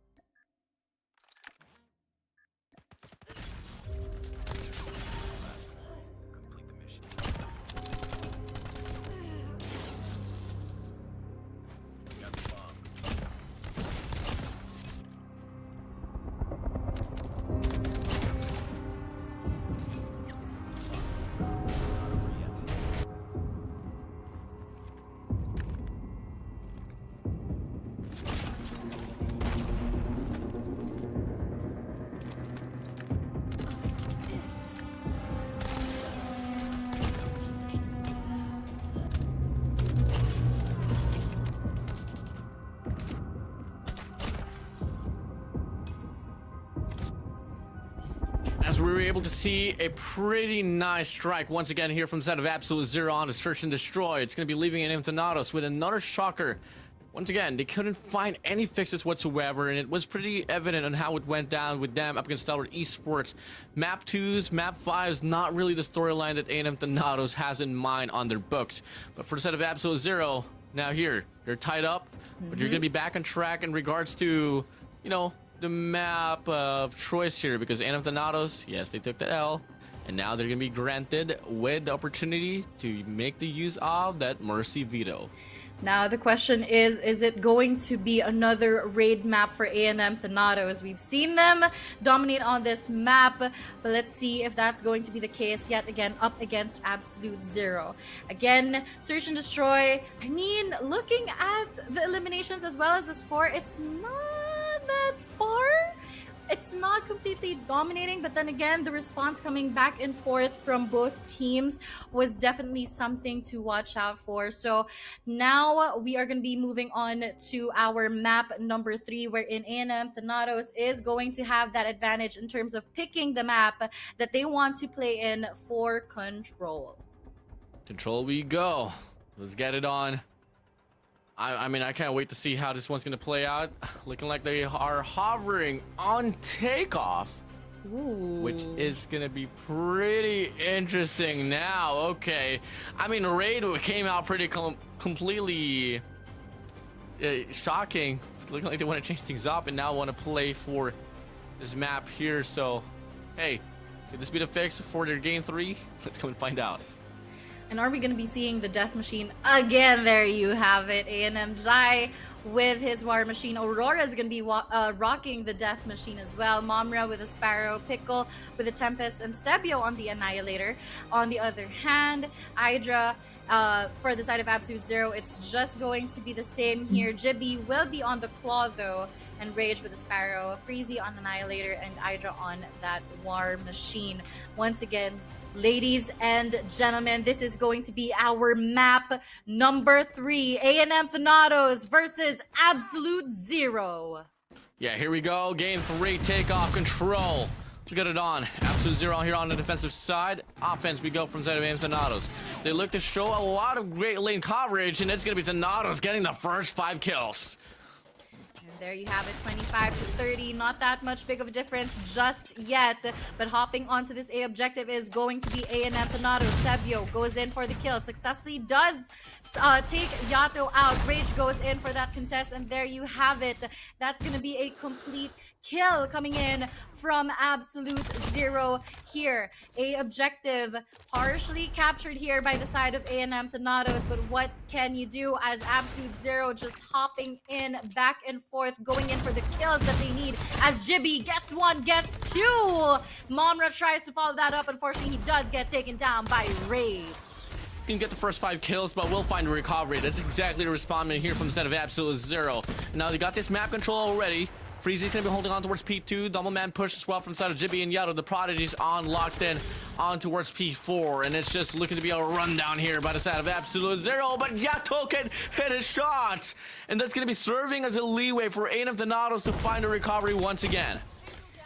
And 24 seconds remaining on the clock still. The objectives are free from anyone from A&M Thanatos. Absolute Zero doing an amazing job just trying to gatekeep all those objectives in. Momra goes in for the spray down successfully, gets 1, but Jibby quick to respond here as he takes him down. Last 6 lives for the side of A&M Thanatos. Make that last 4 lives, and the clock is ticking here as now A&M Thanatos last 2 lives remaining, but the timer is going to be running out. And there you have it, a round win for the side of Absolute Zero. Let's see it, a quick run here from the side of Absolute Zero. And now you move over now towards the second round, which only AZ, Hydra, and Rage has their operators here. So if they can get the first 5 kills now this time around, we might just be able to see them go for the extension, go for the gatekeeping. But for the time being, looking like it is going to be A&M Thanatos. Going to go for a 2-1-2 split now. Pushing up now. P2 is not going to be a problem for them. Same goes for the C-side. Rage looking to get the trade up against Sebio. Ring around a Rosie. Rage says hello and goodbye. There you go. Not that much big of a difference in terms of the life count here. tries to spot opponents out. But again, Absolute Zero will have to hop on those objectives as A&M Thanatos is going to have that lead in terms of life count. Pickle here, he knows the information, he gets one. Unfortunately, he does get traded out, 19 to 22. Again, the trades are just coming back and forth, but now our kill feed is going to be painted in yellow as A&M Thanatos go in for those kills with 3 operator skills available to their name. Looking to be a better run here on the defense once again from set of A&M Thanatos, but it's still not over, not just yet. In fact, the life count lead gets dropped to 1, 15 to 17. Now influence will be found over from the set of AZ on his A control point. Gonna go and worry about the stream-man push here from the side of tickets. Freezy able to get a cut on 1. JB's still gonna be committing now here on this control point. And there's going to be a lot of mix-ups here offered by the side of A&M Thanatos, but they're not really able to leash off the players of AZ, not just yet. There you have it, Sebio, Pickle, and Aurora on a roll as well, but the punish comes in from the side of Absolute Zero, and still 16 seconds remaining on the clock. Absolute Zero will have to get those objectives in if they want to prolong this game, but looking like A&M Thanatos going in for this round win as they deny Absolute Zero from taking any of the objectives. Last 5 lives for the side of Absolute Zero, make that 4 as Pickle finds Yato. Jai tries to spot something out. Unfortunately, he is not going to connect. 3 lives remaining here. Freezy holding on to dear life, but Sebio is going to be taking him out. Last second here, and last life for the side of Absolute Zero. Rage gets taken down by Jai with a double kill, securing a round win for A&M Thanatos. Definitely was a 3 versus 6 situation in regards to the life count, but I feel like if they just went for the operator investment, that could have been a pretty worth it, attempt. But hey, fortunately this time around, we move over towards the third, switch of sides once again, back to the default ways, and both teams will have 4 operator skills here, so which is all going to come down to who's going to be able to get the first skill once again and go for that extension, play for the spawn trap, and the first initiator is going to be Rage off that Sparrow, but it's only good for 1. Not good for the side of Rage as well. He did whip out the Sparrow, good only for 1. Not good investment indeed for the side of Absolute Zero, but let's see how things are going to be unfolding as now A&M Thanatos try to go in for this B capture, but is going to be cleaned up here by Jibby. Jai is going to be whipping out the War Machine as well, getting a double kill. Sebio is going to be spotting opponents out, 22 to 23, not that much big of difference in terms of life count. But then again, Aurora on a death machine. Can she find Rage at the back? No, unfortunately not. And there you go. That's 1 operator skill canceled out for the side of A&M Thanatos. A bit of a reset here from Thanatos, but fortunately they do get that first tick of progress already done on the B control point, but they got to start to put some influence on that A flag instead. Got to get the time extension, or maybe not, or maybe you just go for the kills. Momra finds a double. Tempest is going to be out for the set of Pickles. Sebio's out with Annihilator, and they are able to chop down the lives away from the set of Absolute Zero. The question is, why over-preserve your operator skills? You're giving the space for A&M Thanatos, and look at the life count. It's all diminished, and the map control is already done as well. This should be another round for the set of Thanatos, not unless AZ can find a recovery. Still, it's going to be a 2 life lead, or 3 life lead for the side of A&M Thanatos here. Aurora trying to get that kill as well. Successfully does, but unfortunately, Jibby will be whipping out the claw to punish the side of A&M Thanatos. Last 5 lives and 11 seconds remaining on the clock. They are hopping on to the objective, but to how long are they going to be managing this hill here? Aurora spots 1. Last 3 lives for the side of Absolute Zero. 2 operator skills available for them to use. Are they going in for the investment? Last 5 lives for A&M Thanatos and 2 for AZ, but unfortunately the operator skill is not going to be coming into play for now, as A&M Thanatos is going to be winning yet another round win for them. Match point advantage. Match point advantage. A&M Thanatos just able to exploit the mistakes of Absolute Zero. They did what could have been done by the side of Absolute Zero in regards to the operator skill investment. Moving in now Finally, it's the time for Hydra to whip out his War Machine. The Sparrow's going to be out for the side of Rage once again. They look to get the first 3 kills. Jai responds back with 1, but it's going to be End of Thanatos here falling back, knowing for sure that they need to create some space to avoid those operator skills. Sebio has been on our kill feed for consecutive times already, just managing to get all those kills in for his team. Yet again, Sebio with a kill on Hydra. Mamre is going to be whipping out the Sparrow as well. Spots 1, spots 2. Jai will also be taking out the War Machine. Only good for 1 though, as he does get traded out. 18 to 22. The Hunter Killer does go out for A&M Thanatos here. 16 to 22. Not that much big of a lead here. But Absolute Zero, they will have to step it up if they want to elongate their life here onto this control map. And there you have it, Hydra playing around with Jai. He spots him out, and that's going to be another elimination for the side of A&M Thanatos. Yato trying to find something. 1 operator skill available for both teams here. Oh, beautiful, beautiful run down here from the side of Thanatos once again. They're on the verge of trying to close this one out. Aurora's going to be out with the Death Machine.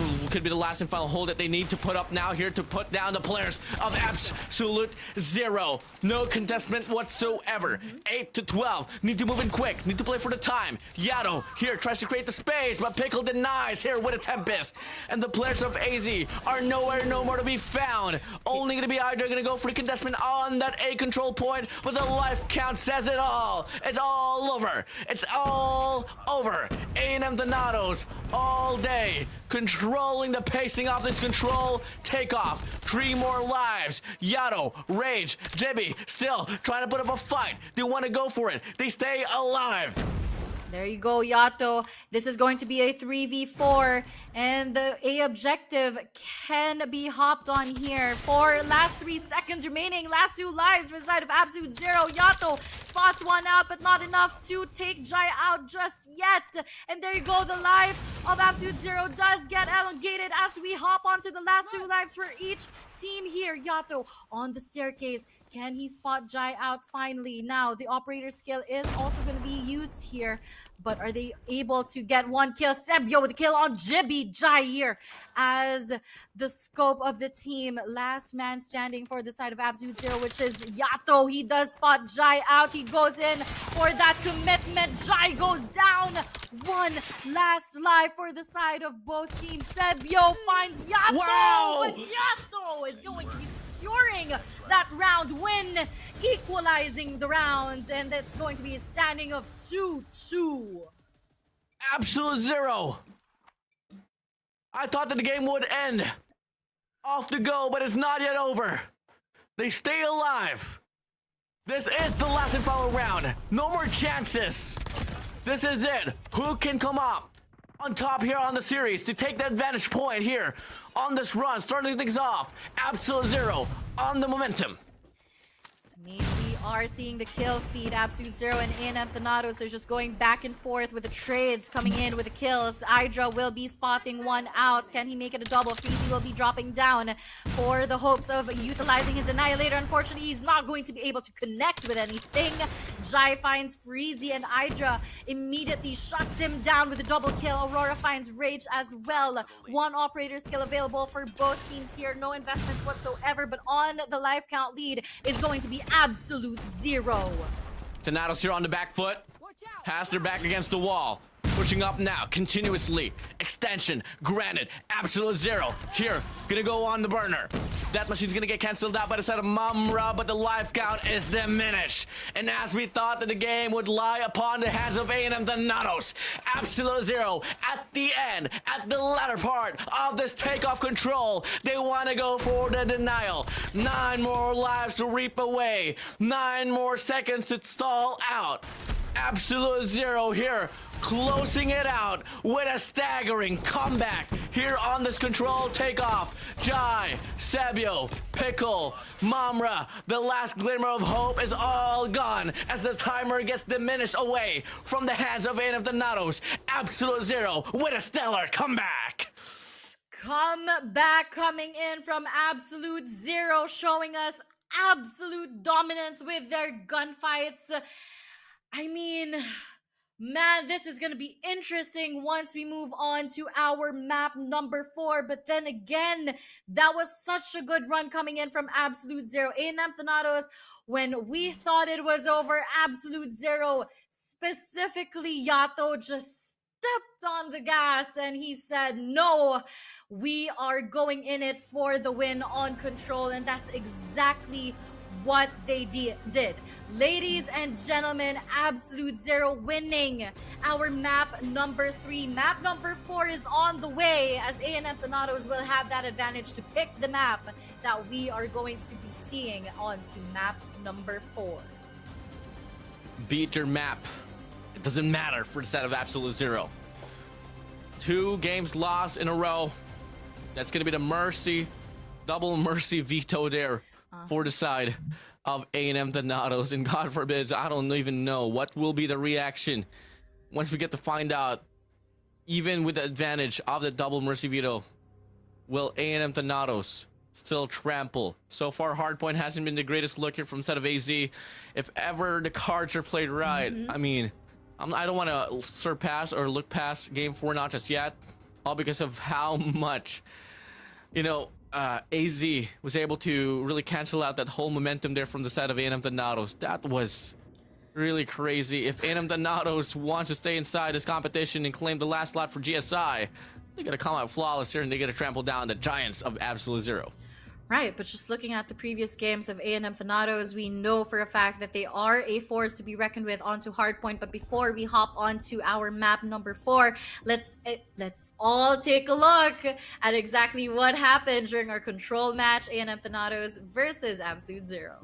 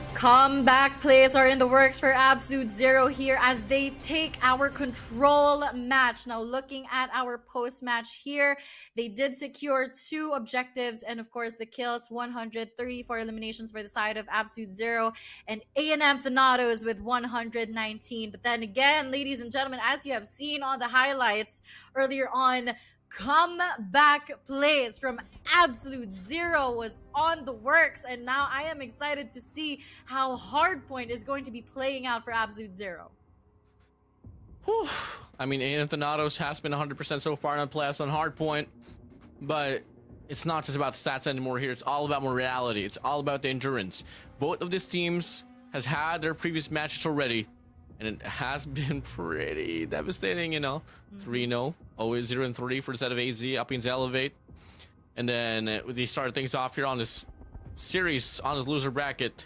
And A&M Thanatos was able to get the first game as well. Was going 0-4. Then all of a sudden, the next 2 games went to their side. With Absolute Zero winning that map 2 and map 3 consecutively.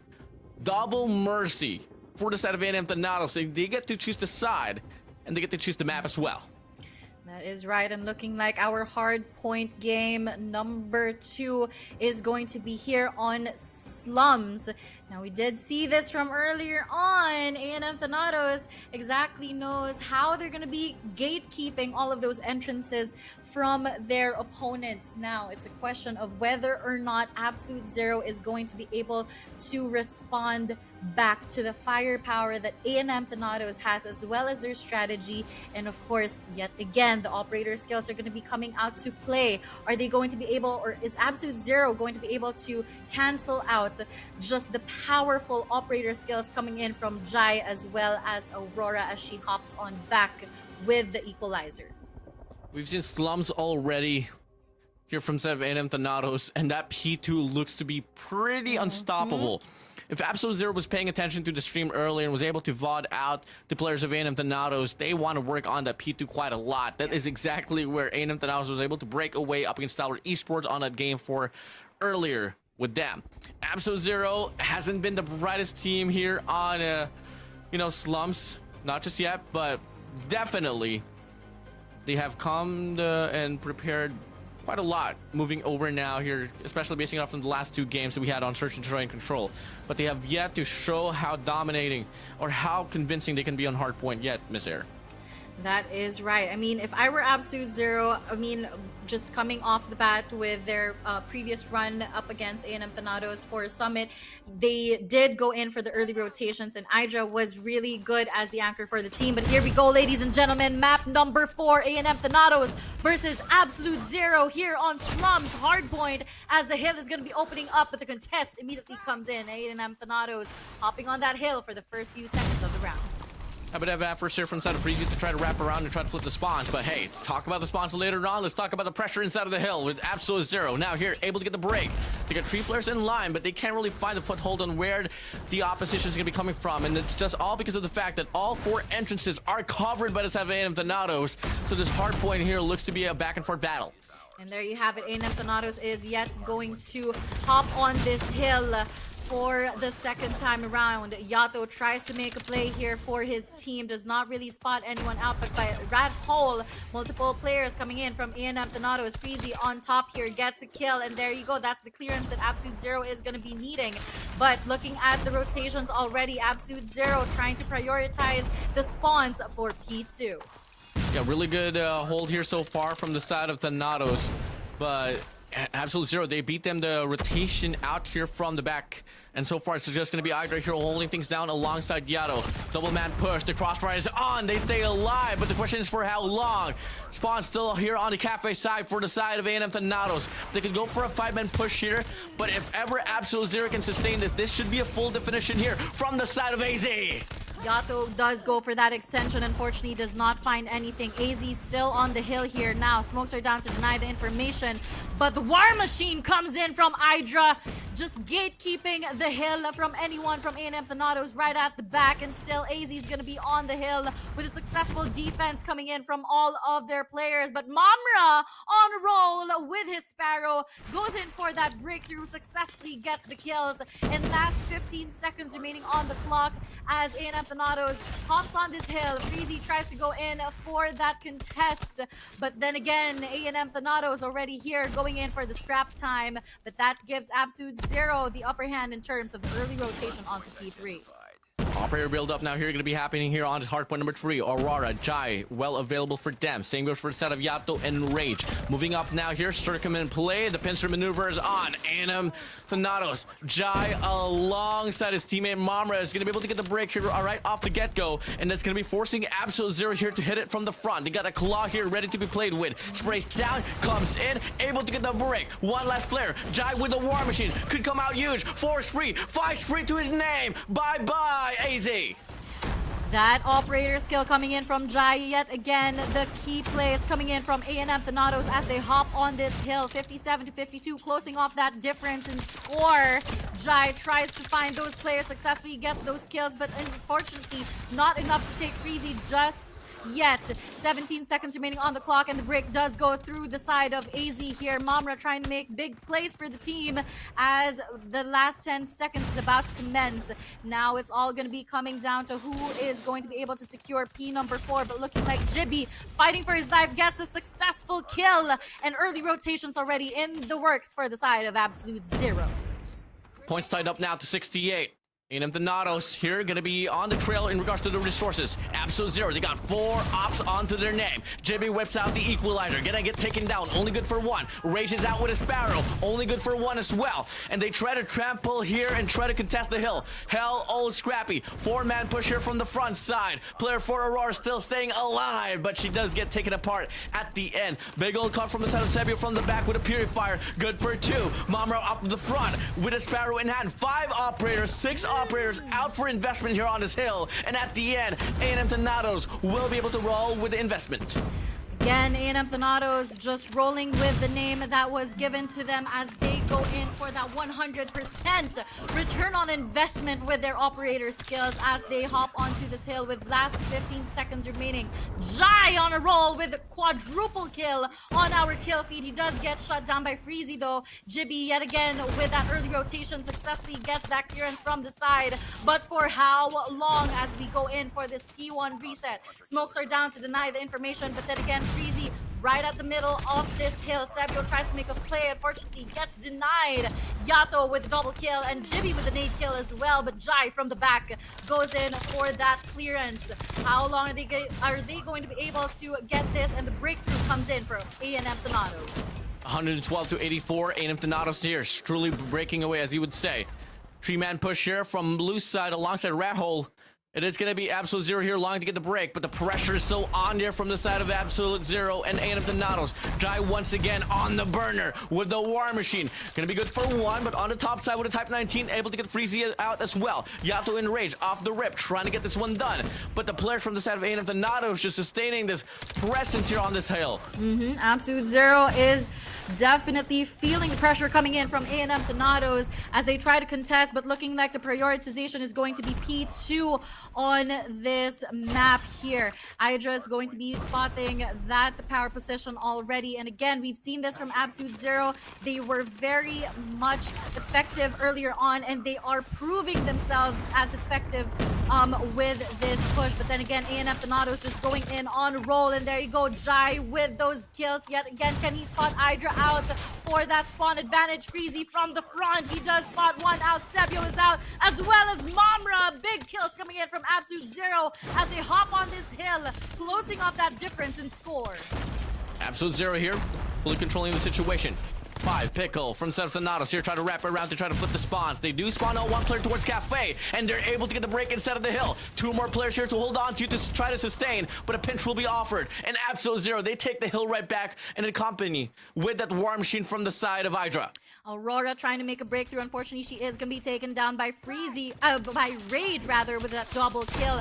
Sebio goes in for the kill, but the trades are also going to be coming in as well. Last 10 seconds remaining, and looking like AZ is nowhere to be found as they will be prioritizing that rotation onto P3. But then again, big kills coming in from A&M Thanatos as they get that clearance from the backside here. But the spawns are going to be in favor of Absolute Zero as they start spawning on to that fountain. Again, Hydra with a Hunter Killer. He does manage to get 1 kill. The claw is going to be available for the side of A&M Thanatos here, as well as the War Machine yet again. 169 to 117. A&M Thanatos on the driver's seat. Yeah, I mean, they're on the lose. They're on the verge of running this one down once again. Hardpoint opener, hands down. A&M Thanatos. Jai once again on this P3 with a War Machine. Running it down. Hydra on Laundry. Washing his clothes away as A&M Thanatos is locking this hill down. Hydra from the front couldn't do anything as Pickle puts himself into the mixture. 2-man push here. 1 guy off the flank. Pinches after pinches. A&M Thanatos, we go. Last 15 seconds remaining on this hill, and looking like we are about to welcome A&M Thanatos to our 200 200 score mark. Rage tries to go in for that massive play. Unfortunately, he does get taken down. And there you go. The contest is going to go through, but for how long? As we open up onto this next hard point, Pickle as well as Jai already inside the hill. Now looking like A&M Thanatos wants to close this off. But again, Absolute Zero with 3 operator skills ready for investment. Are they going to be pulling this out for this hill? 218 to 119. What is happening? Absolute Zero. It's just a story reverberating the names of A&M Thanatos all across the book. 228 to 119. 20 more points to claim here from the side of A&M Thanatos. And whichever Absolute Zero tries to push from, they're having a hard time, but finally they do get the break. But at this point of time, if they want to put up a comeback, they want to go absolutely flawless on the next 4 hills. But Hydra is going to be whipping out his war machine, but to no avail as Sebio finds him out. And looking like A&M Thanatos still want to contest this hill. Jibby is going to be taken out as well. The contest goes through for both teams here. But yet again, Absolute Zero is going to be dominating this hill as they take the scrap points for their name. Now, A&M Thanatos onto this reset, just trying to gatekeep all of the entrances coming in from Absolute Zero. 232 to 144. Absolute Zero will need to come out flawless on this one, but Aurora is going to be taken down at the side. Freezy goes in for the contest. Absolute Zero goes in for the contest, but again, A&M Thanatos just coming out on top with 237 to their name. Absolute Zero nowhere to be found. Clearance. Sebio here with a kill. 239. 10 more. And there you go. 10 more seconds on the clock. Contest does go in for the side of Absolute Zero. To go into a foot race. Here we go. 5 more seconds. A&M Thanatos on a roll as they win GG's. game number 4. Heading straight with a blowout. Absolute Zero. No contestation on hardpoint. A&M Thanatos, they stay alive. We go to a map number 5 to decide it all. Who advances in the competition and secures the last slot for Garena Summer Invitational? And who will get left behind? Hold on to your dear seats, ladies and gentlemen, as we move on to map number 5. This is going to determine everything that is going to be at stake for both of our teams. We are now in a current standing of 2-2. Search and Destroy is already on the works for these teams right now. A&M Thanatos, again, when you talk about investments, best believe A&M Thanatos has it in the bag. Hydra, yes, he had his war machine up to that last hill, but unfortunately, he was taken down. Again, A&M Thanatos coming out on top for our hard point, but we did see Search and Destroy just going in for the side of Absolute Zero. Now, is it going to be the same case, or is it going to be a complete dominance from here on for A&M Thanatos? Is it going to be a repeat? Is it going to be a repeat on how it went down between them and Stalwart Esports? Well, I think we need some time to think about it, but fortunately, we got producers here rocking the highlights. So hey guys, for the time being, before we head straight towards match number 5, let's run the highlights here for hardpoint game number 4.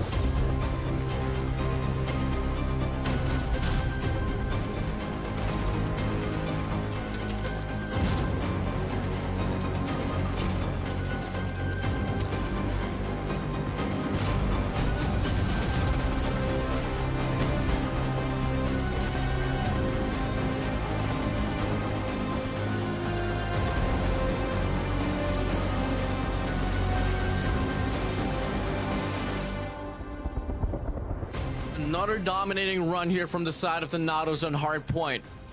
But neglect all odds, neglect all stats. Do they have the fix on search and destroy on the game 5? Or is it going to be a repeat on how it went down between them and Stalwart Esports here up against Absolute Zero? But for the time being, let's have a recap here on this hardpoint accumulation of stats. 181 kills to the side of A&M Thanatos, 159 for the side of AZ. 6 minutes and 24 for the side of A&M Thanatos. 3 minutes, 57. More exactly 4 minutes as you round it off now. But if you take a look at the dominance, it went down to a 250 to 146. The whole narrative here between A&M Thanatos and Slums is not looking to change at all. I mean, let's just get it on. Mercy Veto now going to be favoring the players of Absolute Zero. Will they choose the best map to try to take down the mighty comeback kings and queens of A&M Thanatos? I mean, if we saw Absolute Zero come in with a comeback on our Series 3, might as well see it again if they really want that top 3 slot. But here we go. Looks like it's gonna be hovering up to Garena Metropolis. No, don't play games with us now. No way. No way it's standoff.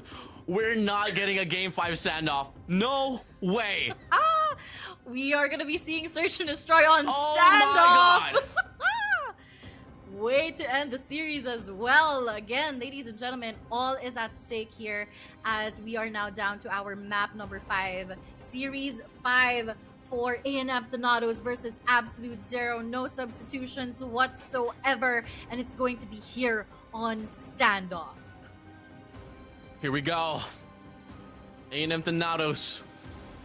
Absolute Zero. I don't exactly know what to say anymore. I just want to see the match ensue here.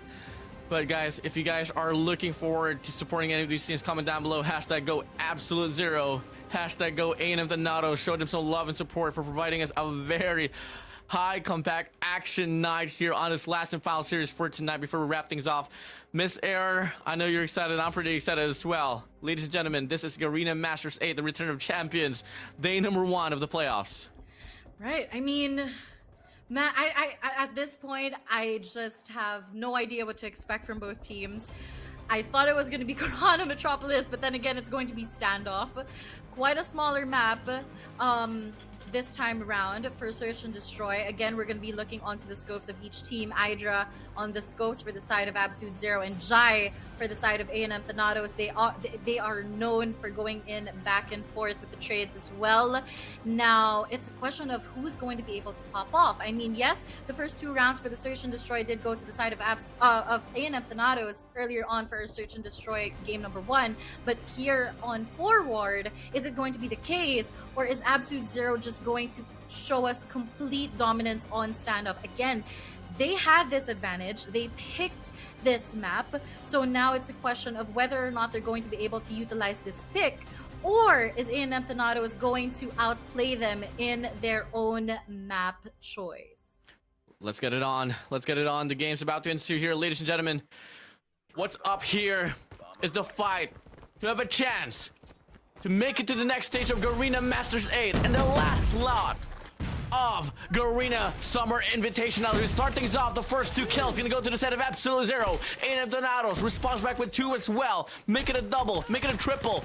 It's now gonna be a 2v2 situation. Jai all alone gets taken down off the trade. Mamra and Yato, big slice to the face. Quick round! I mean, you're seeing that on that instant replay. It was so quick for us to even see Yato with a big kill, with a big slice as well. And there you have it. That's going to be round 1 for the side of Absolute Zero. Is it going to be the same aggression, though, as Jai finds Freezy, but Jibby with a kill on Pickle.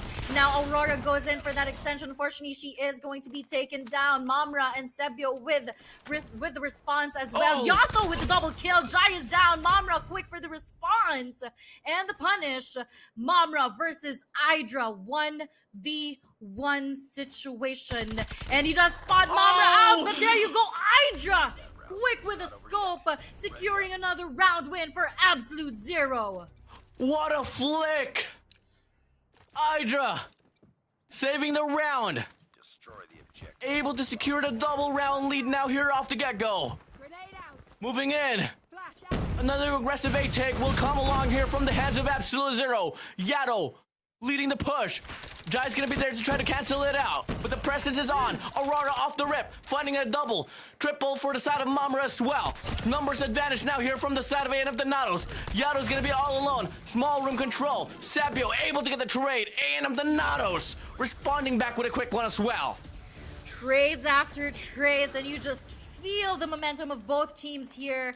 No one is exactly dominating for our first few rounds of the game, but definitely the aggression is there. Now, is it going to be the same scenario onto this round again? Jai just playing for the middle part of the map dominance here. But let's see if he's going to be able to pick one out.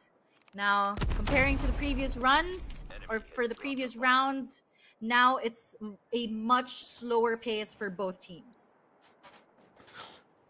Play the pickoffs. Eyes in the scopes. Eyes in the snipers. Sabio finds Yato out. Aurora's going to be pushed up here. Rage is going to be holding on to the fences.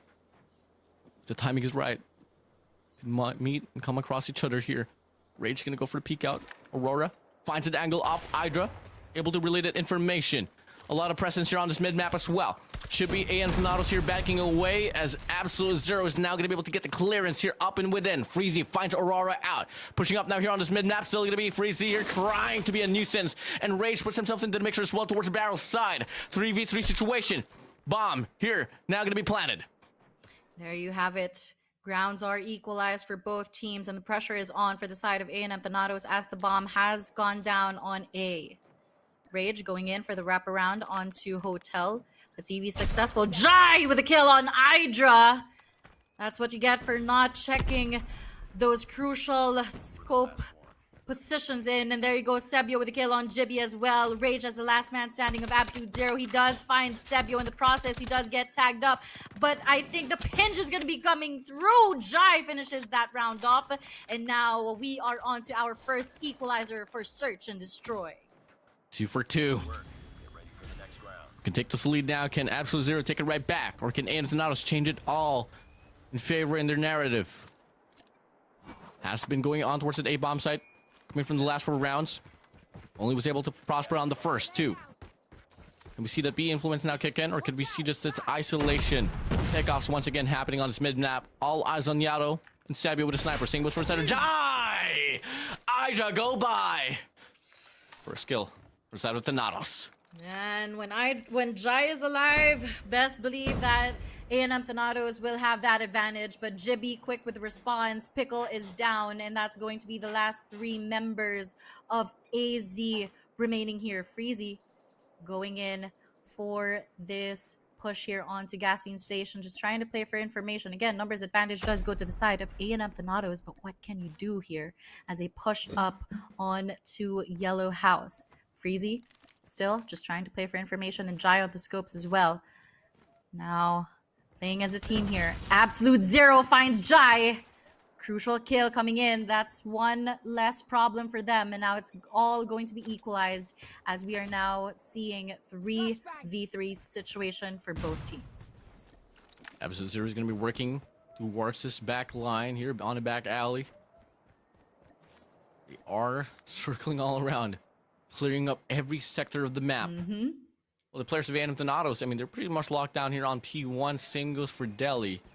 Having Sebio lurking on the A-bomb side is truly a question, and I don't think he's going to be anticipating this at all. Scopes in line, finds Rage. Can he find a double? No, he can't. The trade's on, but Mamara from the back, able to get the cut now. It's a 2v1 situation. Bomb's going to be out in the open as well.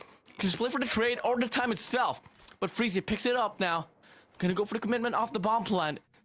On that nasty heady. Mamara's gonna have that elevation. Freezy's gonna be trying to run away. He still survives. But Aurora is gonna be there to try to stop him at all. And there we go.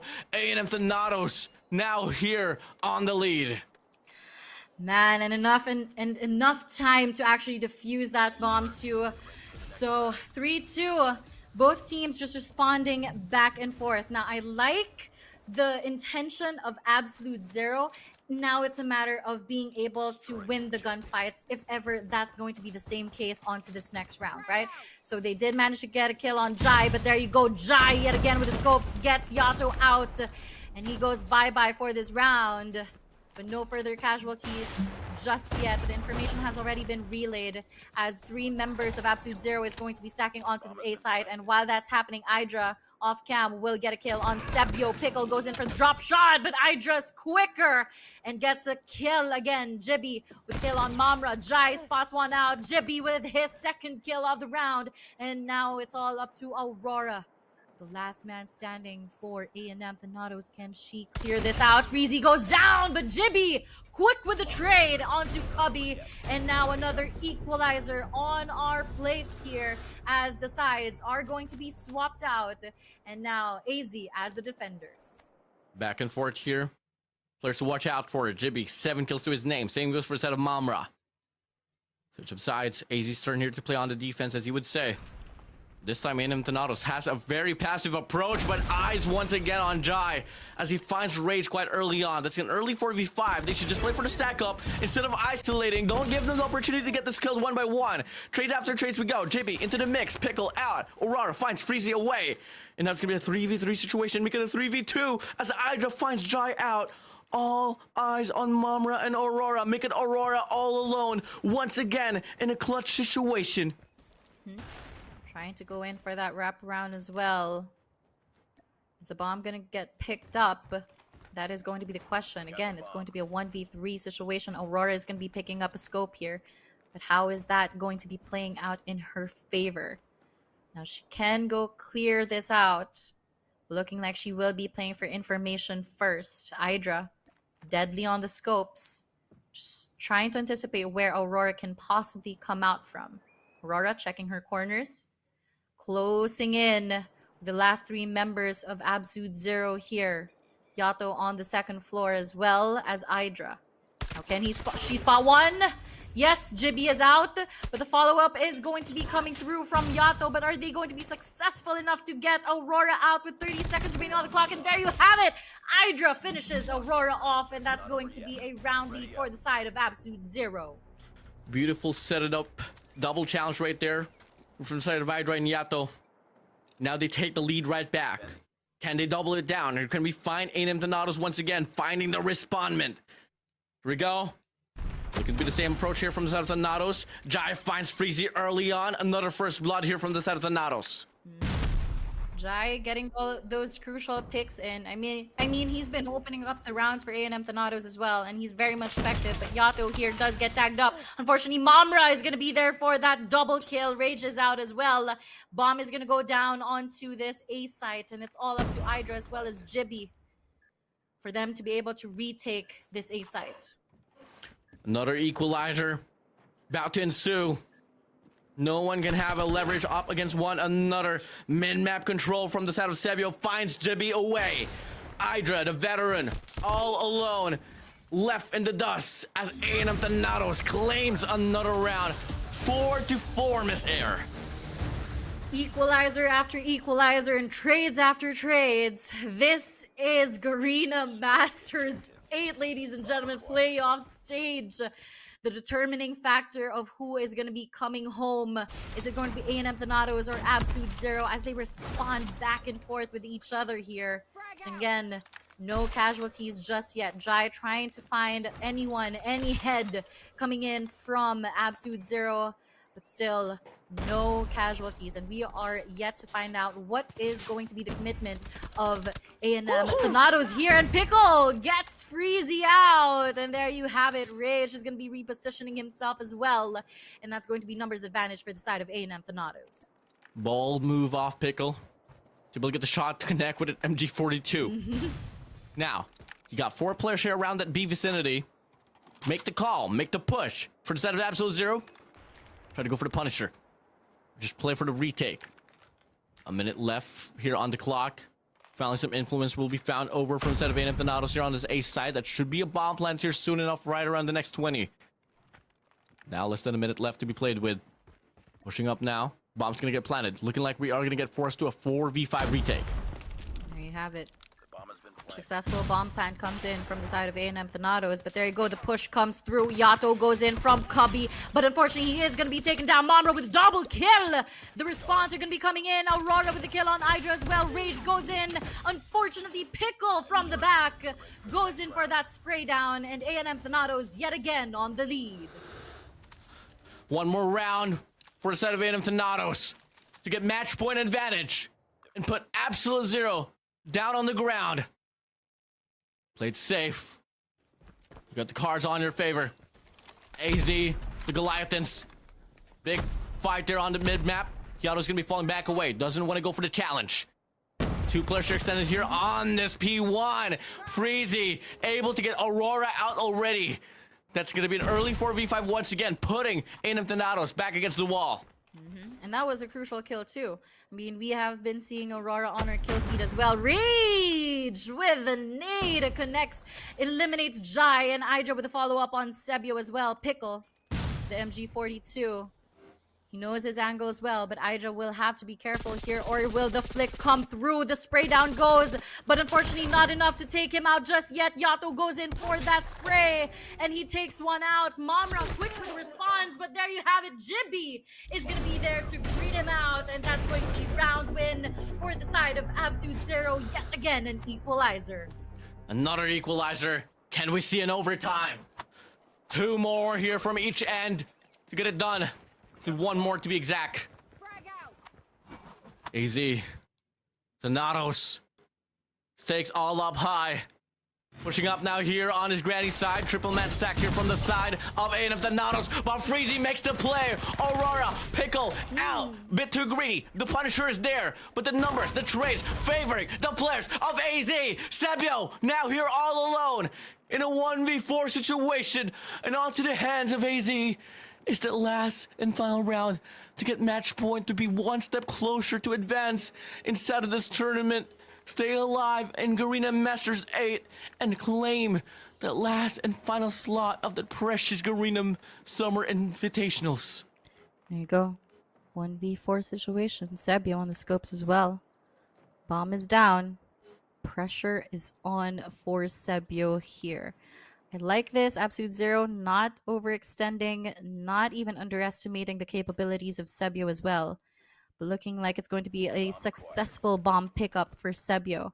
With less than a minute on the clock, he has to be able to spot out and eliminate all of his opponents. Looking like he wants to contest this A site, but he is going to be greeted by 3 players here. And there you go! Jibby is the one who's going to be able to get that kill. Match point advantage for the side of Absolute Zero. Are they going to be taking it home for this round? Or is A&M Thanatos going to force us into an overtime? Will the narrative remain to be the same with A&M Thanatos? Crumbling here on Search and Destroy as we open things up. A big challenge here on his P1. Aurora finds a double with Rage and Freezy on her hands. That's gonna be a 5v3 situation. 1 more step, 3 more kills to stay alive and force an overtime. Absolute Zero has to play it safe and slow. Isolate and eliminate is the name of the game for Absolute Zero here, as the numbers advantage does go to the side of A&M Thanatos. Yato holding backside. Jibby trying to hold this angle as well. No shots have been fired, so no sound cues whatsoever. But now it's a matter of who's going to be able to spot who first. Again, the scopes are still alive. And there you have it. Jai will be taking Hydra out. Make that a double kill. Yato is down, and it's all up to Jibby here. But there you go. Pickle from the back, and that's going to be overtime. Ladies and gentlemen, A&M Thanatos versus Absolute Zero. First overtime on this map number 5. No more chances right after this. This is the last and final round. Here we go. A&M Thanatos back on the defensive side. Absolute Zero gonna go on a rampage here on his ace side. 4-man push, 4-man hold here from the side of Thanatos. They're looking to be backing away as the clearance comes in towards Absolute Zero. It's a 5v5 retake. There you have it. 5v5 retake. What can you do? Jibby is going to be lowering the countdown as he takes Jai down. Yato with a kill on Pickle as well. Aurora tries to spot one. Unfortunately, Jibby is going to be there to greet her out. And there you have it. All up to Mamra here. Looks like that's going to be information. Hydra goes in for the slide. Mamra, successful kill. The time. But that's already information. Numbers. 19 seconds remaining. And Freezy goes in for that kill. And that's going to be a round win for Absolute Zero. 6-7. Absolute Zero. Another opportunity to be one step closer to secure that last spot on GSI. To extend their life, their competition here on Garena Masters 8. One last hold for Absolute Zero, but Jai responds back with a first kill onto Yato. Sebio finds Jibby away. Trades after trades. The kills much more prominent to the players of A&M Thanatos. Big push here on this mid-map. Rage trying to run it down, but Freezy finds Aurora away. It's a triple standoff here. 3v2, 2v3 situation. Pickle, Jai, the last hope alive. Jai all across the map is gonna be the players of Absolute Zero winning in overtime. GG's well played. We wave our heads goodbye to A&M Thanatos. Wow! I mean, that round really did set the pace for both teams. And Absolute Zero showing us that they are absolutely dominant in this Garena Masters 8, showing us what they are made of. Ladies and gentlemen, moving forward is going to be Absolute Zero securing that top 3 slot. They prolonged their life here on Garena Masters 8. Garena Summer Invitational is waving onto the banner of Absolute Zero. Congratulations. Moreover, A&M Thanatos. Salutes to you all. To Aurora. To Mamra. To Pickle. To Sai. To Jai. To Sebio. What a fight that y'all put up. Truly evolve over the course of the last few months. Unfortunately, your journey gets caught here today in Garena Masters. I mean, it was an amazing run coming in from A&M Thanatos. Yes, they're going to be waving to us bye-bye for Garena Masters playoff stage. But then again, it's going to be interesting from here on as Absolute Zero is going to be moving forward in our competition. I mean, key players to take into consideration there is going to be Freezy. We saw him multiple times. Yes, Jai did manage to open up the round multiple times. But again, I mean, if you miss out on the action, yes, we were forced onto an overtime. But ladies and gentlemen, let's all look into exactly what happened during our Search and Destroy match, A&M Thanatos versus Absolute Zero. Last man standing. Finish it.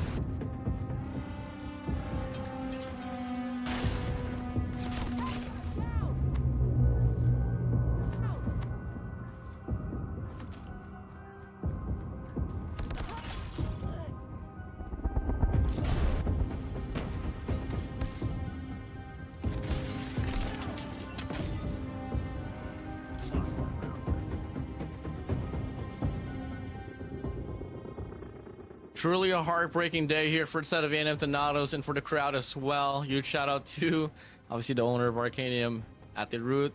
Y'all did well. It's just all gonna come down to how well y'all can respond back on the next one. But for the time being, y'all came so close. But it was absolute zero once again, just clutching up another chance of life here on Garena Masters. Not the first time they went against Ilinera on that map 3 to decide to whether they can make it to the playoffs, and now they go for a map 5 here. Absolute zero, hang on by a thread. We take a look at the kill count here for S&D, 49 to 51, 2 kills differential. It was anyone's ball game. I mean, I was expecting another overtime, not gonna lie, but then again, absolute zero. Were you? Yeah, I was. I mean, I was as well.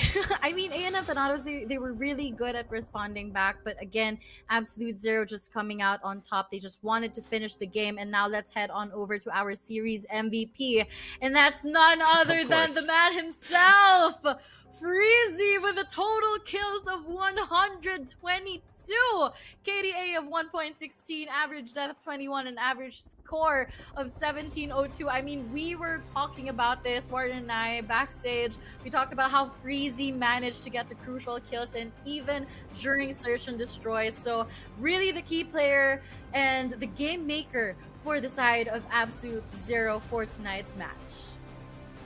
122 kills. That is definitely going to be crazy for sure. I mean, Freezy, ever since then, back in C8, back in RTL, back in TSM, this kid was always performing top of his lungs. Moving over now to Warriors initial bracket, we get to see now, ladies and gentlemen. We started things off with Elevate Puck up against Absolute Zero, sending AZ down there up against A&M Thanatos, which is a match that we were just able to see. Stalwart Esports, they took down A&M Thanatos there. And on tomorrow's lineup, tomorrow's match, the first one is going to be all going to come down to Elevate Puck and Stalwart Esports. Can we finally see the gods bleed out here on this upper bracket finals? Moving along, whoever takes the L there on the semifinals will have to go up against AZ there to battle for third. And we are all looking forward to how everything is going to be unfolding for us tomorrow. Again, if you haven't already, for our viewers out there, make sure to like and follow our Facebook page and subscribe to our YouTube page so you are updated on what is going to happen and how things are going to be unraveling on to our last day of the playoffs for tomorrow. I mean, I'm just really excited how things are going to be playing out. Of course, on the caster's desk tomorrow is going to be Warden and Jericho. I mean, I just want to thank everyone that has tuned in during our broadcast, supporting their favorite teams, and of course, welcoming me into Garena Masters 8. It has been a pleasure to shoutcast with none other than Warden, and of course, Jericho earlier on, and Pika as well. So again, huge shout out and thank you to everyone that made this possible. But then again, ladies and gentlemen, this is just playoffs day number 1. Day 2 is at the works, and we are in it for such a matchup for tomorrow. Once again, this has been Garena Masters, the Return of Champions, Season 8. And we have been your voices for today. I am Miss Air together with Warden. We'll see you guys next time.